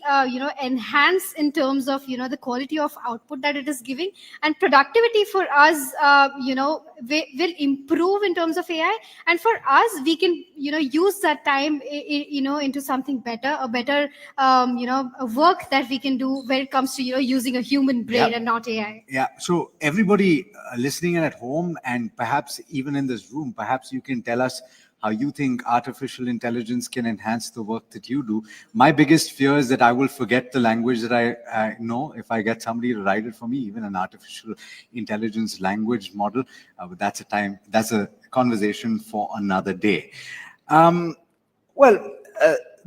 bottom line, of course, is what this panel is going to be talking about. And why don't you set it up for us? Absolutely. So basically, today we're going to be discussing, different models of AI, and of course, how AI is shaping up things, and, as to how AI will, contribute to Viksit Bharat 2047.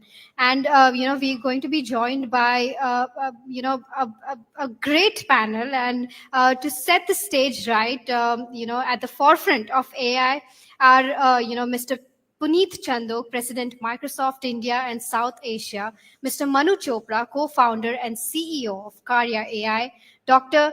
Piyush Kumar, co-founder at Sarvam AI, and Mr. Ronnie Screwvala, co-founder and chairperson at Upgrade, who is joining us now. And joining them, our colleague Vishnu Som is going to welcome them. Ladies and gentlemen, please put your hands together in welcoming all of these gentlemen on the stage.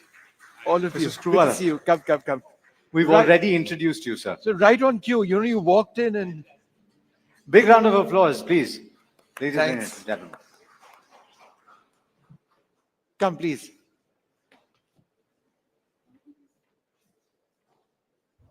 Come, please. Well, that entry was AI perfect, wasn't it? Like right on cue, the doors opened, the session intro was given, and they're all here. Thank you all so much for making it. I look forward to this conversation because it's something we keep talking about. So let me put this in context. Welcome, all of you, and welcome all of you over here listening in. Today, we are diving into a topic that's shaping our future, artificial intelligence in India. With the country's tech scene exploding, we ask, what does the future hold for AI here?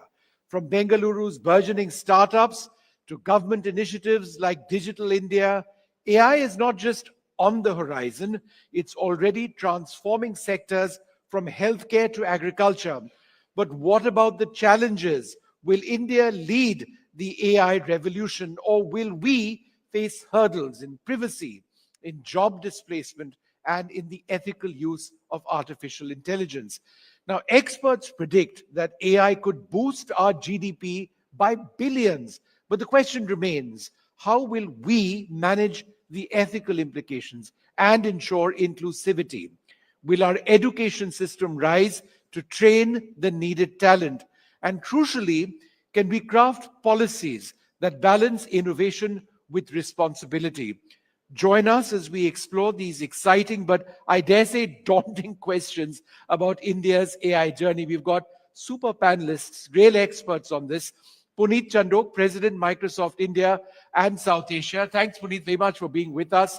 Manu Chopra, co-founder and CEO, Karya AI.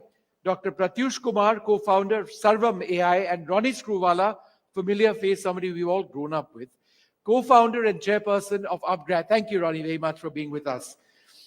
So, I could talk about policy, we could talk about ethics, we could talk about jobs, we will.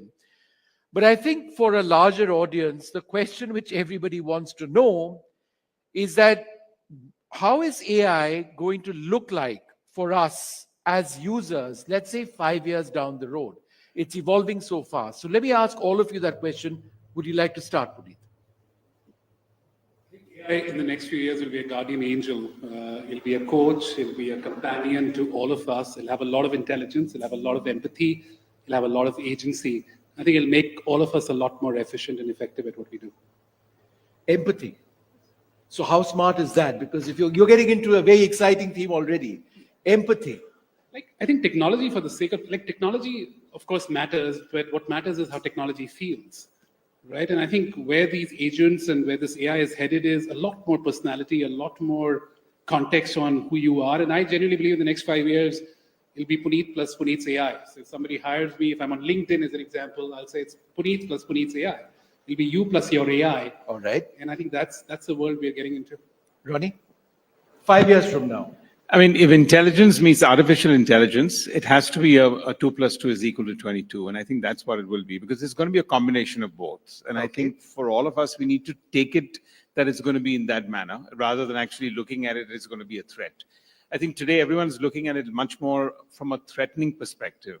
And again, as my favorite saying goes, overall, we need to take this on as more as an evolution, more than an sort of an apocalyptic event where we'll always keep dreading it. And if you differentiate between the two, I think it's going to evolve. I think 5-year statements today will be almost impossible. We'll need to be better than astrologers to actually talk about where that takes it. So, Manu, the reason I thought I'd start this conversation is because I'm hooked on to Grok. No advertising contract, not yet at least, but I use it because it generates pictures for me. And so I decided to, I'm Bengali, parochial one at that. So I asked it to draw Newmarket in the 1920s, in the rainfall, with women street vendors, with a few old cars. And it came up with something absolutely incredible. And it gave me 3 or 4 options. I regenerated and it gave me something better. It suggested twilight, so I clicked twilight, and it had it in twilight as well, in the rain. Now, this is absolutely incredible, which is why I asked the question, in 5 years from now, what more can AI do for us? I mean, it's a very, it's not a good, thing to be making predictions right now. Because I'll be like, 5 years from now, this will happen, and it happens tomorrow. But is that the problem? Is it moving so fast now that we really can't look 5 years ahead? I think, look, one of my favorite quotes about technology, if we step back, is from Kintaro Toyama. He says, technology is an excellent amplifier of human intent and capacity. Yeah. I think of AI the way Puneet is talking about it, in terms of amplifying our intents and our capacities, right? So we've been playing around with deep research. It's absolutely phenomenal, right? The kind of things it can do, it accelerates the pace at which my team works. It allows us to do so much more for our communities. And I really believe, look, AI technologies that we are building, the kind of work that Pratyush is doing at Sarvam, this is really important because it just accelerates earning and learning opportunities for not just people like us on the stage, but for low-income communities all across the country, right? And I think it's our responsibility to make sure AI productivity is equitable, right? But I think the fact that it'll dramatically accelerate productivity, in my mind, is a given, right? Ronnie had a point? I just want to add that I think one thing for sure in 5 years is we won't be as wowed as we are right now. And the reason I say that is because right now I think it's all tough. I come from the storytelling world in my previous avatar. And I think when the wow with which you explained that I fed it in and gave me these 3 fascinating stories, I think a lot of that will evolve. It'll become part of us. And I think that's something if we harness. So one of the things I definitely think in 5 years is we won't be that wowed with it in a good way, not in a bad way. Right. But I am wowed for the moment. I mean, it can design music for me. I can ask it, I can describe a certain type of music that I want, and it can do it for me. A few years back, I would say even a few months back, if we wanted information, the phrase we would use is, let me Google it. That's already obsolete. You no longer Google it necessarily. You can grok it, you can chat GPT it, you can DeepSeek it, whatever it is. Again, in your mind, 5 years from now, what's exciting which is coming up? So one thing that is surprising about this area is that the surprises don't stop. Right. So I do not know if 5 years later you won't be wowed, right? And as a practitioner of the technology, so the technology is still very early in the evolution of any technology, just few years into it, right? What you're echoing is a sentiment of the user, but as a builder, there don't appear clear limitations on why this does not improve further, right? That's a scary and exciting thought simultaneously, right? But for me, what is most interesting is what Manu said, which is that this technology becomes a common denominator for everybody, right? Because at the bottom line, some of us are creating images, some of us are doing deep research, right, and improving productivity. But the 1.4 billion Indians being able to access healthcare, education, whenever they needed advice, mental advice even, I think making it common denominator, just like, for example, today the per capita consumption of data, India is a leader. The per capita consumption of generative AI, I would see India being the leader in 5 years, and it's because this technology will make everybody so much more capable and enjoy a better quality of life. Let me ask one more basic question before we get into specifics. Johnny, this one is to you. Education.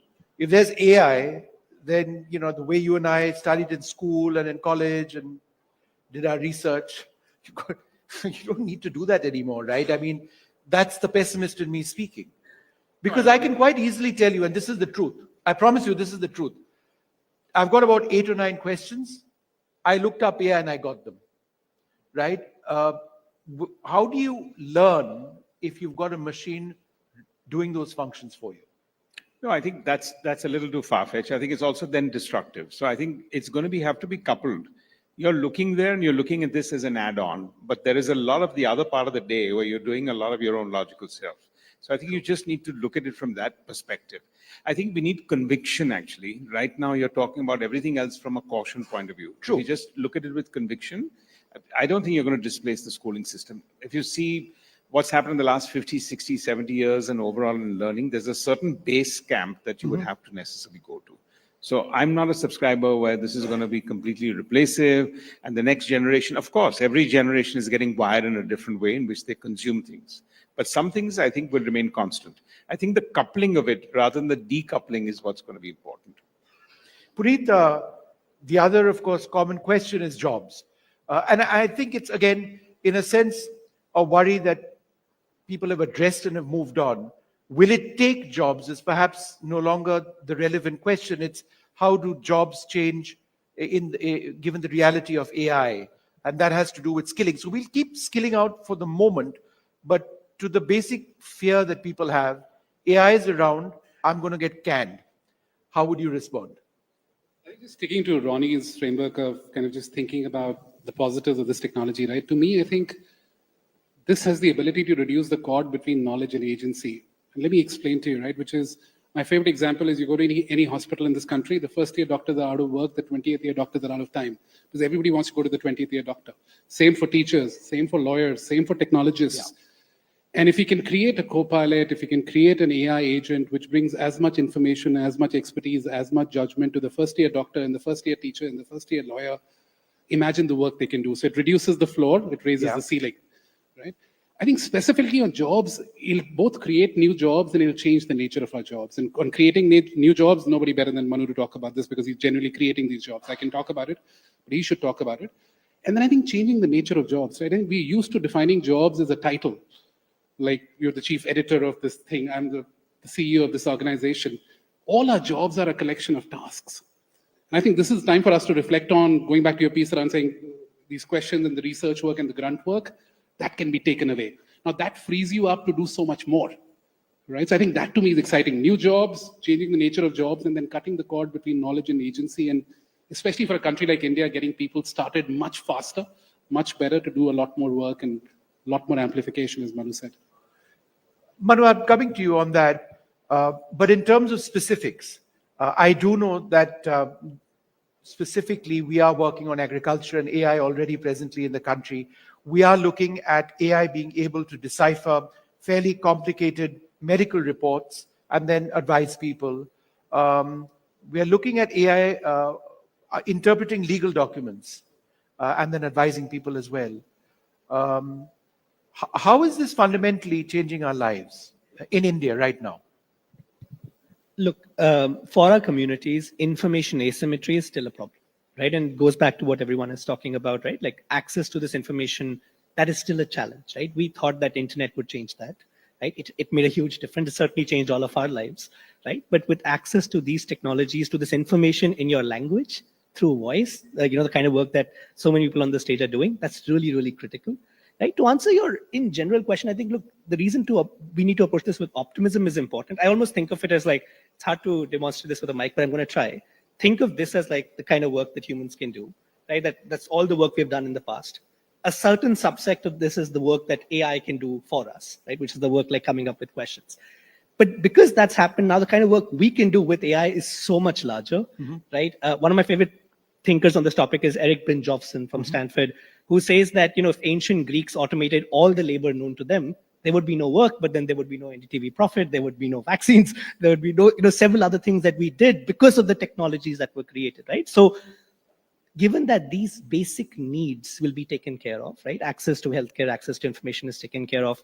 The question very quickly becomes for us is, how do we make sure the vast majority of our communities are able to use these tools to become more productive, right? To use them to actually make more money, to learn more stuff, to go ahead in their lives, to thrive, right? To just have full, complete, holistic lives. And I think there we are very excited about the kind of new jobs AI is creating. These jobs pay really well. We're able to train people in our communities to do these jobs, right? So I'm optimistic in general. It requires work. It requires us to create almost a just transition between what people were doing earlier and the new kind of stuff that we have to do. But I think of the opportunities here across ending information asymmetry, connecting people to what they need this like very quickly. I was flying into Bombay this morning and I saw these incredible mountains I'd never seen before. I took a photo and the first thing that I did was ask my GPT, what is this? And it told me exactly the wildlife sanctuary it is, right? Like these are very basic things, but they truly enable information discovery. And I really like what Puneet said about reducing the gap between knowledge and agency. No, note to self, I'll do that next time. You had a point, Ronnie? No, I wanted to calm down the temperature and the way we kind of look at that, right? Because I go a lot by my gut feeling. I don't think that's going to get replaced. I think I pride myself that I'm a culmination of the choices I make. That's not going to get changed. You're going to have that sense of acuteness of yourself to be able to make the choices. You make judgment calls. So if you look at all of that, then you look at the practical of how this is going to augment and not necessarily replace. You will just look at everything in a very different way. I think we're in that hyper mode today where we're going, oh my God, what is this going to do for all of us? Versus how much is it going to actually augment us? How much is it going to segregate and take a few things off the plate so that we can actually become even more smarter or being able to do what we want to do? And I think for India, it's an incredible opportunity. I mean, your central theme today is one of 2047. And I think this is one of the most powerful tools. It's a level playing field. Nobody's got a massive head start. I think those are the ones that I think should be more exciting for all of us to really look at. We're talking about 2047, and thanks for bringing me back onto the theme, because I am tremendously excited at the prospects. We have our model of made in India, Atmanirbharta, which is all very well, but what about, and Ronnie, this is to you, India building for the world? Is that something that's possible? Because there are those who, for example, look at large language models, LLMs, and say, it might work for some, it may not necessarily work for us. But if India has a certain model going forward in terms of AI, what, in your opinion, should it be? See, I think it is a mindset change, right? We have been an arbitrage economy for a fair period of time. We do have 600 million people that are in rural India, have changed. We have evolved in terms of ambitions and aspirations. So I think we're all at a good cusp enough for us to be able to take this. So I think our next road is to create more intellectual property, to be at the higher end of it. And I think that possibility is very, very much there. And the main part is if we start looking at only the top of the pyramid, we won't go very far. We'll miss the opportunity. And the bottom of the pyramid is not something we can really tackle right now. But that 400, 500 million people, which is larger than the population of most of the developed countries, if you can harness them with basic knowledge, evolved knowledge, see, because otherwise we just think AI is for coders and for engineers, but it's actually for everybody. So the minute we build that into our horizontal versus the vertical, I think the mindset will change. I'll come to that in a moment. Pratyush, in as much as we talk about applications and the software changing, there is a very important aspect of all of this is the hardware, the computational abilities which exist in India, the supercomputers, the availability of semiconductors. If India going towards 2047 decides to experiment with different models, how capable are we at having that hardware backend? I'll just take a minute to talk about jobs because I feel that it is it's moving so fast that I don't think anybody is engineering things to be the way we want it to be, right? So that I'm also very optimistic. I think we'll land in a better place given where we are and where our per capita income is.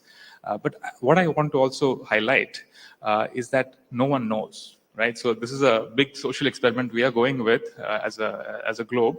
We're experimenting with a technology that's moving much faster, 2 degrees faster than other technologies, and it seems to have an impact on certain sections of the economy which are typically thought of as defensible. Right, so I just wanted to put that out there. Sure. I think we need more dialogue that is grounded in policy, technology, economics that understands this and actually lands us in a place that we'll do well. Right, about hardware. The way I see it is it's a set of raw materials that you need to run AI. Today, it is the talent to build the models, the talent to build applications on top of the models that make it usable across the country. If you have these two things, then you would need to use these models at scale, and that happens on top of hardware. And as you know, the most important hardware right now is the NVIDIA chips, which I think the United States is now controlling how it gets diffused across the world. There are other attempts at building chips as well. And the layer below that is actually power, right? So these will be the key raw materials, the talent to build the models and to use the models, and then the hardware that can accelerate these models and the power that is required to power these to actually run the models at scale. And we will have to build at all 4 layers, right? And India has to build chips going ahead. We were really behind in the last generation of semiconductor revolution. Even in power, we have actually one of the few countries to have a unified grid. But you need to have nuclear reactors. This is a well-established factor. There's enough money going into the US for that. So these are the second, third degree investments we'll have to make. And all of them are infrastructure. But now is the time when we go out, build these models. And I think in the next year or two, we should be making India one of the largest consumers of this technology. So we stand up and are given notice in the global scheme of things. Just one more point on this. We've seen the Chinese DeepSeek model come up recently. It's fascinating in terms of its ability, and it's also interesting because it resulted in a crash in the markets of NVIDIA and other chip makers, because apparently the Chinese and this particular company is able to achieve realistic results on the basis of far less computing power. Optimization of hardware going forward, is that perhaps the best way to maximize the potential of the technology? Yes, there are 2 parts to that. By the way, it was very interesting to see how much the DeepSeek moment got caught up in day-to-day parlance. You know, there were people who are uncles and aunts asking about DeepSeek. Maybe it was the origin of where it came from that made it so interesting. But there are 2 parts to it. One is the cost of training the model, and the second is the cost of sort of serving the model or using the model. The training of the model, they showed that it can be a much smaller number, but that's somewhat debatable. But that's not where most of the money goes. Most of the money going ahead will be in running these models at scale, right? And using smaller models which can be served cheaply, fastly, etc. And I think that's where most work is. In fact, the compute problem that you mentioned is also about making chips which are more customized for this workload and make it cheaper. And in fact, that is the #1 problem for India, which is to massify this technology. We need to bring down the cost of serving these models at scale. Right. And that's where we should be focusing the most. Ronnie, let's talk about upskilling and the need, again, based on what a lot of you have actually said, that, you know, it's not a certain group of individuals who need to be reskilled or upskilled. Upskilling, reskilling has to take place everywhere. How do we maximize AI by upskilling? See, firstly, I think leadership needs to harness it. Right now, it's sitting on an HR desk. I think it needs to sit on leadership desks. Right. Firstly, I think if that mandate comes in, it's different. Second, most people are looking at it again as a tick box, and therefore completion of a course is becoming actually now the absorption and the outcome of that is going to be. Because I think in the workforce today, you're not looking now at the bottom 10% and figuring out how to weed them out. You're actually looking at the top 40, 50%, and the rest of them are getting less relevant. So I think if you figure that mandate out, and everyone realizes that it's proactive and you need to be there, I think it's a leadership mandate that has to come in and not an HR tick box. I think that's the starting point. Puneet, how will AI be disruptive to business in India? Listen, there's a beautiful quote by somebody a long time back. It said, intelligence is a beautiful property bestowed on human beings. I don't think that's true anymore. It's not just human beings now who've got intelligence, right? So we are, in a way, starting to manufacture intelligence. Now, to your point around how does that disrupt or create opportunities for companies? And I call this a numerator-denominator problem, which is there are massive opportunities on the numerator side, which is create top line, right? Which is create products and markets that you couldn't earlier. Like if you go to e-commerce websites today, if you want to go to Goa, in the previous world, you would say, I want to buy shorts and I want to buy a shirt and I want to buy slippers. Now you just say, I want to go to Goa, and it gives you the entire, and suddenly you're buying more. Right. So I think, so there's a bit of a top line opportunity for companies in India to sell more and build products and serve markets that they couldn't serve earlier. And there's a denominator opportunity around efficiency and productivity, everything that we've been speaking about, like GitHub Copilot, right? Like Infosys has written 7 million lines of code. Now, 7 million lines of code written by AI, not human beings. And human beings are quality checking it and amplifying it. But how do you drive productivity? How do you drive efficiency? So massive opportunity, both on the numerator and denominator for companies in India to, it's already happening. Look at Apollo Hospitals, they're building co-pilots for doctors. Bajaj Finance, they're looking at customer service in a completely different way. RailTel is looking at public sector and saying, listen, how do we really embed AI across, pretty much across the public sector in India? So I would not say disrupt. I think it just creates massive opportunities for companies in India to leapfrog. And as India becomes AI first, like our companies should become AI first and build not just for India, but for the world. Well, I'd like to thank you all very much for being with us. We could keep talking for the next 2 or 3 hours, but then we've got other panelists and other sessions. But it is absolutely fascinating. And I think the message from all of our panelists is that the technology has to be embraced. We can be pessimistic, we can be questioning about it, but perhaps we need to look at how it is going to be a key part of our cycle of growth going forward as we work towards 2047 Viksit Bharat. Thank you all very much for being with us. Thank you. Thank you so much, gentlemen.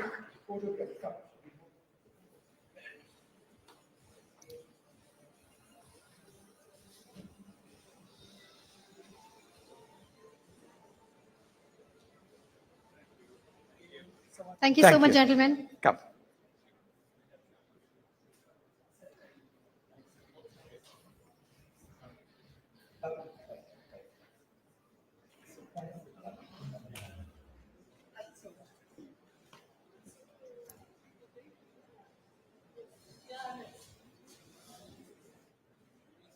All right. As India charts its course towards becoming a developed nation by 2047, the democratization of wealth creation stands as a crucial pillar of this transformation, and mutual funds have emerged as a cornerstone of this financial revolution, not just as vehicle for investor wealth creation, but also as catalysts for nation building. For long, mutual funds are believed to be sahi for investor wealth creation. And why not? I mean, the key question is, do mutual funds do a lot more than just sahi hai in the mission of Viksit Bharat, that just creating wealth of retail investors? Well, what will the future of AMC of India look like? And to explore this as a journey and what the future holds, we have with us today an extraordinary panel of industry leaders. Ladies and gentlemen, please put your hands together in welcoming Mr. Navneet Munot, MD and CEO of HDFC AMC and Chairman of AMFI, Ms. Radhika Gupta, MD and CEO of Edelweiss Mutual Fund, Mr. Swarup Mohanty, Vice Chairman and CEO of Mirae Asset Investment Managers India, and Mr. Nilesh Shah, who's the MD of Kotak Mahindra AMC, and leading this conversation will be my colleague Alex Matthew. Over to you, Alex. And ladies and gentlemen, please put your hands together in welcoming them. Hi. Yeah. Nilesh bhai. Okay. All right.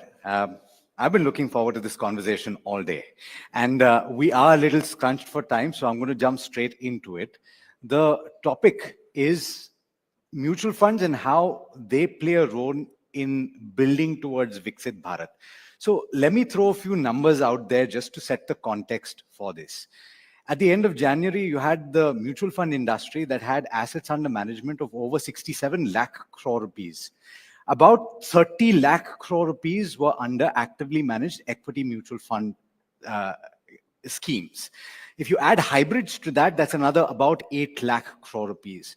If you add index funds and ETFs, that's another 10 lakh crore rupees. It's a very substantial amount of money. But if you think about it, there are about 5 crore unique investors that are putting money into equity mutual fund schemes. So, as I said at the start of the day today, the industry is just about scratching the surface.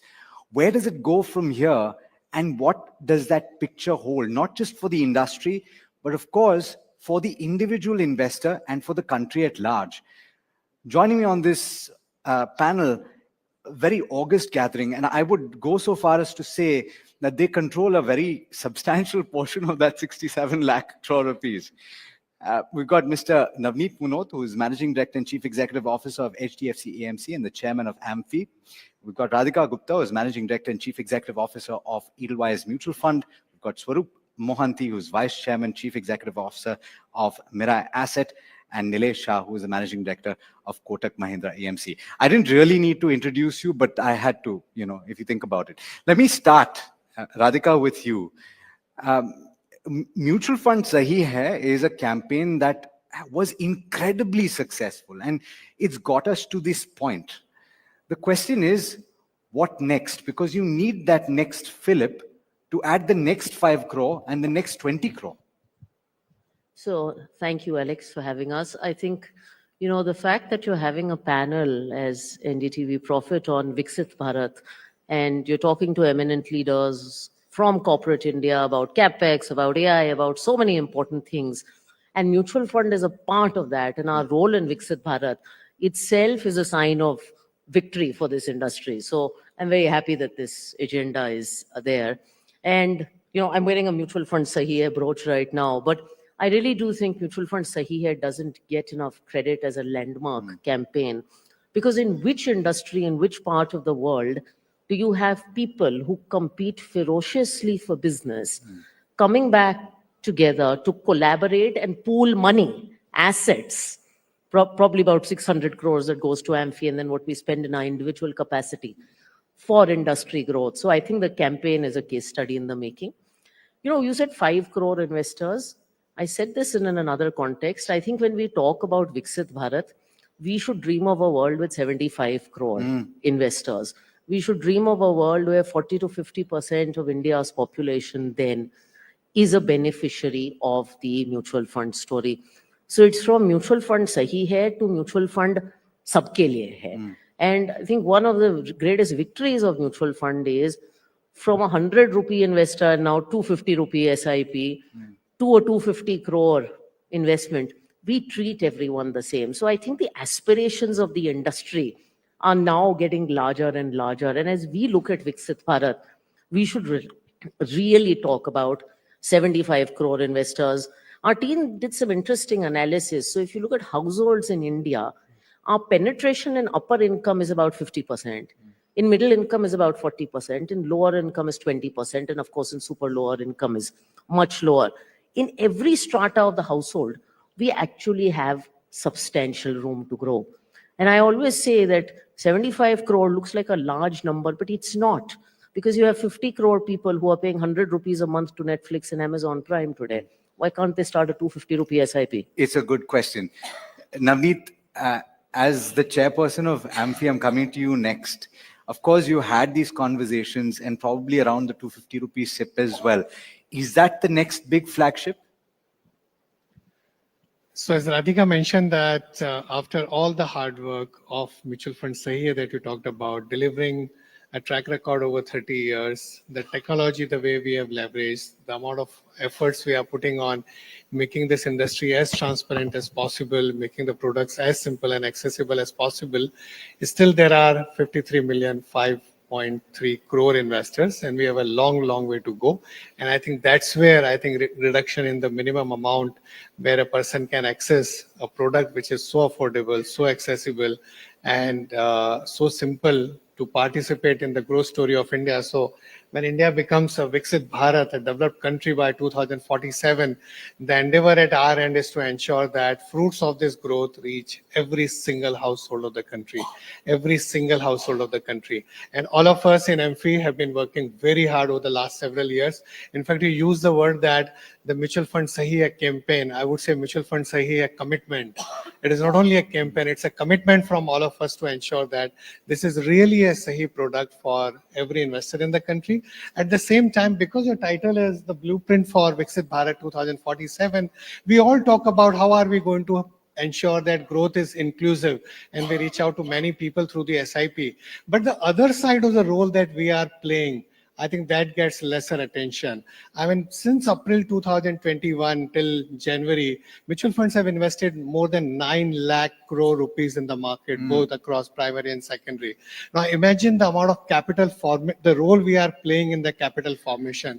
Look at the participation we have across all asset classes, across all products. So right from the overnight repo market, Nilesh Bhai and I have been a bond trader. So right from an overnight market to a commercial paper, to certificate of deposit, to short-term bonds, to long-term bonds, to REITs, Yes. to InvITs, to the equity market, everywhere the participation we have, which is aiding to the growth of the country. I think that's a much bigger role. The job creation that we do, I think that also needs to be talked about. That was going to be my second point. I wanted to, but let me quickly get your view very quickly on the next leg, right? Because I'm trying to understand as an industry as a whole, ultimately you're trying to capture or bring more people into the fold. Right now you have several investors that have come to the fold already, and there are few very large investors. So therefore the numbers look large. Of course, you're getting more and more retail investors every day. Quick answers. Where do you both think the next leg of growth for the industry will come from? And I do want to talk next about what you've just spoken about, Navneet. I'll come back to that. So, Alex, I disagree that we have got big fishes and we have got a lot of money. In FY21 to FY23, 3 years, people have put more money in currency notes than what they have invested in mutual fund. I still have to convince Alex that Alex bhai, आप जो पैसा currency note घर पे रखे हैं, sir मेरे पास कुछ उसके झाड़, सर आपको पता नहीं, एक बार घर में जाके देखिए फिर पता चलेगा ये डिमोनेटाइजेशन के टाइम पे कितने लोगों को घर से पैसे निकले. तो I have to still convince Alex भाई कि भैया जो पैसे आपने करेंसी नोट्स घर पे रखे उसके झाड़ नहीं उगेंगे, म्यूचुअल फंड में डाल दो, हो सकता है थोड़े दिनों के लिए नुकसान सहन करना पड़ेगा, बट यहीं पे पैसा बनेगा. I still have to go and convince investors who are buying lottery. The day when lottery buyer starts making money, the business of lottery will shut down. Yeah. But in India's most intelligent state, most educated state, people are buying lotteries hand over fist. True.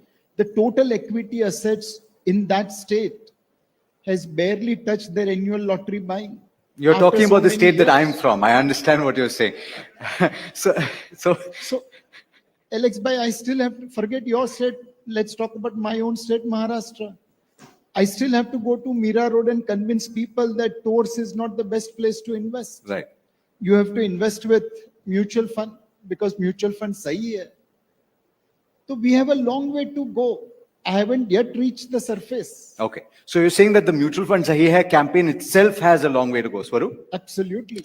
But I think, that's the background. But let's look at how it's changed. When I started my career in the late 90s, 75% of the AUM used to be owned by institutions and corporates. Today, 65% of our AUM is being owned by individual investors. So there's been a dramatic change. Before COVID, we were 2.3 crore folios. Last year, and I think 2024 is the turning point for us as an industry, because last year we added 1 crore folios. The financialization of assets is beginning to happen. And let's face a very interesting phase in our country right now. This is the first time in my career of 30 years that I'm seeing 3 generations investing together. Yes. Typically, it was 2 generations. My father, me, and my son are investing together. And my son's population happens to be far more than my father and me put together. When you look at 1 crore being added 1 year, and our industry now hitting 30 years of track record, me being a late entrant into an industry, 16 years track record. All this is adding up. Okay. And the ease of transaction, all of you talking about this product now at a different level, I think the story is beginning to happen. So, and that perfectly sets the context for what Navneet already mentioned. And since you've already talked about the numbers, let me go to the next part. And I'll start with you, Nilesh bhai, which is the role of the mutual fund industry, and mutual funds in particular will change a little bit in terms of having more to say at the boardroom level, not necessarily at the boardroom level, but certainly at the AGM level and in the conversations with the boards of various companies, because you are ultimately going to be very large investors. A lot of primary issuances have happened over the course of the last year simply because you are the largest investors, right? And they've sailed through. So how do you see that role moving, and everybody weigh in?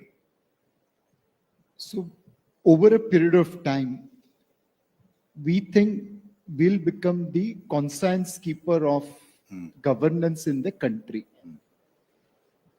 We have to work very, very hard to ensure that minority shareholder interests are protected and the gains of business are shared equitably.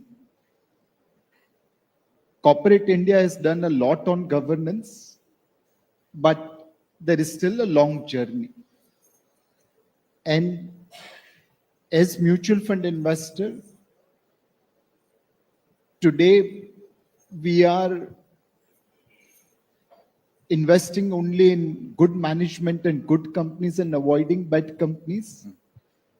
But a day will come when we'll invest in bad companies and make them good.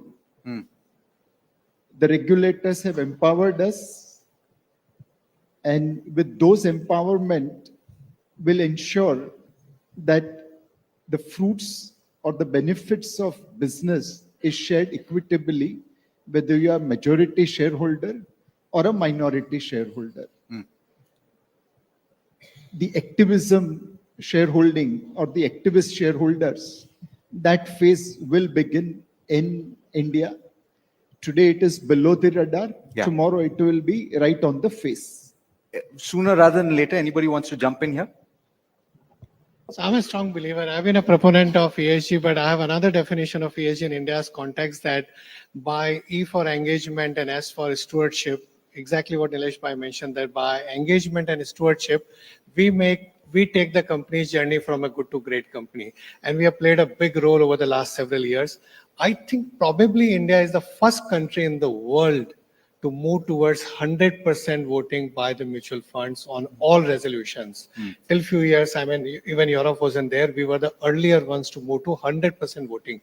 We put our votes in public domain, how we have voted after every quarter. So the kind of work that has been done on the stewardship, the kind of work that has been done to enhance the governance and the, let's say, the efficiency of the corporate India has been underappreciated.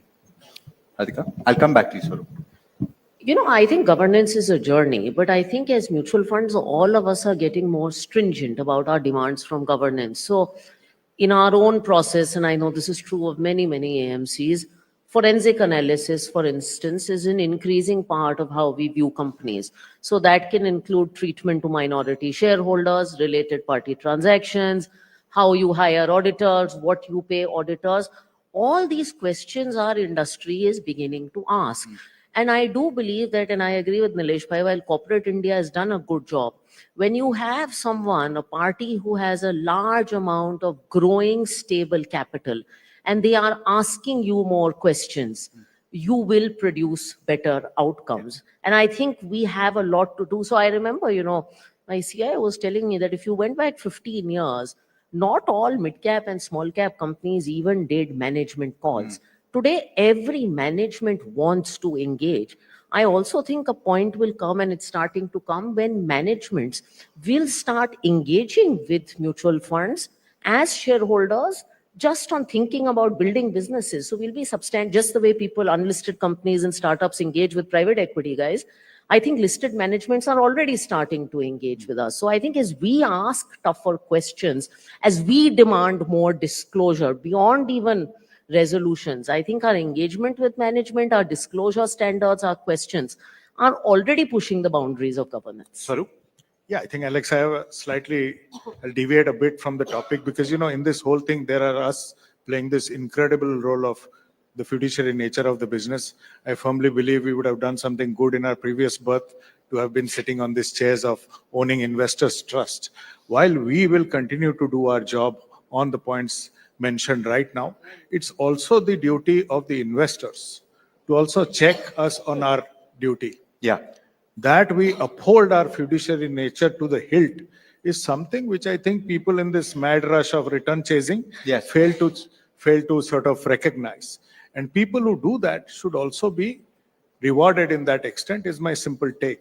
It is a triangular relationship between the money we get from them, and because of that we demand these from the companies that we invest in. Yeah. But from the investors' perspective, they should also put a big onus on people who uphold this fiduciary responsibility. Simple. And I'm glad you spoke about that, Swaroop, because it brings me to the next leg of this question, which is, or this conversation, which is, and I'm not going to get into specifics, but there has been a huge conversation over the last couple of weeks about investments in the broader end of the spectrum, right? How much of this is managing expectations? Because Nilesh, I saw a post on social media that you put out, and you spoke about the fact that it's not necessarily a question about the amount of products, because ultimately if you liken it to the restaurant industry, then restaurants keep introducing new dishes. You don't necessarily go out and try every one. But the reality is that you are creating a financial a number of financial products, and you are maybe, because of the performance of these schemes, driving investors to certain products. There are over 200 sectoral and thematic funds currently. So purely on the basis of the number of options available in a single category, are you maybe paralyzing choice? You want to take that first? No, I don't think so. In fact, Nilesh wrote it very rightly today, and maybe he can respond more to that in that manner. But otherwise, I think this is the most simplest product, right? Isn't it? Just because we have more number of products doesn't make the product more complex.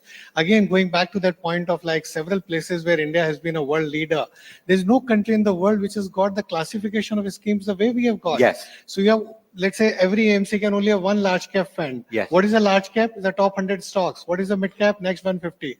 This kind of definition is not there anywhere else in the world. You can have variety of funds which call themselves a mid cap and a small cap. In US, somebody will call a small cap as 1 billion, somebody will call 5 billion, somebody will call a 10 billion. Universe will be very different. You see several kinds of products in US. Everybody uses S&P 500 as a benchmark. It doesn't happen in India. Benchmarks are like, they are uniform, they are comparable. The amount of regulation that we have, and we take pride. I mean, some people might say that we have excessive regulation, but that has really helped us in making this industry the most transparent in the world. I'm being told that I have to wrap, but I would have loved to ask you about your thoughts on managing expectations, because ultimately that is what it is. 1 minute, I'll give you one example. Just launching product doesn't mean that the way we are marketing, we are very, very particular about that. And I said it's commitment. We launched India's first defense fund, I think 2.5 years back.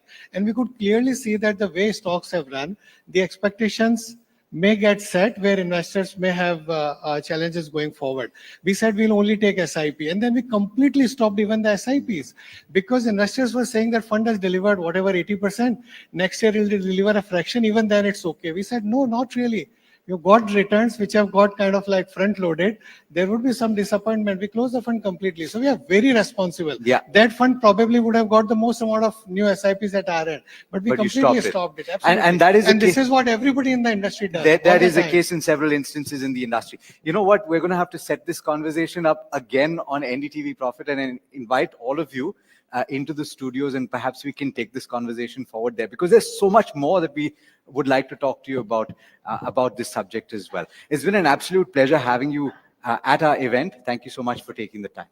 Thank you. Thank you.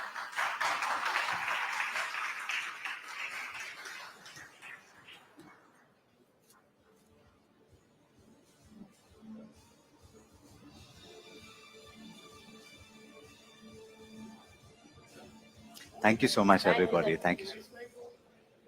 मैंने मुझे वही पूछना था, but I didn't get a chance.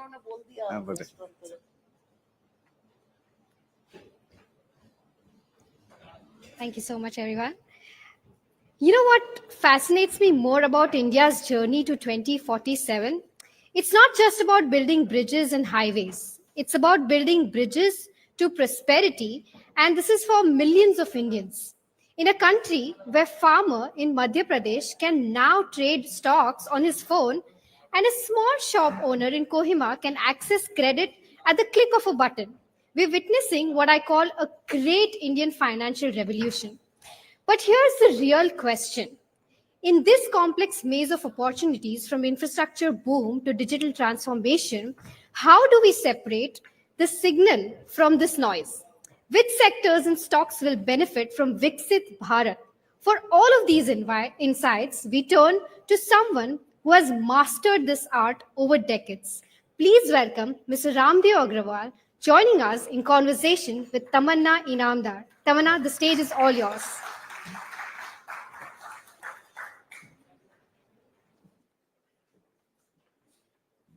Come, sir.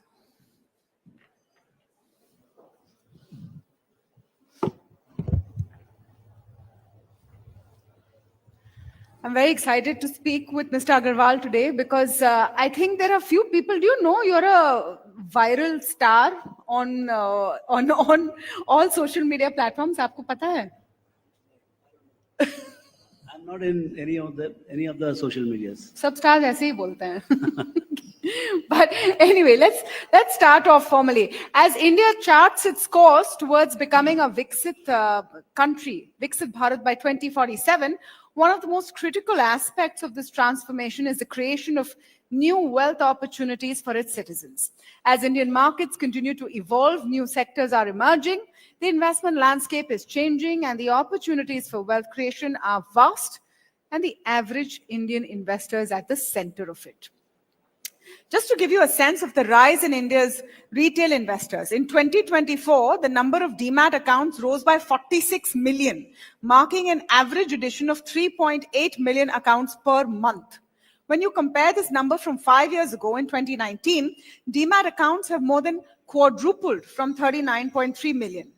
SIPs, which have consistently been the backbone of retail participation in mutual funds, have also witnessed increased transactions.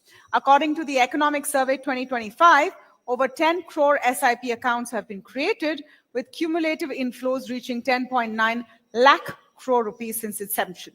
So the question right now is, how does investment in stock markets really fit in with our concept of Viksit Bharat? The fact is that it does. Let me start with this, and please welcome the legendary Mr. Raamdeo Agrawal.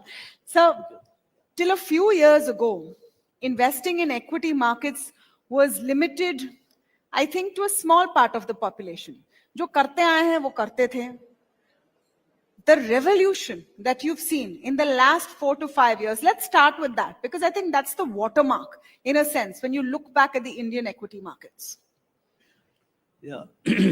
See, I started my career in stock market in 1980. So I have seen 45 years of the market. And it was extremely primitive in 80s. And I was also not knowing much about the markets, and started building research prowess and slowly build the company and all. But it was going on till about 2020. And somewhere in 90s, this KYC trouble came. for introduction of the clients. And it became so notorious that it was taking 8-10 days to open an account. And it went on like this till 2020.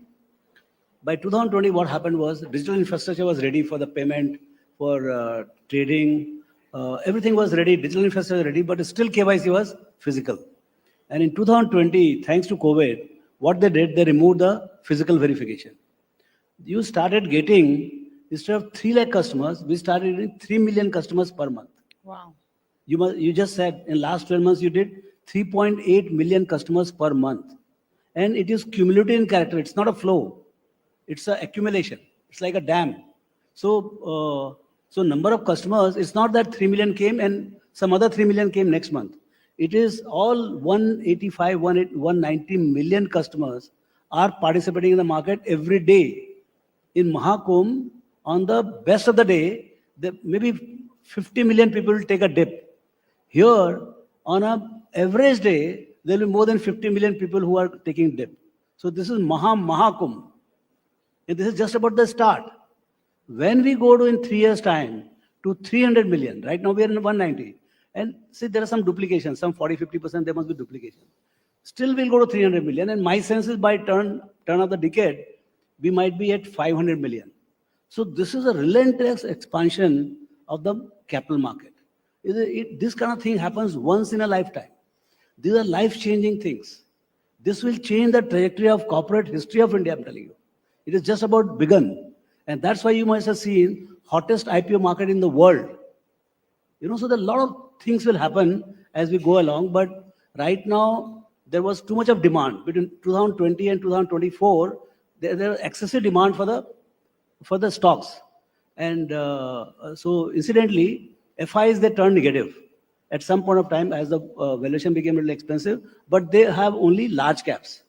So when they started saying large caps, the entire momentum shifted to mid and small, where there was no play. I mean, there was only one way, and the stock went to the roof. I mean, 50p, 70p, 100p, people are justifying. From 100, it went to 125. From 125, it went to 175. No, so we'll come to the question of what's happening in the markets right now. Hum us par aate hain. But I want to come back to something interesting you said. When you call this bigger than a Mahakumbh, investment ka Mahakumbh. Yes. Let's come down to the fundamentals of it just for a second, and then for market P, valuations, corporate results, सब बातें करेंगे. जनता equity में पैसा क्यों डाल रही है? Because this India is not satisfied with 6% in FD. This India is in a hurry. They want to create wealth. Is the stock market still the best way to do it? We are in an overheated market. FII is heading for the exit door. Is that faith? Because we talked about Mahakumbh. This is also faith. The Indian investor has faith. Is that faith well-deserved or misplaced? देखिए आगे क्या होगा मुझे नहीं मालूम. Future is uncertain. That's the excitement of future also. मैंने 45 साल देखा बाजार का. मैंने बहुत अच्छे टाइम देखे of the economy and market both. We have seen worst of the times, and yet I mean we have seen 9/11. We have seen Bharat-Pakistan war and all, everything we have seen. But can I have some water? Yes, yes, of course, please. So, can we get some water, please? So I would judge the future by what we have seen in the past. And we have made money at about 15% compounded at index level. People like Rakesh Jhunjhunwala and all, they must have done at least 2x, say 28-30% minimum. I would have done maybe 22-25%. So if you do compounding at that rate, let me give you just what is the power of compounding.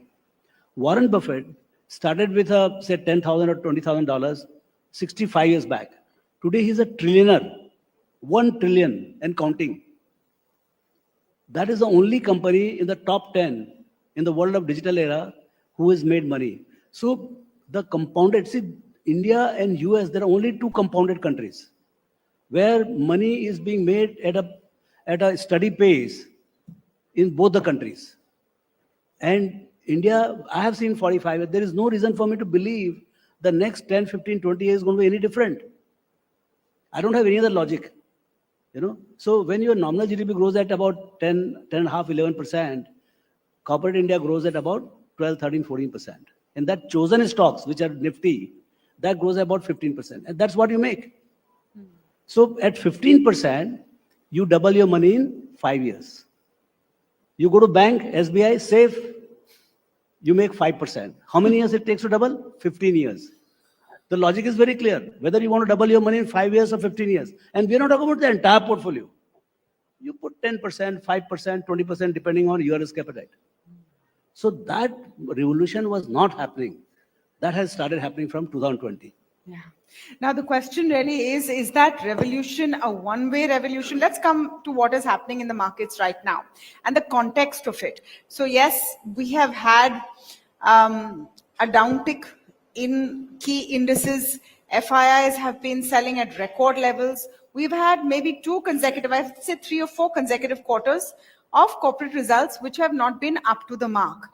But the retail investor or the Indian investor has continuously shown faith. They've very famously been called the shock absorbers for the capital markets. So my question to you is, if you are speaking to these shock absorbers right now, what is your message to them? How do they make sure that they sail through this storm? See, it's painful. I mean, when markets go down, I don't like it, nobody likes it. Whosoever is invested, they would like to see higher price. But for every unloam, you have to have vilom. You can't just keep doing up and up in the breathing also. You have to come down. So the correction and healthy correction is a very, very integral part of the market. In last 45 years, I have understood that. I also don't like the corrective phase, but it is almost like a part of the life. Reversion to mean is part of the life. So last year, in 2024, the index went up by 10%. But everybody's portfolio did anywhere between 30 to 40%, 50%, or maybe 70%. Lower the size of the stock, higher was the return. Okay? Now, in the current year, index actually will go down by 10, 12% or 15%. But the portfolio will go down by much larger amount. So 1 minute, you think that the index in the current year could go down by 10, 12% and already it has gone down. Even further? Is more pain I don't there? know. We don't know. Okay. I don't know about that. I'm just saying, I'm just making a broad this thing that in calendar 24, when the index went up by 10, 12%, you have no business to make 40%. That 30% जो है ना वो मतलब क्या बोलूं मैं? It's a stolen money. वो जाएगा आपका. क्यों जाएगा? कैसे जाएगा मुझे नहीं मालूम. दो चार बदमाश लोग या अच्छे लोग जो हैं वो बचा लेंगे. बाकी broader market से निकल जाएगा वो. That's how it works. The reversion even must like that. क्या यही हो रहा है इस वक्त? Is that what we're seeing right now? Because I'm asking about, so a very prominent person recently talked about stopping SIPs in small and mid-cap stocks. Said that small and mid-cap stocks right now, you should exit lock, stock and barrel. Was the exact quote. ना coincidence हो सकता है कि तब से त्राही मची हुई है, कोइंसिडेंस हो सकता है, लेकिन ये सवाल तो है कि ये क्या है जो बाकियों को नहीं दिख रहा है. The very concept of SIP, systematic investment plan. So आप जो है सर डॉलर कॉस्ट एवरेजिंग, तो आप जब बहुत ऊंचा रहता है तब भी आप एक रुपए का खरीदते हैं और जब बहुत नीचे रहता है तो भी आप 1 रुपए खरीदते हैं. So that averaging out will market do it. You should not break your SIP. You should not break your SIP.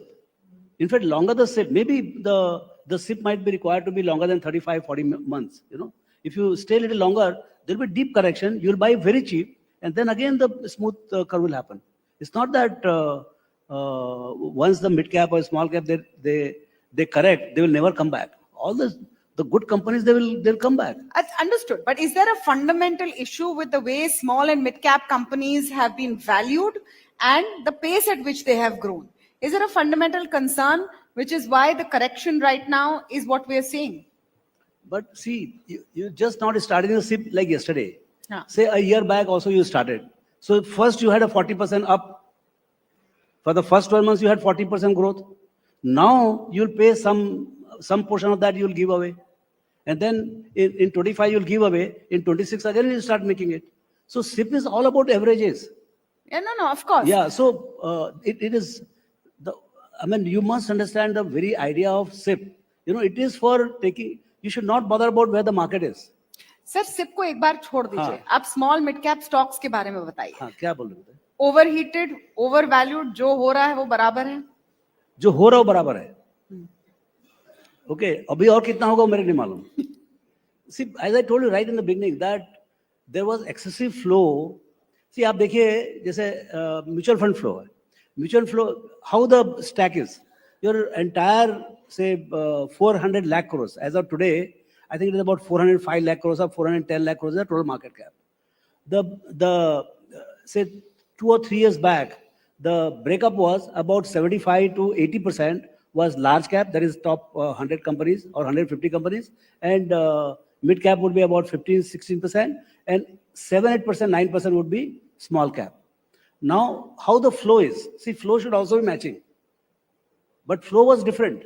Flow is like 15% is going to small cap, and 35% is going to mid cap. And large cap is getting again 35%. So 65% of the market cap is getting 35% flow, and 20% of the market cap is getting 35%. So what is going to happen?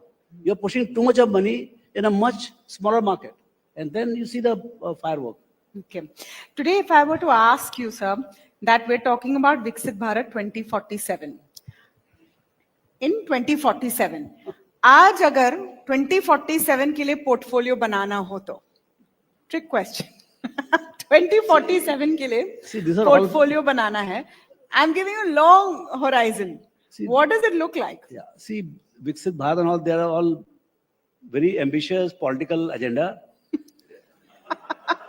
You know,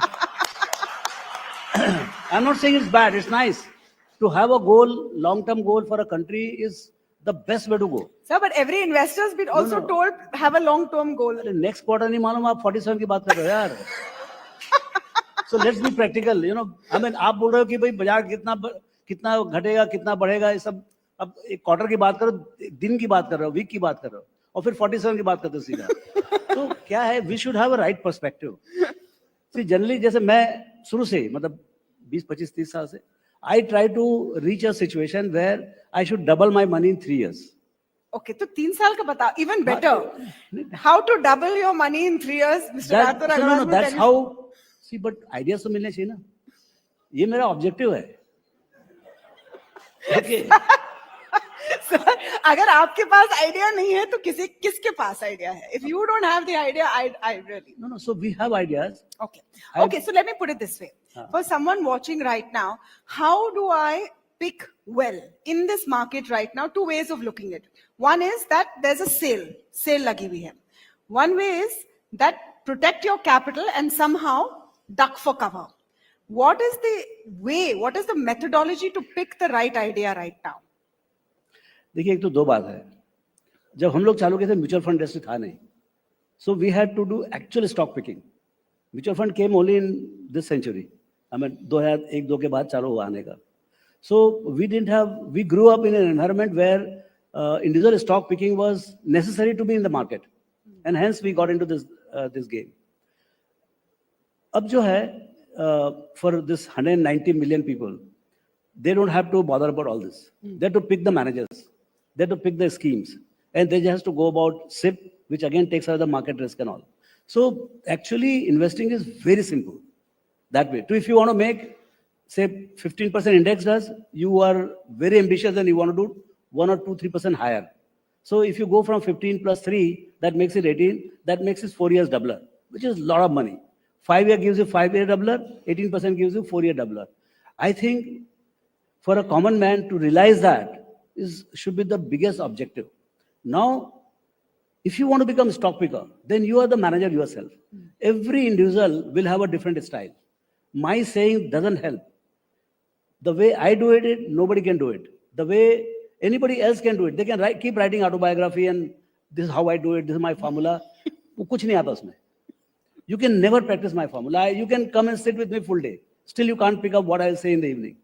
So हमने QGLP formula और जितना research है तो हम लिख के भेजते हैं ना, हमको मालूम है रिसर्च का फायदा हमको ही होने वाला बस. Because it is everybody has to fend for themselves, particularly when they are picking stocks. Okay, because how to judge the quality of business? How to judge the quality of management? Okay, what are the 1 or 2 parameters that you look at? Pardon? What are the 1 or 2 conditions you look at? How to judge the I'm quality telling of you a business? QGLP, I have a only very simple formula. Top quality business, top quality management, long way for growth and quality and very reasonable price. Actually, I can make it even simpler. Top quality business, top quality management, and reasonable price. The problem is to get the third one right. Reasonable price. Right now, are the prices reasonable after the correction that we've seen? It is more reasonable than what it was, say, 2-3 months back. Not on your parameter till now. No, some stocks are clearly there. Yeah, they're clearly there. What, according to you, is the reason that FIIs are, I think, relentlessly selling? Is it because they are seeing an issue with, say, corporate performance in India? Is it a concern with slowdown, or is there some other story going on? No, one is that first thing is that, see, they look at a lot more macro, in the sense that they have opportunity to go to all 150 countries. Okay. So they have, say, 2 buckets, developed and developing.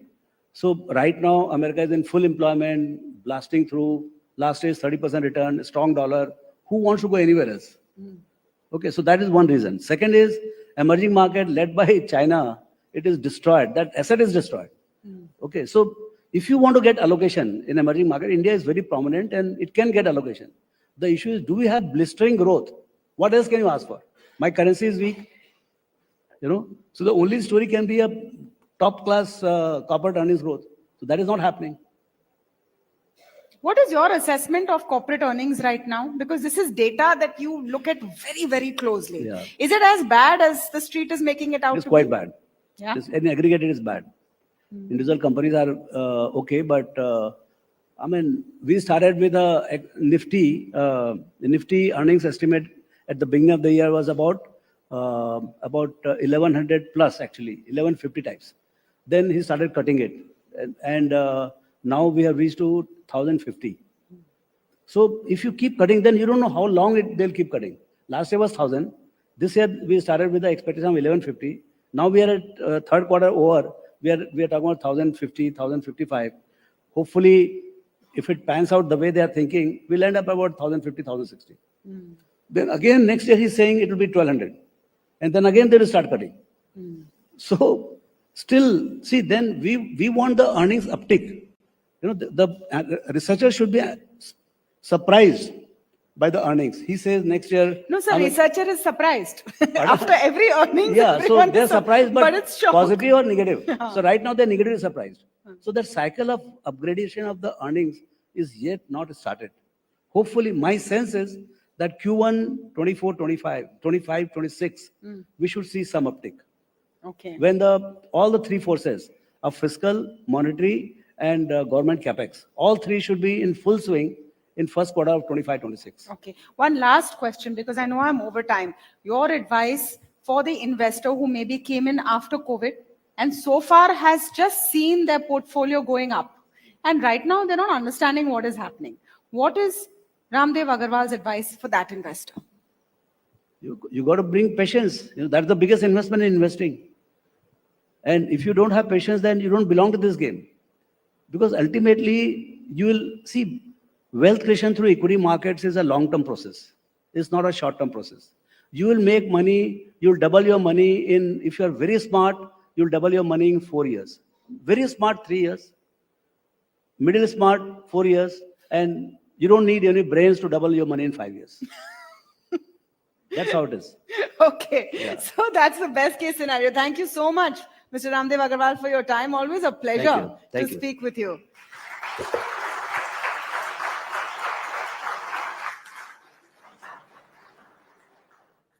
Wait, I think we'll take a picture.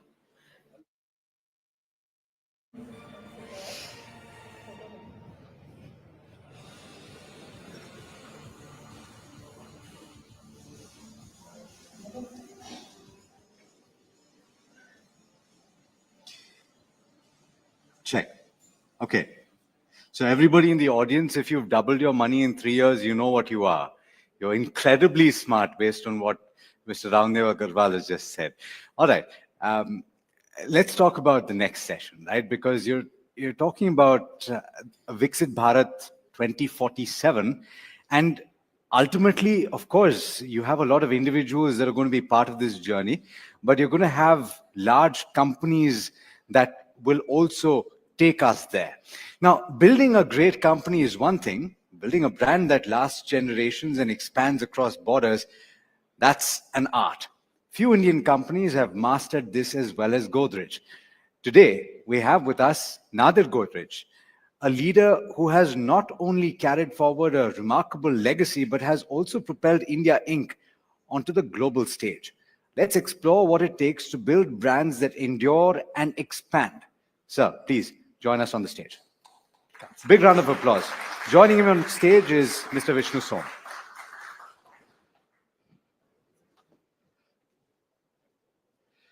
So the mic is for you. Great.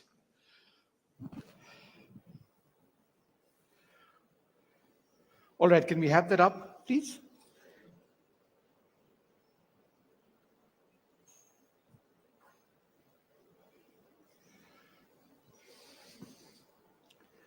No, the opener, please.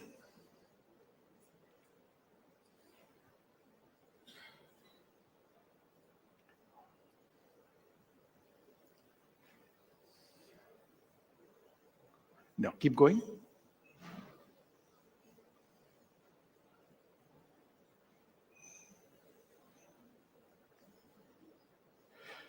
All right, ladies and gentlemen, thank you very much for being with us. There are few groups that exist in India which have made more of a mark than the Godrej Group. The Godrej Group have had a profound impact right from pre-independence times to certainly our independence movement. And today it is a group that continues to diversify. It is a group which continues to expand in different areas with a very clear vision of what it is to be Viksit in 2047, Viksit now ideally. The journey of the Godrej Group right up between now and 2047 has seen the group take strategic decisions to actually demerge a gigantic company into, I would say, two gigantic companies. But be that as it may, the role of the Godrej Group in India and our success story going forward is truly, truly remarkable. Nadir Godrej needs absolutely no introduction, quite besides being one of the finest business leaders in the country. He's got a real vision of what the future of a developed India needs to be. Thank you very much, sir, for being with us. Thank you. The Godrej Group does everything from aerospace to agriculture. Is it sometimes bad news to diversify too much? Obviously, when you try a lot of new things, one or two of them fail. And we had a few failures in the past, like once we were in the tea business, which we gave up. But most of our businesses have been very successful. And nowadays, we are very careful to try and go into businesses where our brand is useful.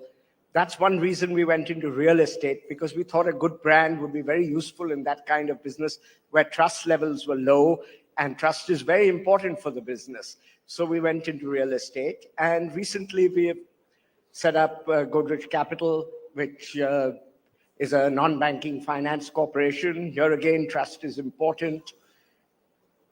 And we have values of sustainability, both environmental and social, which we think are very useful for a business in today's environment.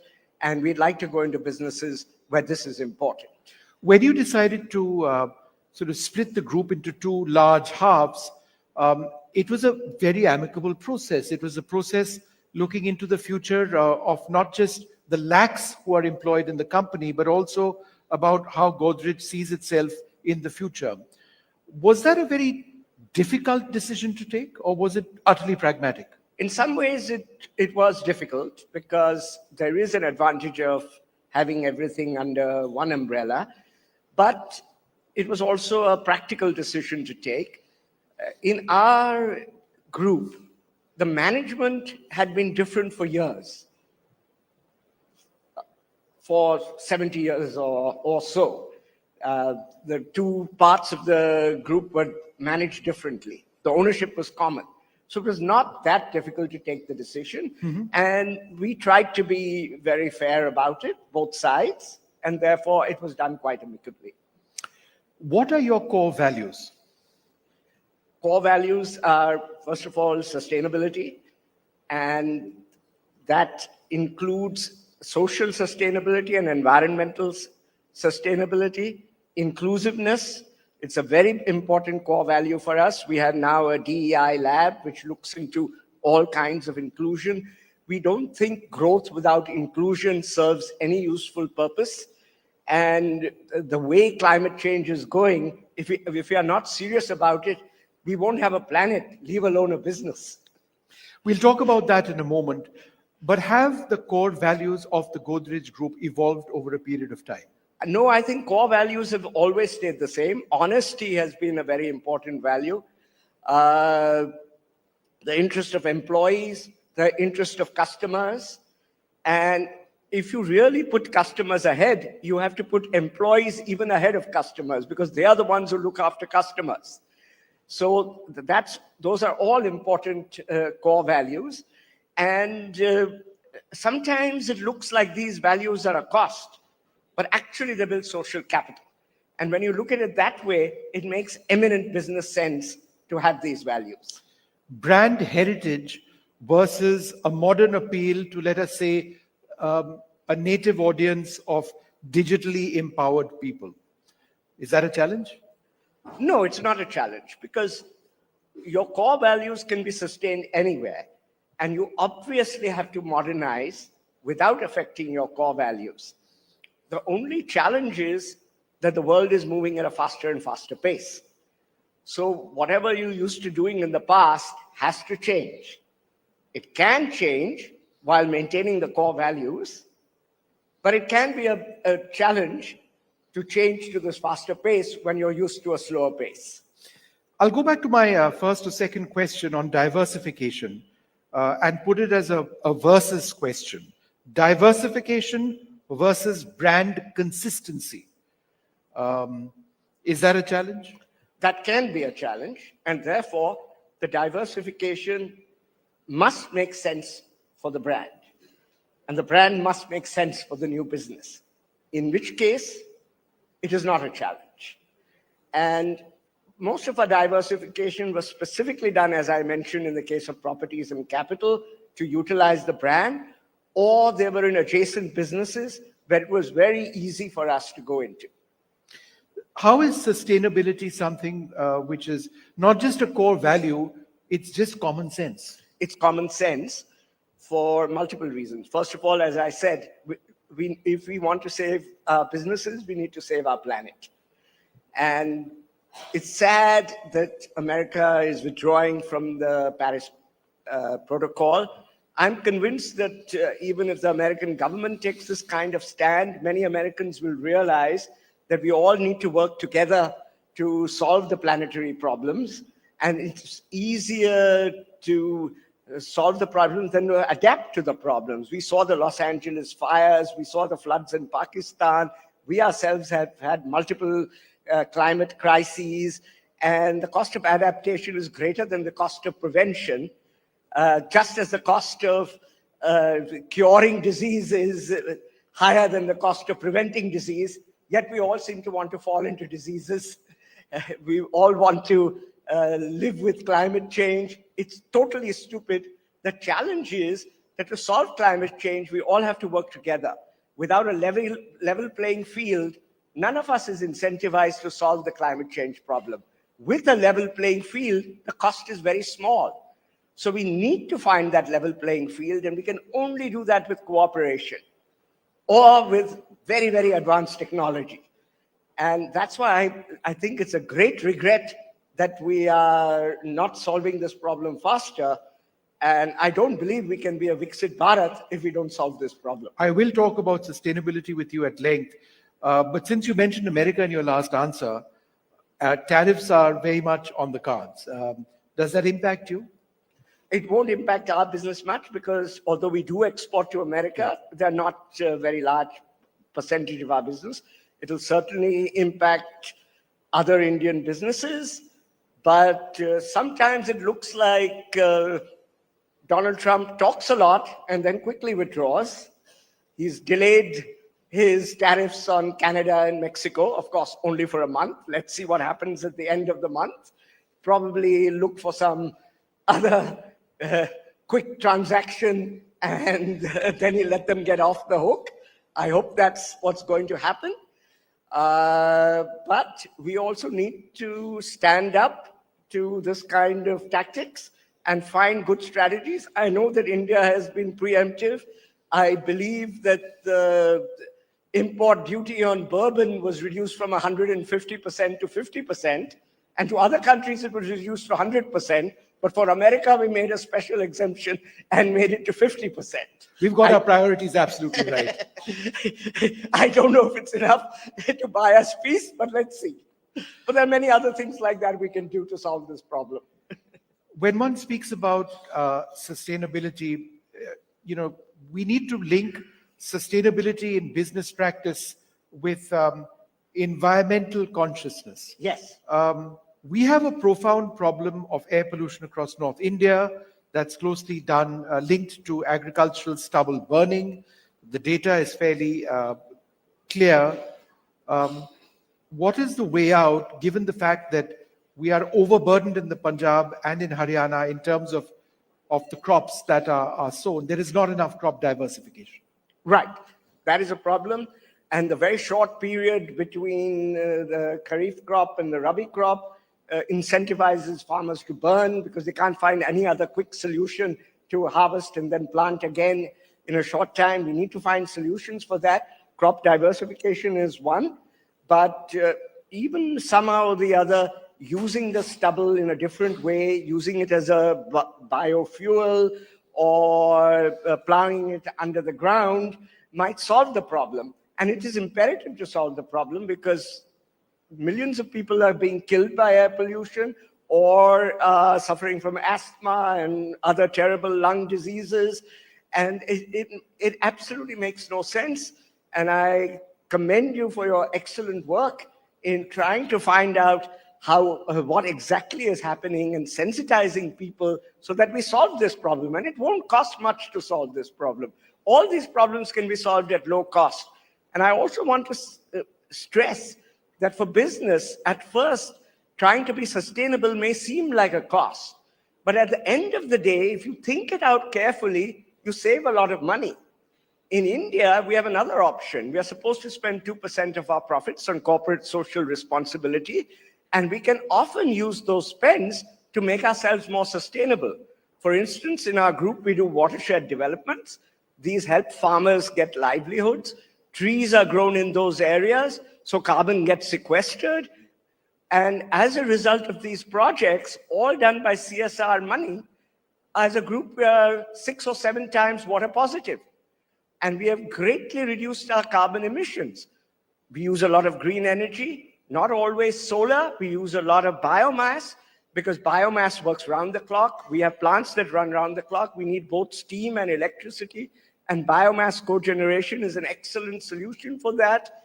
So doing sustainability in a sensible way actually reduces costs. So I would urge everyone, all you have to do is spend time thinking of good solutions. Why can't we have biomass plants which take agricultural rubble and convert it into energy? I think we should work on that. And we ourselves on our sustainable journey, we use a lot of soybean meal, and we are trying to work out a system where the most unsustainable part of using soybeans is the soybean stubble. Mm-hmm. And we are trying to find solutions for using soybean stubble so that Scope 3 emissions would be reduced. And I urge all businesses that are buying agricultural produce to make their own efforts to solve these problems. But in terms of Haryana and Punjab and the potential setting up of large-scale biomass plants which process biomass, is that something your group would be interested in potentially? Yes, I think all of us should feed be into the energy in that. grid. And I recall that CII had a project to do it. I haven't followed up what they did with that, but it would be good to have an industry-wide initiative to solve some of these problems if the government is not capable of doing it. Ultimately, do you believe one of the key aspects of what we're talking about, air pollution, we're of course talking about its impact on human lives, we need to also consider its economic impact. It is countless, billions of dollars possibly every year, lost in terms of growth because of people in the prime of their lives being impacted or because of ailments, right? So it hits us economically. Viksit Bharat may not happen quite as fast as we want it without this being resolved. And all kinds of challenges like that. With climate change, we may have more mosquito infestation. As part of our CSR, we have a program called Embed, which tries to control the spread of malaria and dengue, and it's been very successful. Diseases such as diabetes, heart attacks, hypertension can all be stopped by preventive action. And we need to do all these things in our own personal lives, through business. And prevention is better than cure. It's well established, whether it's climate change or health. So let's prevent. When one talks about artificial intelligence, there is often a sense that, that applies to sectors of the economy which aren't necessarily agriculture. But in fact, you and in our conversations, at the World Economic Forum, explained to me that AI has to be linked massively with agriculture. Yes. Why and how? Right. The problem with Indian agriculture has always been that the size of the farms was very small. So we were losing out on scale in the days when it was a scale economy. But now it's a network economy. And the solution to India's agriculture problem is to network. And how do you network? We have a business, the oil palm business, where our farmers, the smallholder farmers, they grow the oil palm tree. We provide them with the planting material, we pick up the fruit, and we give them advice. And that advice can be made much more efficient with artificial intelligence. Similarly, FPOs who buy produce from farmers of one particular kind can give advice to those farmers. So if we link up all the farmers, then we in effect have one huge farm to whom the correct advice can be given, and they can become more efficient and they can become more sustainable. Because if you do regenerative agriculture, you're much more sustainable. But if you allow the soil to deteriorate and you throw in more fertilizer than you need, you not only cause pollution, but you waste a lot of money. As we look at 2047, I would suggest that our biggest potential lies in our population itself, our demographic dividend. The fact that we've got young Indians and the fact that we've got a large number of women. So two questions which arise out of this. Let's talk about the role of women first. How critical is bringing in women into the mainstream workforce, where they are statistically accounted for as contributors, critical as we try and get to 2047? It's very critical, because how can you take advantage of your demographic dividend if you only use half your population? So obviously we have to bring women into the picture. And the biggest barrier probably is education. Of course, more and more women are being educated in India than ever before. And where this started early, like in Tamil Nadu, there are multiple benefits. I believe that about 40% of the working women in India are in Tamil Nadu. Right. Not only is there this direct benefit because of the education of women, their families are healthier, more successful. The men in Tamil Nadu are more successful because the women are well educated. So there is this double benefit. So the women is very important, but inclusion should be for all kinds of communities that have not been included in the past, whether it is caste, whether it is religion, whether it is the disabled. All of them need to be included. All of them need to be given specific training, either to overcome their shortcomings or even more important, to enable them to use their full potential. Reskilling is a crucial part, obviously. Skilling and reskilling and upskilling, call it what you want. Again, how is that critical to use our demographic dividend, to maximize the use of a demographic dividend? It's absolutely important. The skills we learn today in school are going to be irrelevant very fast. The whole emphasis on memorizing, and people who cannot memorize successfully committing suicide, is absolutely ridiculous. All we have to do is teach people how to learn.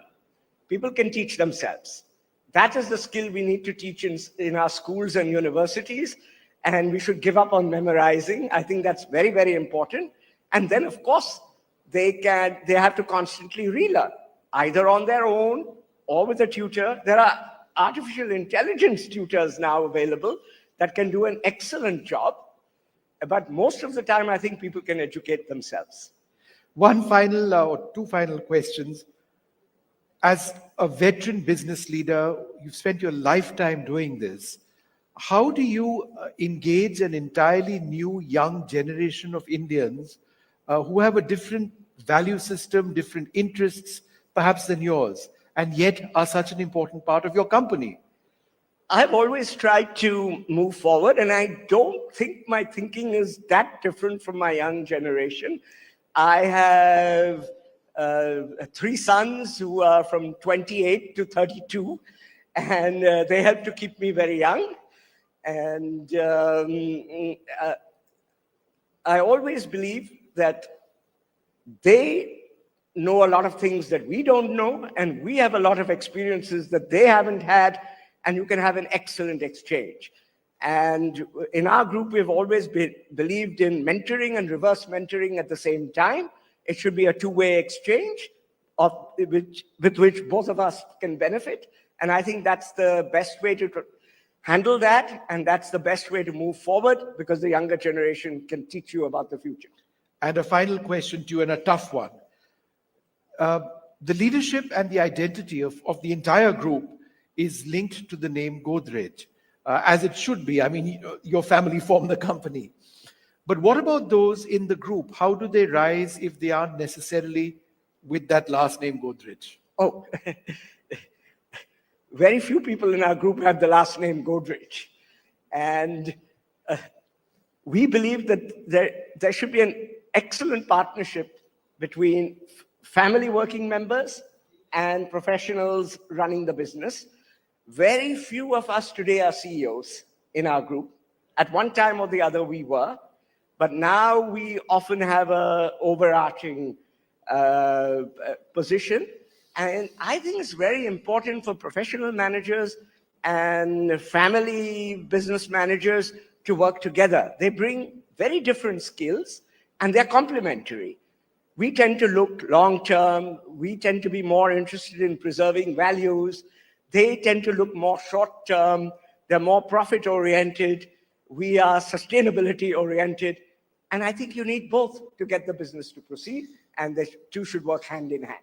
Mr. Nadir Godrej, you're inspirational to so many across this country, and your group is so much a part of the Viksit Bharat story going forward. It's been an honor and pleasure speaking to you. Thank you very much for being with us. Thank you for inviting me. Thank you. Come, sir, please. Come. Shall we get a photograph? Sure.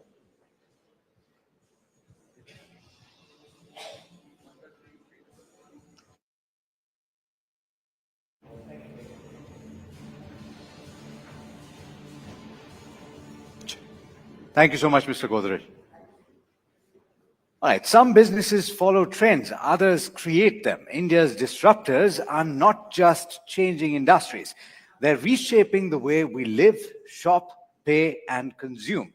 From digital payments to mobility, from e-commerce to entertainment. These visionaries have changed the Indian consumer forever. Well, the Indian consumer has evolved, and so have the businesses serving them. And today, we're joined by disruptors who changed the Indian consumer landscape forever. Please join us in welcoming Arvind Sanka, co-founder at Rapido, Piyush Shah, co-founder at Inmobilen, and Mr. Shashank ND, co-founder and CEO of Practo. Also welcoming on stage my colleague Hira Dadia, who will take the conversation ahead. Ladies and gentlemen, please put your hands together in welcoming them.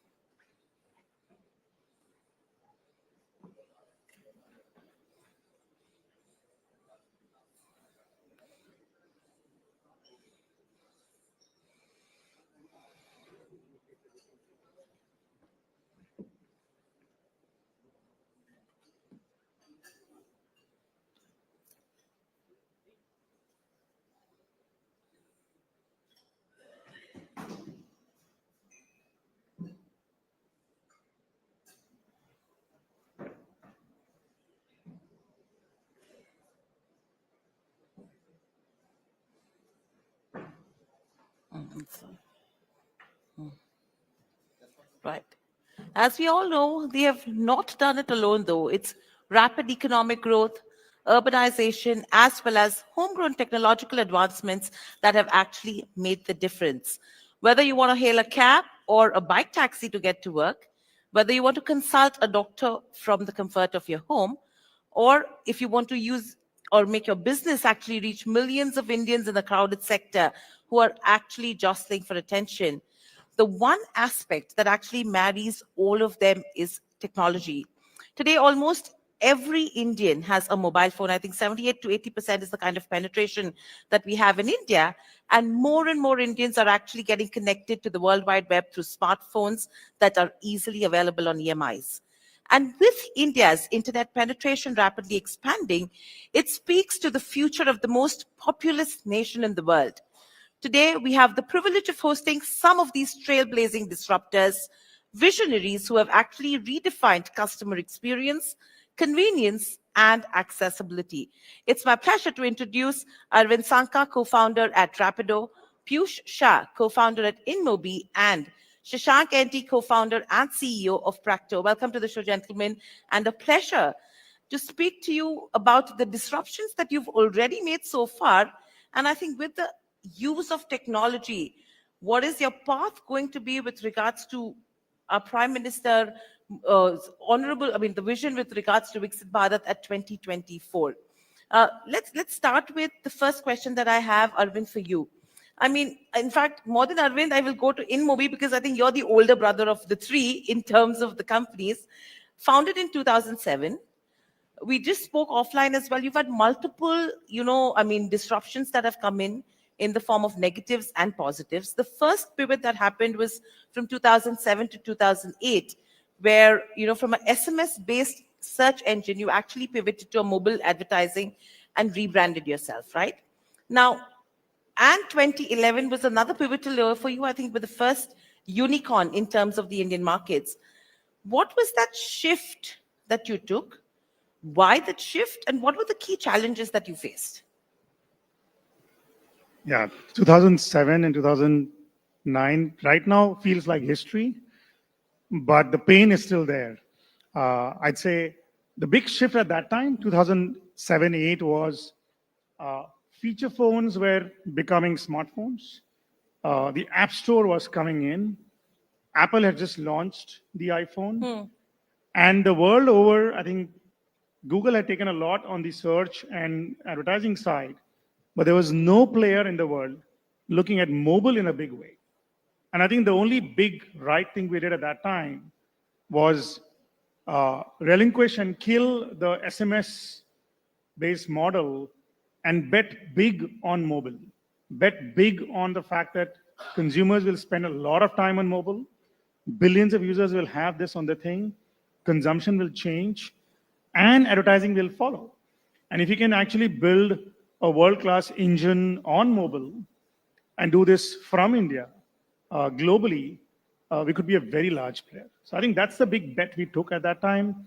I think the second big shift was at 2011 when Masa had the first investment in India on our side and really gave us the big, I would say, momentum and push to think absolutely global, not just think India and Asia, but look at the US, look at Europe, look at Japan, China, Korea. I think going global was a big shift. Who were you competing with at that point in time? Frankly, no one. We did this before Google launched their mobile advertising business or Facebook at that time. And then slowly all these biggies realized the value of mobile advertising, and then they all came in the flow, including Amazon now. But the interesting piece was how we caught on to each wave, mobile, and then the big rise of video, the big rise of programmatic advertising, going global, and then eventually just sheer the way brands want to measure more on mobile. All of that we kept innovating on. Absolutely, an absolute disruption coming in from an advertising perspective.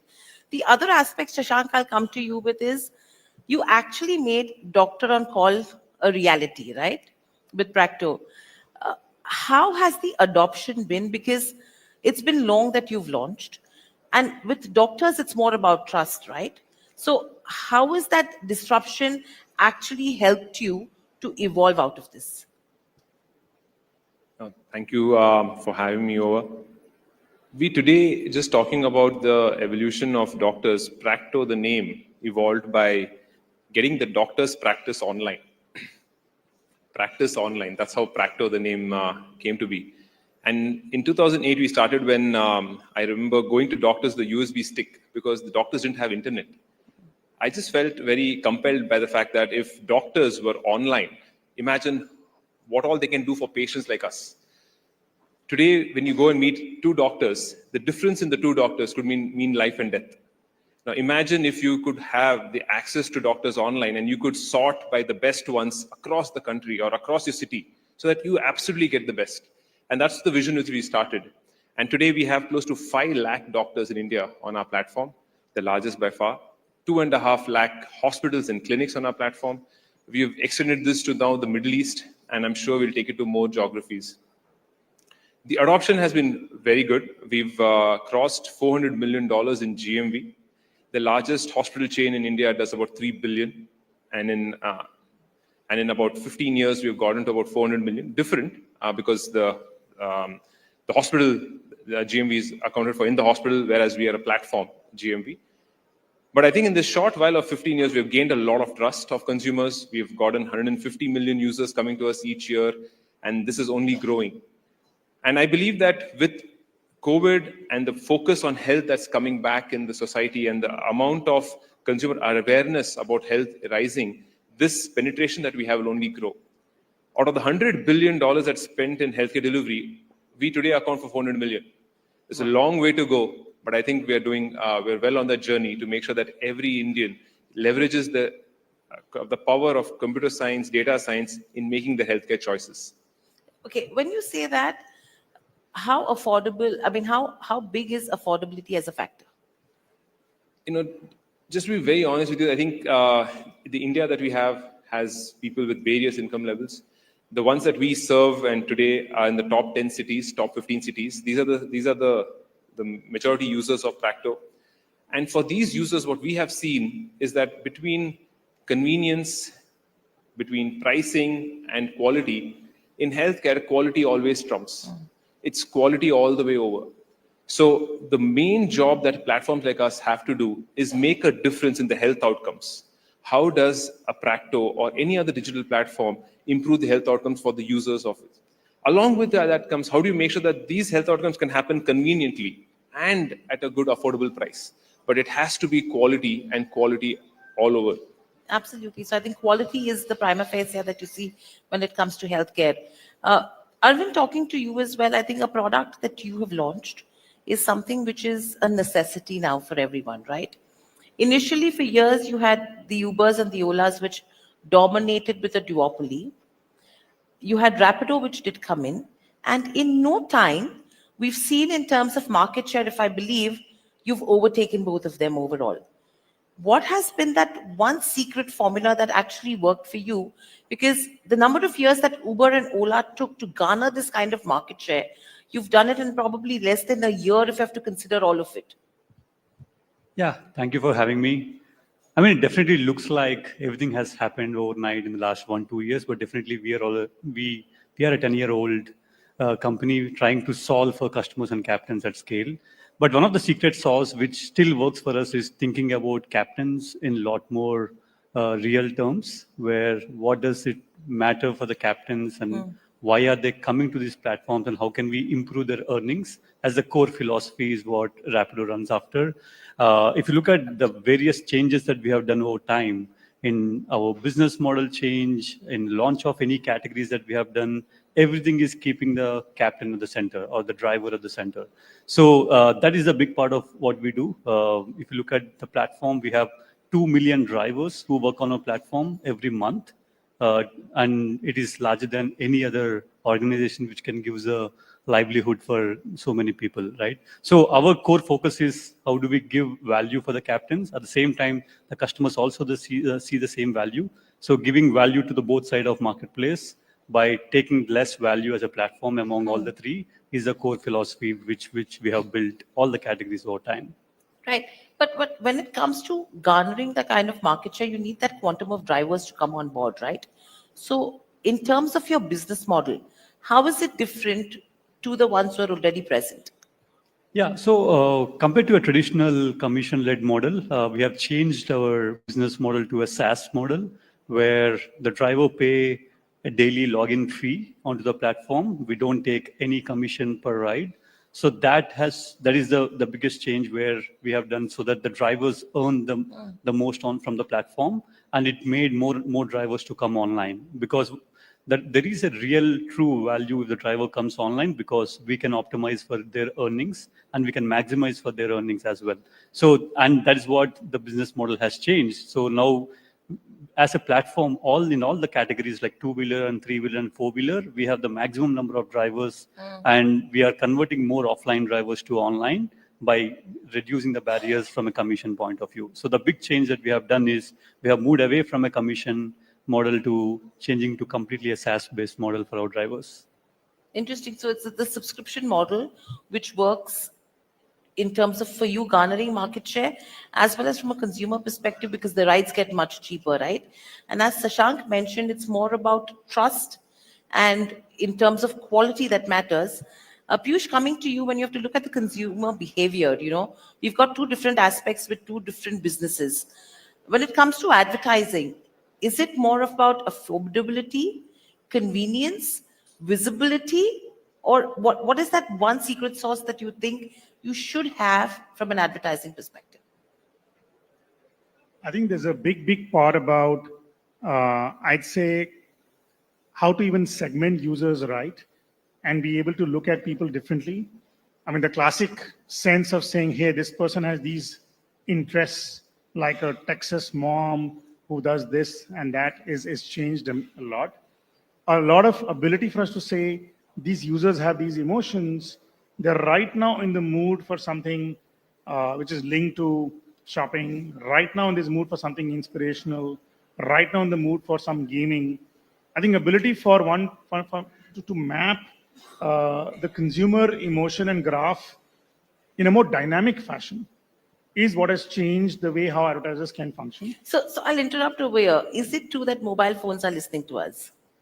Sorry? Is it true that mobile phones are listening to us then? No.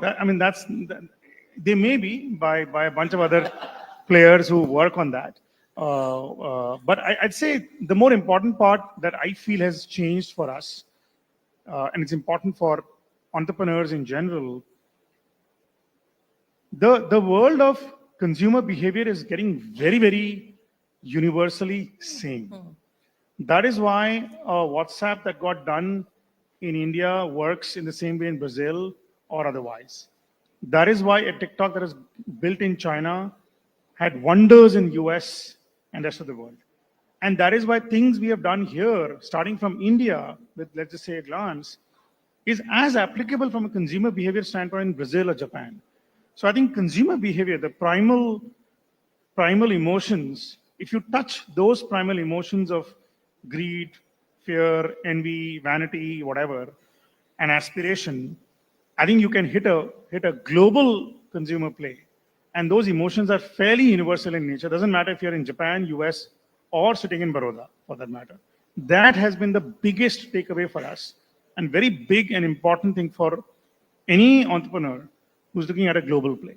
Like one emotion that you hit on me is right now ambiguity. To understand from Shashank and Arvind, how important is digital marketing for you with companies like InMobi? Because clearly, a lot of times, I'm sure everyone will agree, the moment you're talking about something, or I'm thinking of even booking a ride, or just about to type something, I keep seeing a lot of advertisements or pop-ups that will come up with regards to Ubers, Olas, maybe a Rapido, or for that matter, even if I'm looking at a practice, there will be peers or a pathology or healthians or something will start coming up, right? So how have you paved your way in terms of advertising with digital marketing or with, mobile marketing with what Piyush is doing right now? Yeah, I mean, given we operate throughout the country in multiple cities, so right now Rapido is present in closer to 200 cities. So the easier way to reach to masses is definitely digital, because, and we spend majorly on awareness. So we want people to know, because as a concept of bike taxi is pretty new in this country, even though the bikes has been there through the ages in the country, but bikes are not used as a taxis. So how do we make people aware about the concept of bike taxi? So that's our biggest investment. So we do multiple video campaigns and then static campaigns, making sure. And but what we do big is in terms of vernacular, because a consumer from Bangalore is very different from consumer from, let's say, Mysore or Tumkur. So to make sure that the consumers in that city understand the language and the concept, so we do changes according to the user behavior. But the big part of what we do is digital, to make sure that people understand the concept of bike taxis. And then when they need it, the name comes in. So that's how we use digital as a big way of marketing. And Shashank, for you, how important is this aspect of business in terms of marketing?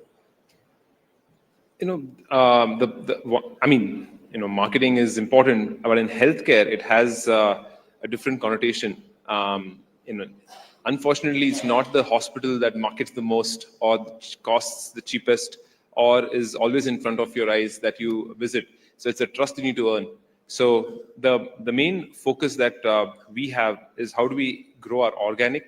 So 90% plus of our consumers who come to Practo, or 95% plus of the consumers who come to Practo, are all organic users. They come to us because they believe that we've been able to solve their problems, and that's how they reach us.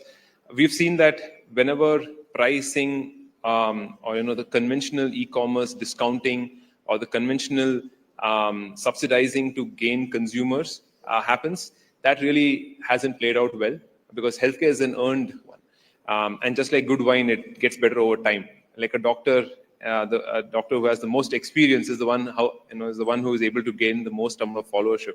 So we have done 17 years. I think the more number of years we put in, I think the less marketing and dependency that we'll have. Having said that, I was just talking to him outside and telling him that whenever we launch in a new geography, be it in Dubai or Abu Dhabi or Sharjah or in other geographies, the first level of interactions we have with consumers happens through platforms like InMobi, Google, Meta. And after that, it really has to be the product that really carries the day for you, and 90% plus of your users coming organically. Right. So with this, everything said and done, from here on, how important is adoption of AI? I mean, technology you've already adopted, right? Adoption of AI going to lead the path for Practo? I was telling one of your colleagues before this event that when AI came, they said, you know what, you can now pursue your dreams. You'll have more free time. I have not seen any of that. The only thing I have seen is my time has been taken over even more. I'm working harder than ever before, and I'm sure everyone is, because AI has made so many new possibilities that the first movers are going to have a bigger advantage. So I'm still waiting on that person who told me that AI is going to make life easier. I don't see that right now. The way we are using AI is quite phenomenal. So till 2008 onwards, all the data that we have been able to capture has been digitally stored with us. So 17 years of health data, anonymized, and that intelligence is with us. So we have been able to create for consumers healthcare assistants both for doctors and for consumers that can help them instantly. To give you an example, the biggest challenges consumers have is I can only get 5 minutes with my doctor. And then I'm shoved off because the doctor is busy. I can only speak with the language the doctor understands. The cost is a barrier. The distance is a barrier. With AI, you have everything at the tip of your finger. So imagine a person in a rural place, language no longer being a barrier. The doctors, going to the hinterlands of maybe Maharashtra may not know the dialect of that particular place, but AI can talk in that language and can talk for hours together for free. And this will be the best healthcare advice that they can get. Maybe not for complex cases, but for the simpler ones. So I think it's a revolution. We are seeing it in front of our eyes. We are seeing that doctors are now depending on AI to do. I'll give one last example, where we built an AI for doctors, where doctors, while consulting the patient, can actually get a sense whether the patient is trusting the doctor or not, and Okay. will eventually follow the medication that he or she will prescribe to the patient. Many times we get a prescription home and we say, oh, you know what, I'm not going to take that, I'm going to go to somebody else. Because in some place, the connection has not happened.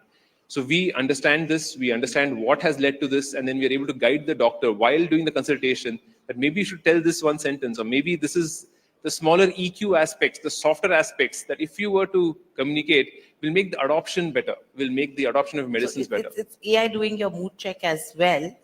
Probably, I thought probably only advertisers used AI and the phones were listening, but I think healthcare is also adopting to something like that. But Piyush, your adoption in terms of AI, I'm sure you're already at it right now, but what is that disruption you think that AI can lead to in a business like yours?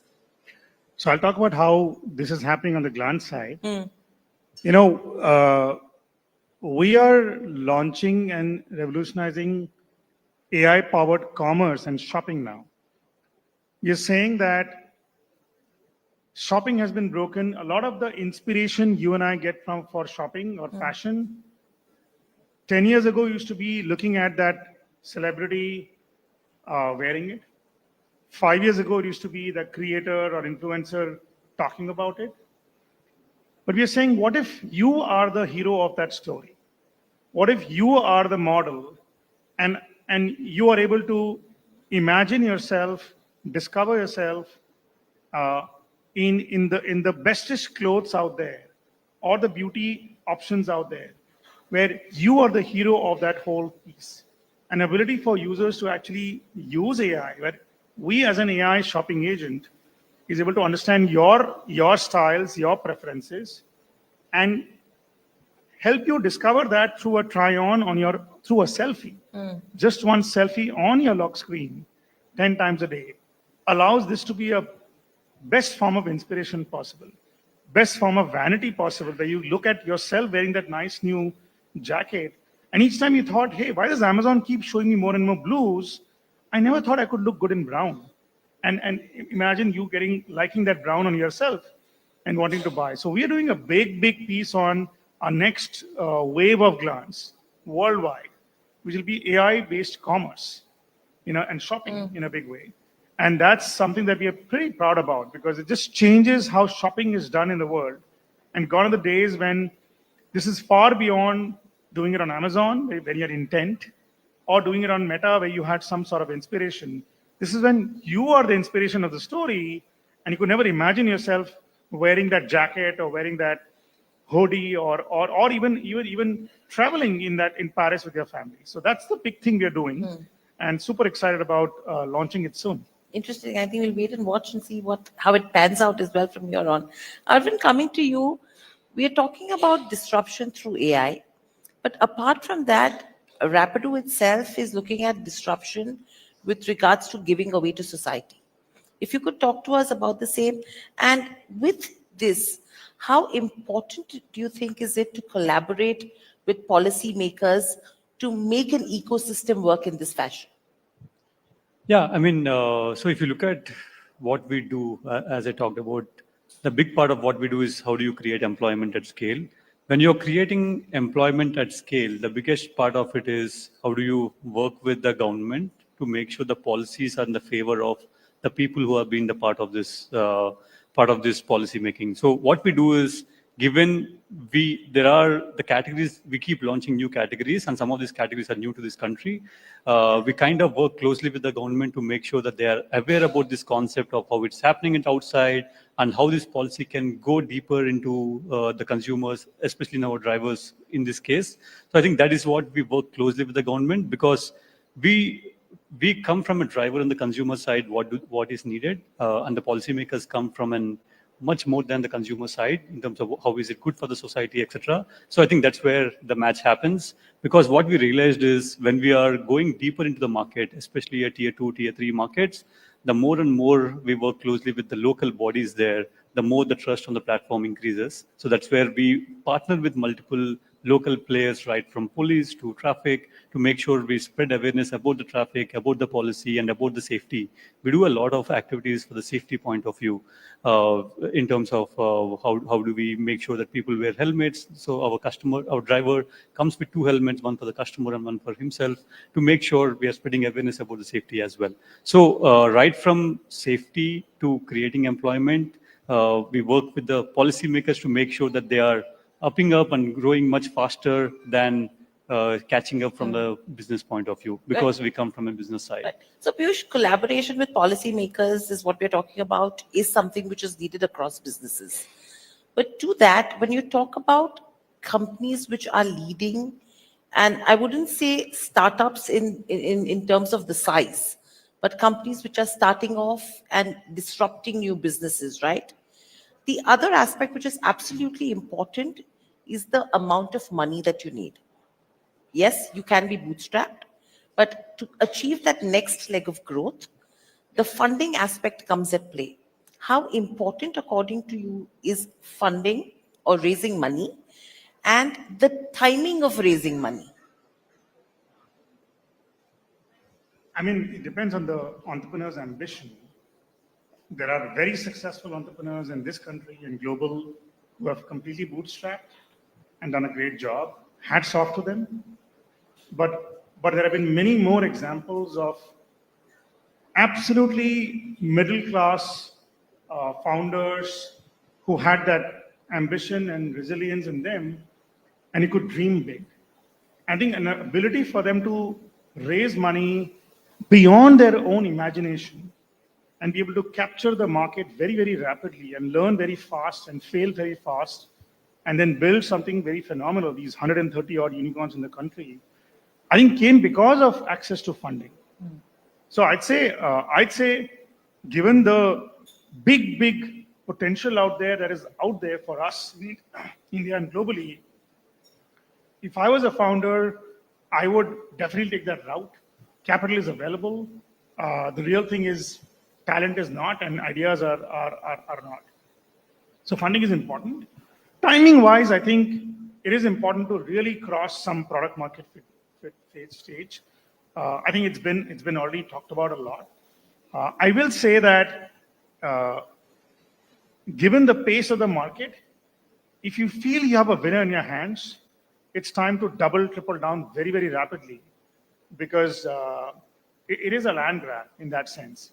As long as unit economics have worked out for you, depending on of course, the product it is.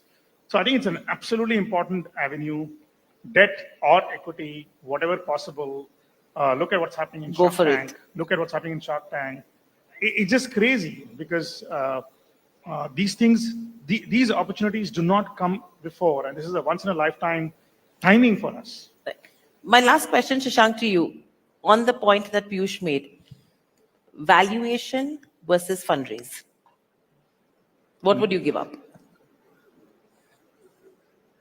I think if I had to pick between the two, it's always going to be I'm assuming that valuation versus fundraise would be fundraise with a good partner, and it'll always be the partner. Valuation is a time and point assessment of a company, but when you are choosing a partner in the form of an investor, or in the form of a VC, or in the form of a PE, that relationship is going to go a long way. And that relationship will go through a lot of ups and a lot of downs. And so it's very important that you pick the right partner you want to work with. And valuation comes second to that. But between the two, I would say there's one more thing that's more important, which is the fact that, if you're passionate for your idea and you're passionate for the problem that you're solving, then neither becomes a bottleneck. And it's very important to also make sure that, funding or a valuation should not be a bottleneck to solving the problem, because that's why the company was first set up. And the rest will follow. It will be a matter of time. There'll be some ups, there'll be some downs, there'll be some new partners, some old partners, but hopefully you'll not leave the problem unsolved. Absolutely. So I think disruption with regards to solving the problem is the key. Everything else will follow. Thank you, gentlemen. Thank you, Shashank. Thank you, Piyush. Thank you, Arvind, so much for joining us on the show. It was a pleasure to have you on this panel and create further disruption with the use of AI from here on. Thank you, everyone. Thank you. Thank you.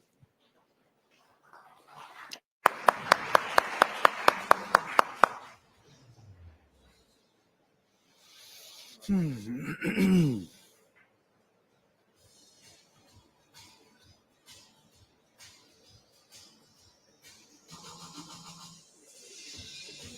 you all.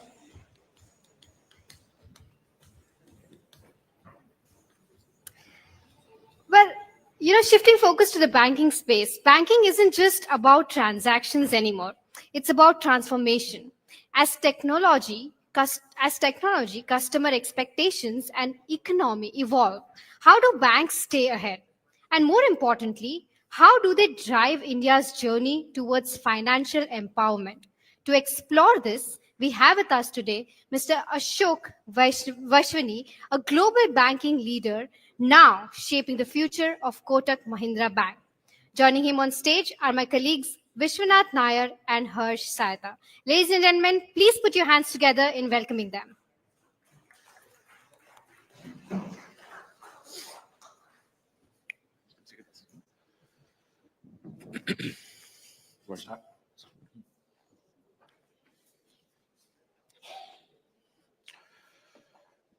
All right. So this is the final panel for the day, and I'm glad that Mr. Waswani could spare some time from his very busy schedule and come in. Thank you so much for joining us. Thank you. Thank you for having me. It's been one of those things that we wanted to do with you for a while, and Harsh and I have been talking about it beforehand. We're trying to analyze the tagline for the event, which is the blueprint for Viksit Bharat. Right. The idea being that this country is headed towards a developed nation status in about 22 odd years. And obviously, banking is going to play a crucial part. And because Kotak is also a big business house with multiple other lines, all of which will help the entire country move forward to get closer to that. I want to first ask you and try and understand from you what you think is Viksit Bharat. To your mind, what is the developed nation? What can people look forward to? So first of all, thank you. Thank you so much for for inviting me. Delighted to be here. I think, look, a developed nation has many characteristics. It's obviously economic, with a per capita income of a certain level, so that people have a good, sustainable kind of lifestyle. A developed nation also has, for example, a health system which is appropriate, an education system which is appropriate, opportunities to kind of do things more. Stability is another thing, and stability has many factors, including defense. And so a developed nation is one which you can rely upon to behave responsibly and play a role in the world economy. So, sir, with that context in mind, if I can chime in, what is it that will be required of the banking system? Because banking as a whole, by its very definition, has seen a sea change. One in 2016 with demonetization, and thereafter in COVID, when everything started to go digital, and now digital is a very big part of banking. So therefore, what changes from here on? So look, banking is the oil of the economy. And it facilitates payments, it facilitates trade, it facilitates investments, it facilitates capital markets, and it facilitates borrowing. And therefore, banking has to kind of develop as the economy develops. Now, typically, what happens is that the banking industry, the financial services industry, normally grows at somewhere between 1.5 to 1.75 times GDP growth. And therefore, banking has to lead the way to kind of make it happen. And this has to be encouraged, taken care of, nurtured, and developed. You talked only about COVID and demonetization. Because I'm older than you, much older than you, I remember the global financial crisis. I remember the internet, the dot-com boom, the Latin American crisis, the Asian crisis. And, so every 8-9 years, we've had something which is very substantial, right, and we've got to kind of guide our way through. Now, if you look at what the banking sector represents in developed markets, let's say like the United States of America, banking has led the way to that kind of development in all aspects of the market, whether that is, banking itself for payments and stuff, or trade, loans, capital markets, securities, and stuff like that. And as economies develop, what is going to happen is the balance sheets of banks are going to change. And the balance sheets of banks have to change because ultimately the kind of growth that is required in the economy cannot be supported purely by bank balance sheets. In developed markets, capital markets have to develop to provide alternative sources of funding for industrial growth. That in turn has to come where those capital markets reach out to banks, pension funds, insurance companies to be able to fund that kind of growth. So the whole ecosystem has to develop. Another element of that is typically what happens is in a developed market, interest rates come a tad lower than in emerging markets. And as interest rates go down, again, the bank balance sheet changes quite dramatically, with things like mortgage loans taking a much, much, much higher proportion on the bank balance sheet. And different countries have evolved differently as far as mortgage loans are concerned. So for example, in the US, they have bank or government-owned or virtually government-owned companies like Freddie and Fannie who kind of buy out standard mortgages to release the pressure on bank balance sheets. So elements like this will have to be considered and will come along as we move along. I think there's a third element to it. The third element to it is internationalization, right? A developed market is going to be an international market. And actually, I commend the way the Indian regulators have actually put us on a path of internationalization, which is so unique from any other part of the world, whether that's Latin America or whether that's Asia. The kind of route that we are going down towards internationalization is quite unique. And that will be another kind of thing which will develop, because foreign flows is obviously going to be a very important part. You mentioned banking alone can't spur the kind of growth that we need or the kind of growth that we should be looking forward to. Having said that, considering that they are large enough players in the debt capital market, at least a lot in equity as well, but largely in debt, right? How do you think banks can maybe then ensure that private companies and private enterprise in this country start spending? Because that is what will actually propel growth. Yes, the government can keep spending and personal consumption can drive balance sheets, but for the country to move forward, you need that private enterprise to start spending, to spend on capex. How do you think banks can help that? So see, private sector capex is really a function of the opportunities that there are in the marketplace. At least in my view, private sector capex is not being restricted by availability of bank finance, right? It's about the opportunity in the marketplace. If you see the last 1 year in particular, we've had some kind of IPO fever. And frankly, that's been quite scary. If you kind of see the kind of companies that have kind of gone IPO. And it seems that a lot of promoters are looking to take money off the table, right? Now, is that a function of very high valuations? Is that a function that, that the companies have grown? There's a next generation coming in, which has different views that, we can kind of debate. So my point here is it's not the restricting factor for private sector capex is not banks. The restricting factor for private sector capex is promoters saying, hey, either my company has become so valuable, let me take money off the table, right? And I will now no longer run an operating company. It's too hard to run an operating company. I can make a very good return running a family office or investing.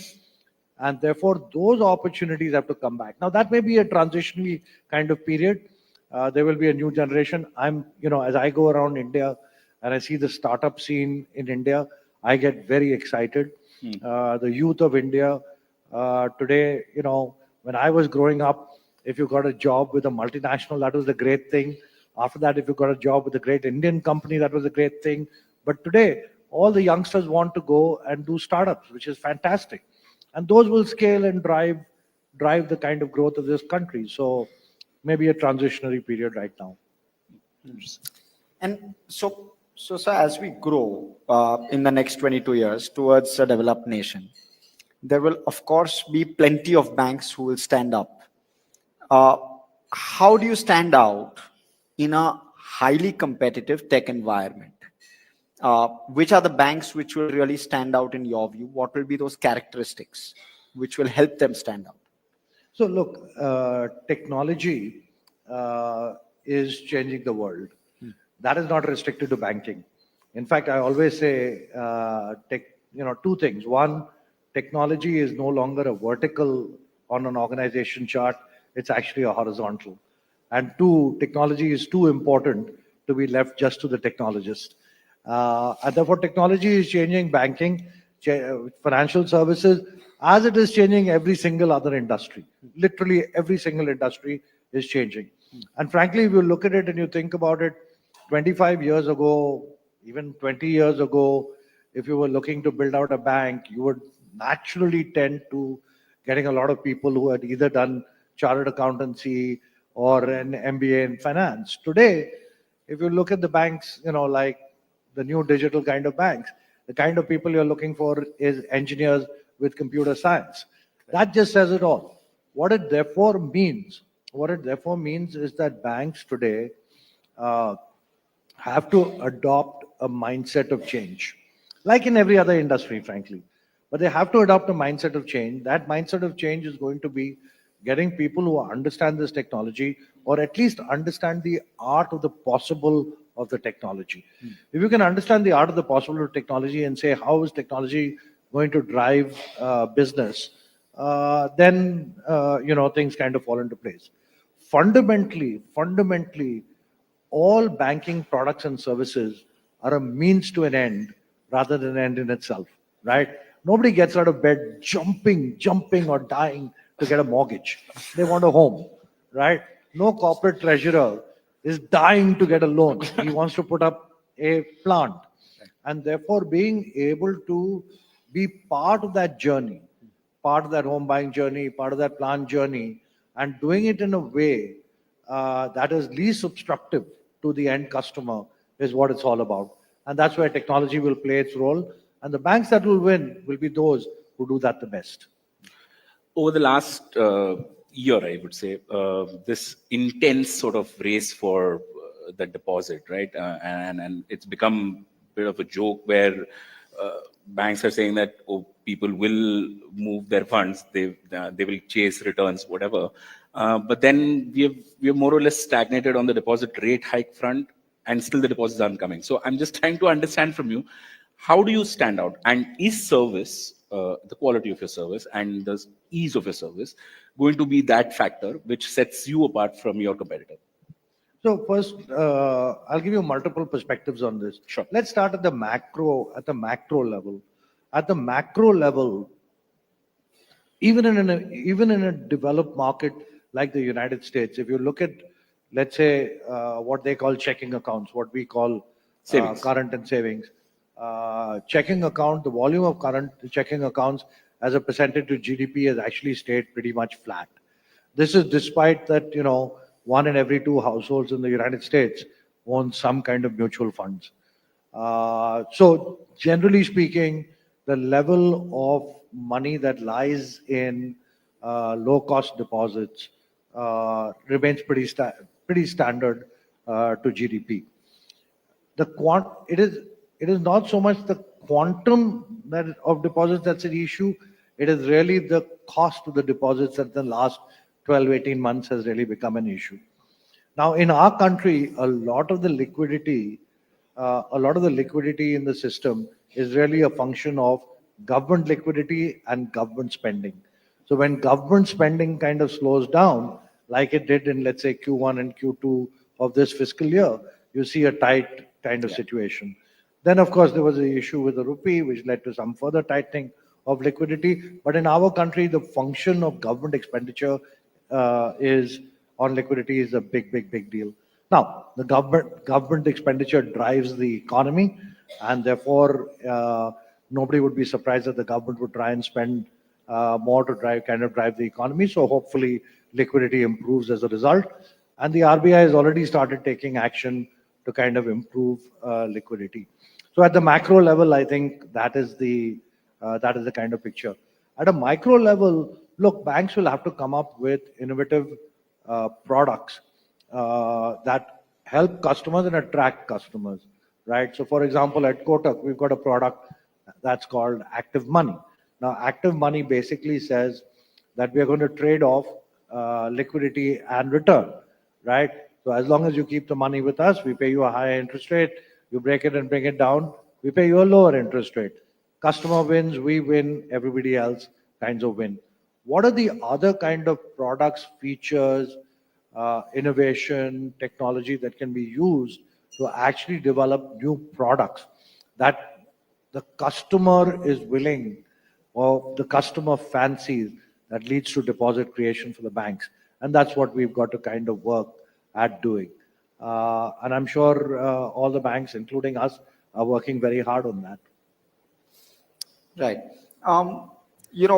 Across the country, the diversity in the type of customer is very high. How do you appeal to every single one of them and ensure that the best quality in each cohort get tapped? So, I always believe that the essence of strategy is denial, right? The essence of strategy is denial. It's not important. It is important to, of course, say what you're going to do, but it's more important to say what you're not going to do, because you have to sharpen your focus. If you try and meet the needs, if you're going to try and say that everybody is my customer or is my target market, you're exactly for the reason that you mentioned, to your point, you're going to kind of miss it. Getting very sharp as to who is your target market, what are they really looking for, how can you define products and services for them, for who you're really looking at, will make you win.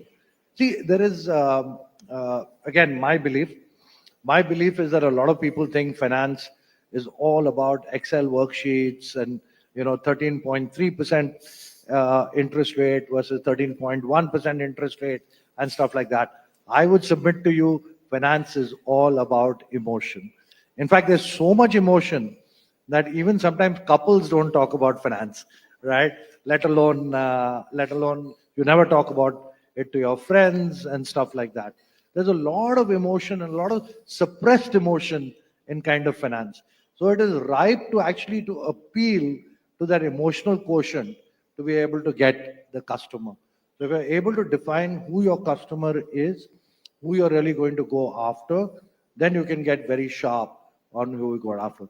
The good news is we have nearly 1.3 billion people. The ability to sharply define the focus on the customer is what I think will make you win. I want to bring the focus around retail and the story there, right?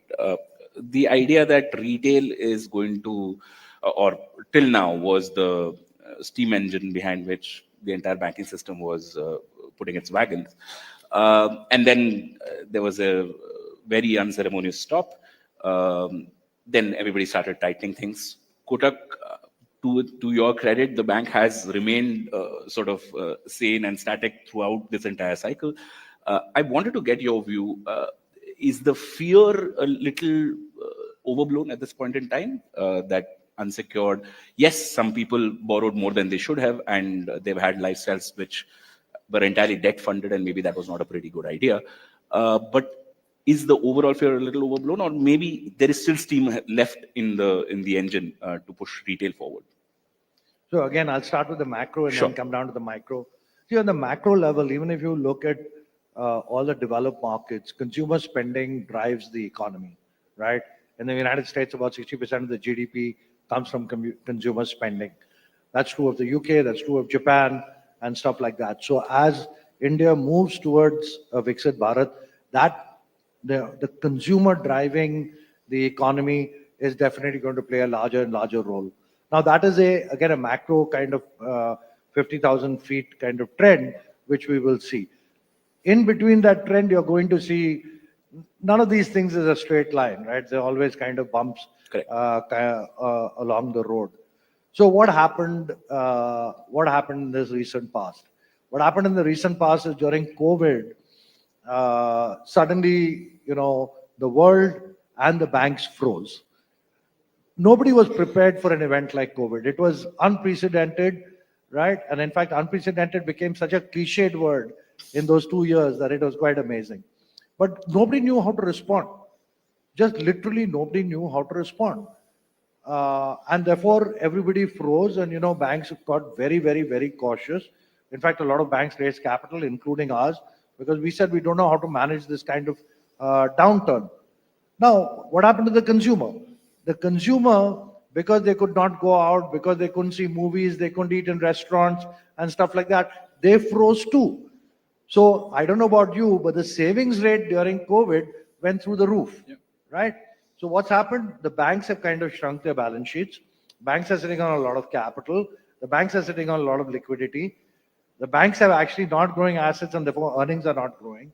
On the other hand, you have a consumer who's kind of got stuck at home, not traveled, not eaten out, not met friends and stuff like that.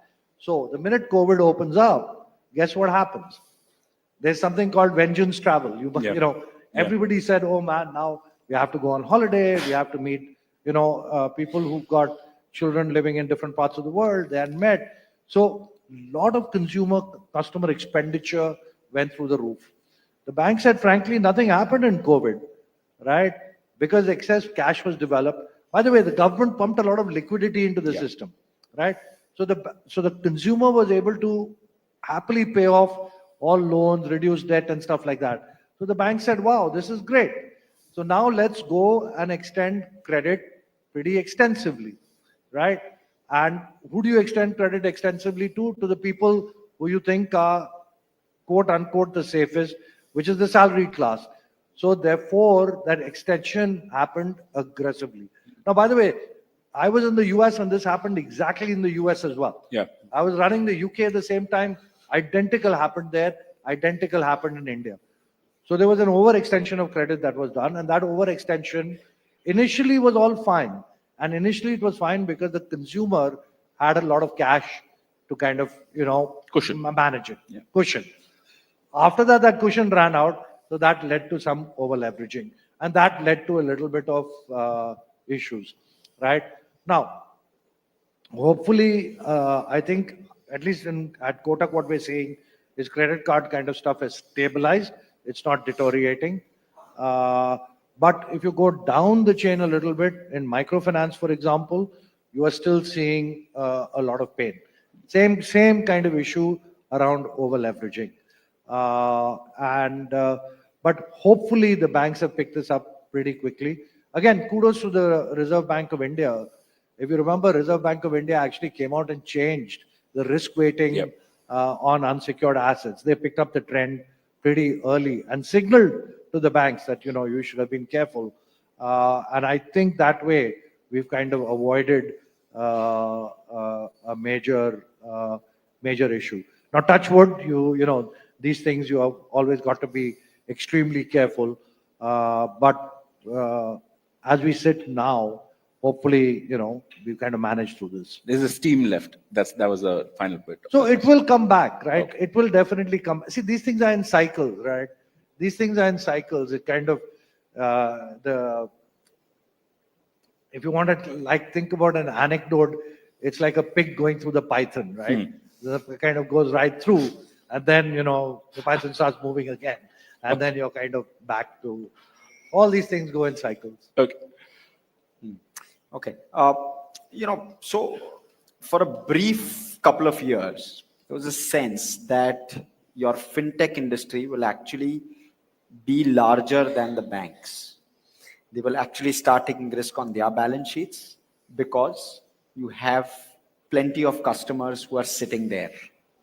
That obviously was an overextension, a little bit of an over-exaggeration. I think we are now in an era where everyone's comfortably accepted that. But I want to understand, what piece of the pie do they take? Do banks continue to take the larger piece of the pie? Because they will take some piece of it, for sure. Just want to understand your perspective on maybe the next 5 years as things stabilize on both sides. What piece of the pie do they take? And what are banks going to do to actually up their tech game? Because that will be one of the big risks for the fintech industry? So look, here's what happens, right? Why is a fintech able to kind of move quickly? Because they're usually speaking new, and they usually deploy contemporary technology, and they focus on a particular niche. And they go deep in the niche with contemporary technology, and they're able to move quickly. The banks, on the other hand, have a very, very, very wide beach, right? And therefore, they've got to deploy technology at scale. But the advantage that banks and stuff have is that they've got scale, right? So the fintechs have the ability and the advantage of nimbleness and agility. The banks have kind of scale. Now, the minute you start posing the question, is it banks versus fintechs? I think we're getting the wrong, I think we go down the wrong path. Correct. I think the fintechs need the banks because of the scale. The banks need the fintechs because of the kind of contemporary technology. And therefore, the happiest fintechs and the happiest banks are the ones who built great partnerships, right? Also, the fintechs have to be very careful because, you know, if they kind of grow balance sheets and accept deposits and stuff like that, they come under the regulatory net, which the regulatory net obviously adds a lot of responsibility upon them. So I think the best outcome is when you kind of partner. And you partner in certain niches, and where you really require that kind of cutting edge tech and the ability to move quickly is usually where a fintech will bring the greatest amount of value. But the banks will definitely step up their game as well. They're going to invest in technology. They're going to do a lot more, and they will kind of proceed as well. So frenemies is the kind of term that I think about when I think about banks and fintechs. But where will the profit pool lie? Just trying to get that kind of. So ultimately, the profit pool will always lie with the person who owns the customer, right? And therefore, direct engagement with the customer is what drives. So things are not going to go out of bank hands for anytime soon. Well, I hope not. All right, Mr. Waswani, thank you so much for joining us on this conversation, sir. Thank you. It's been a pleasure talking to you. Appreciate it. Thank you, sir. All right, we'll take a photo. Thank you, sir. Thank you. Just 1 second. We'll take a picture.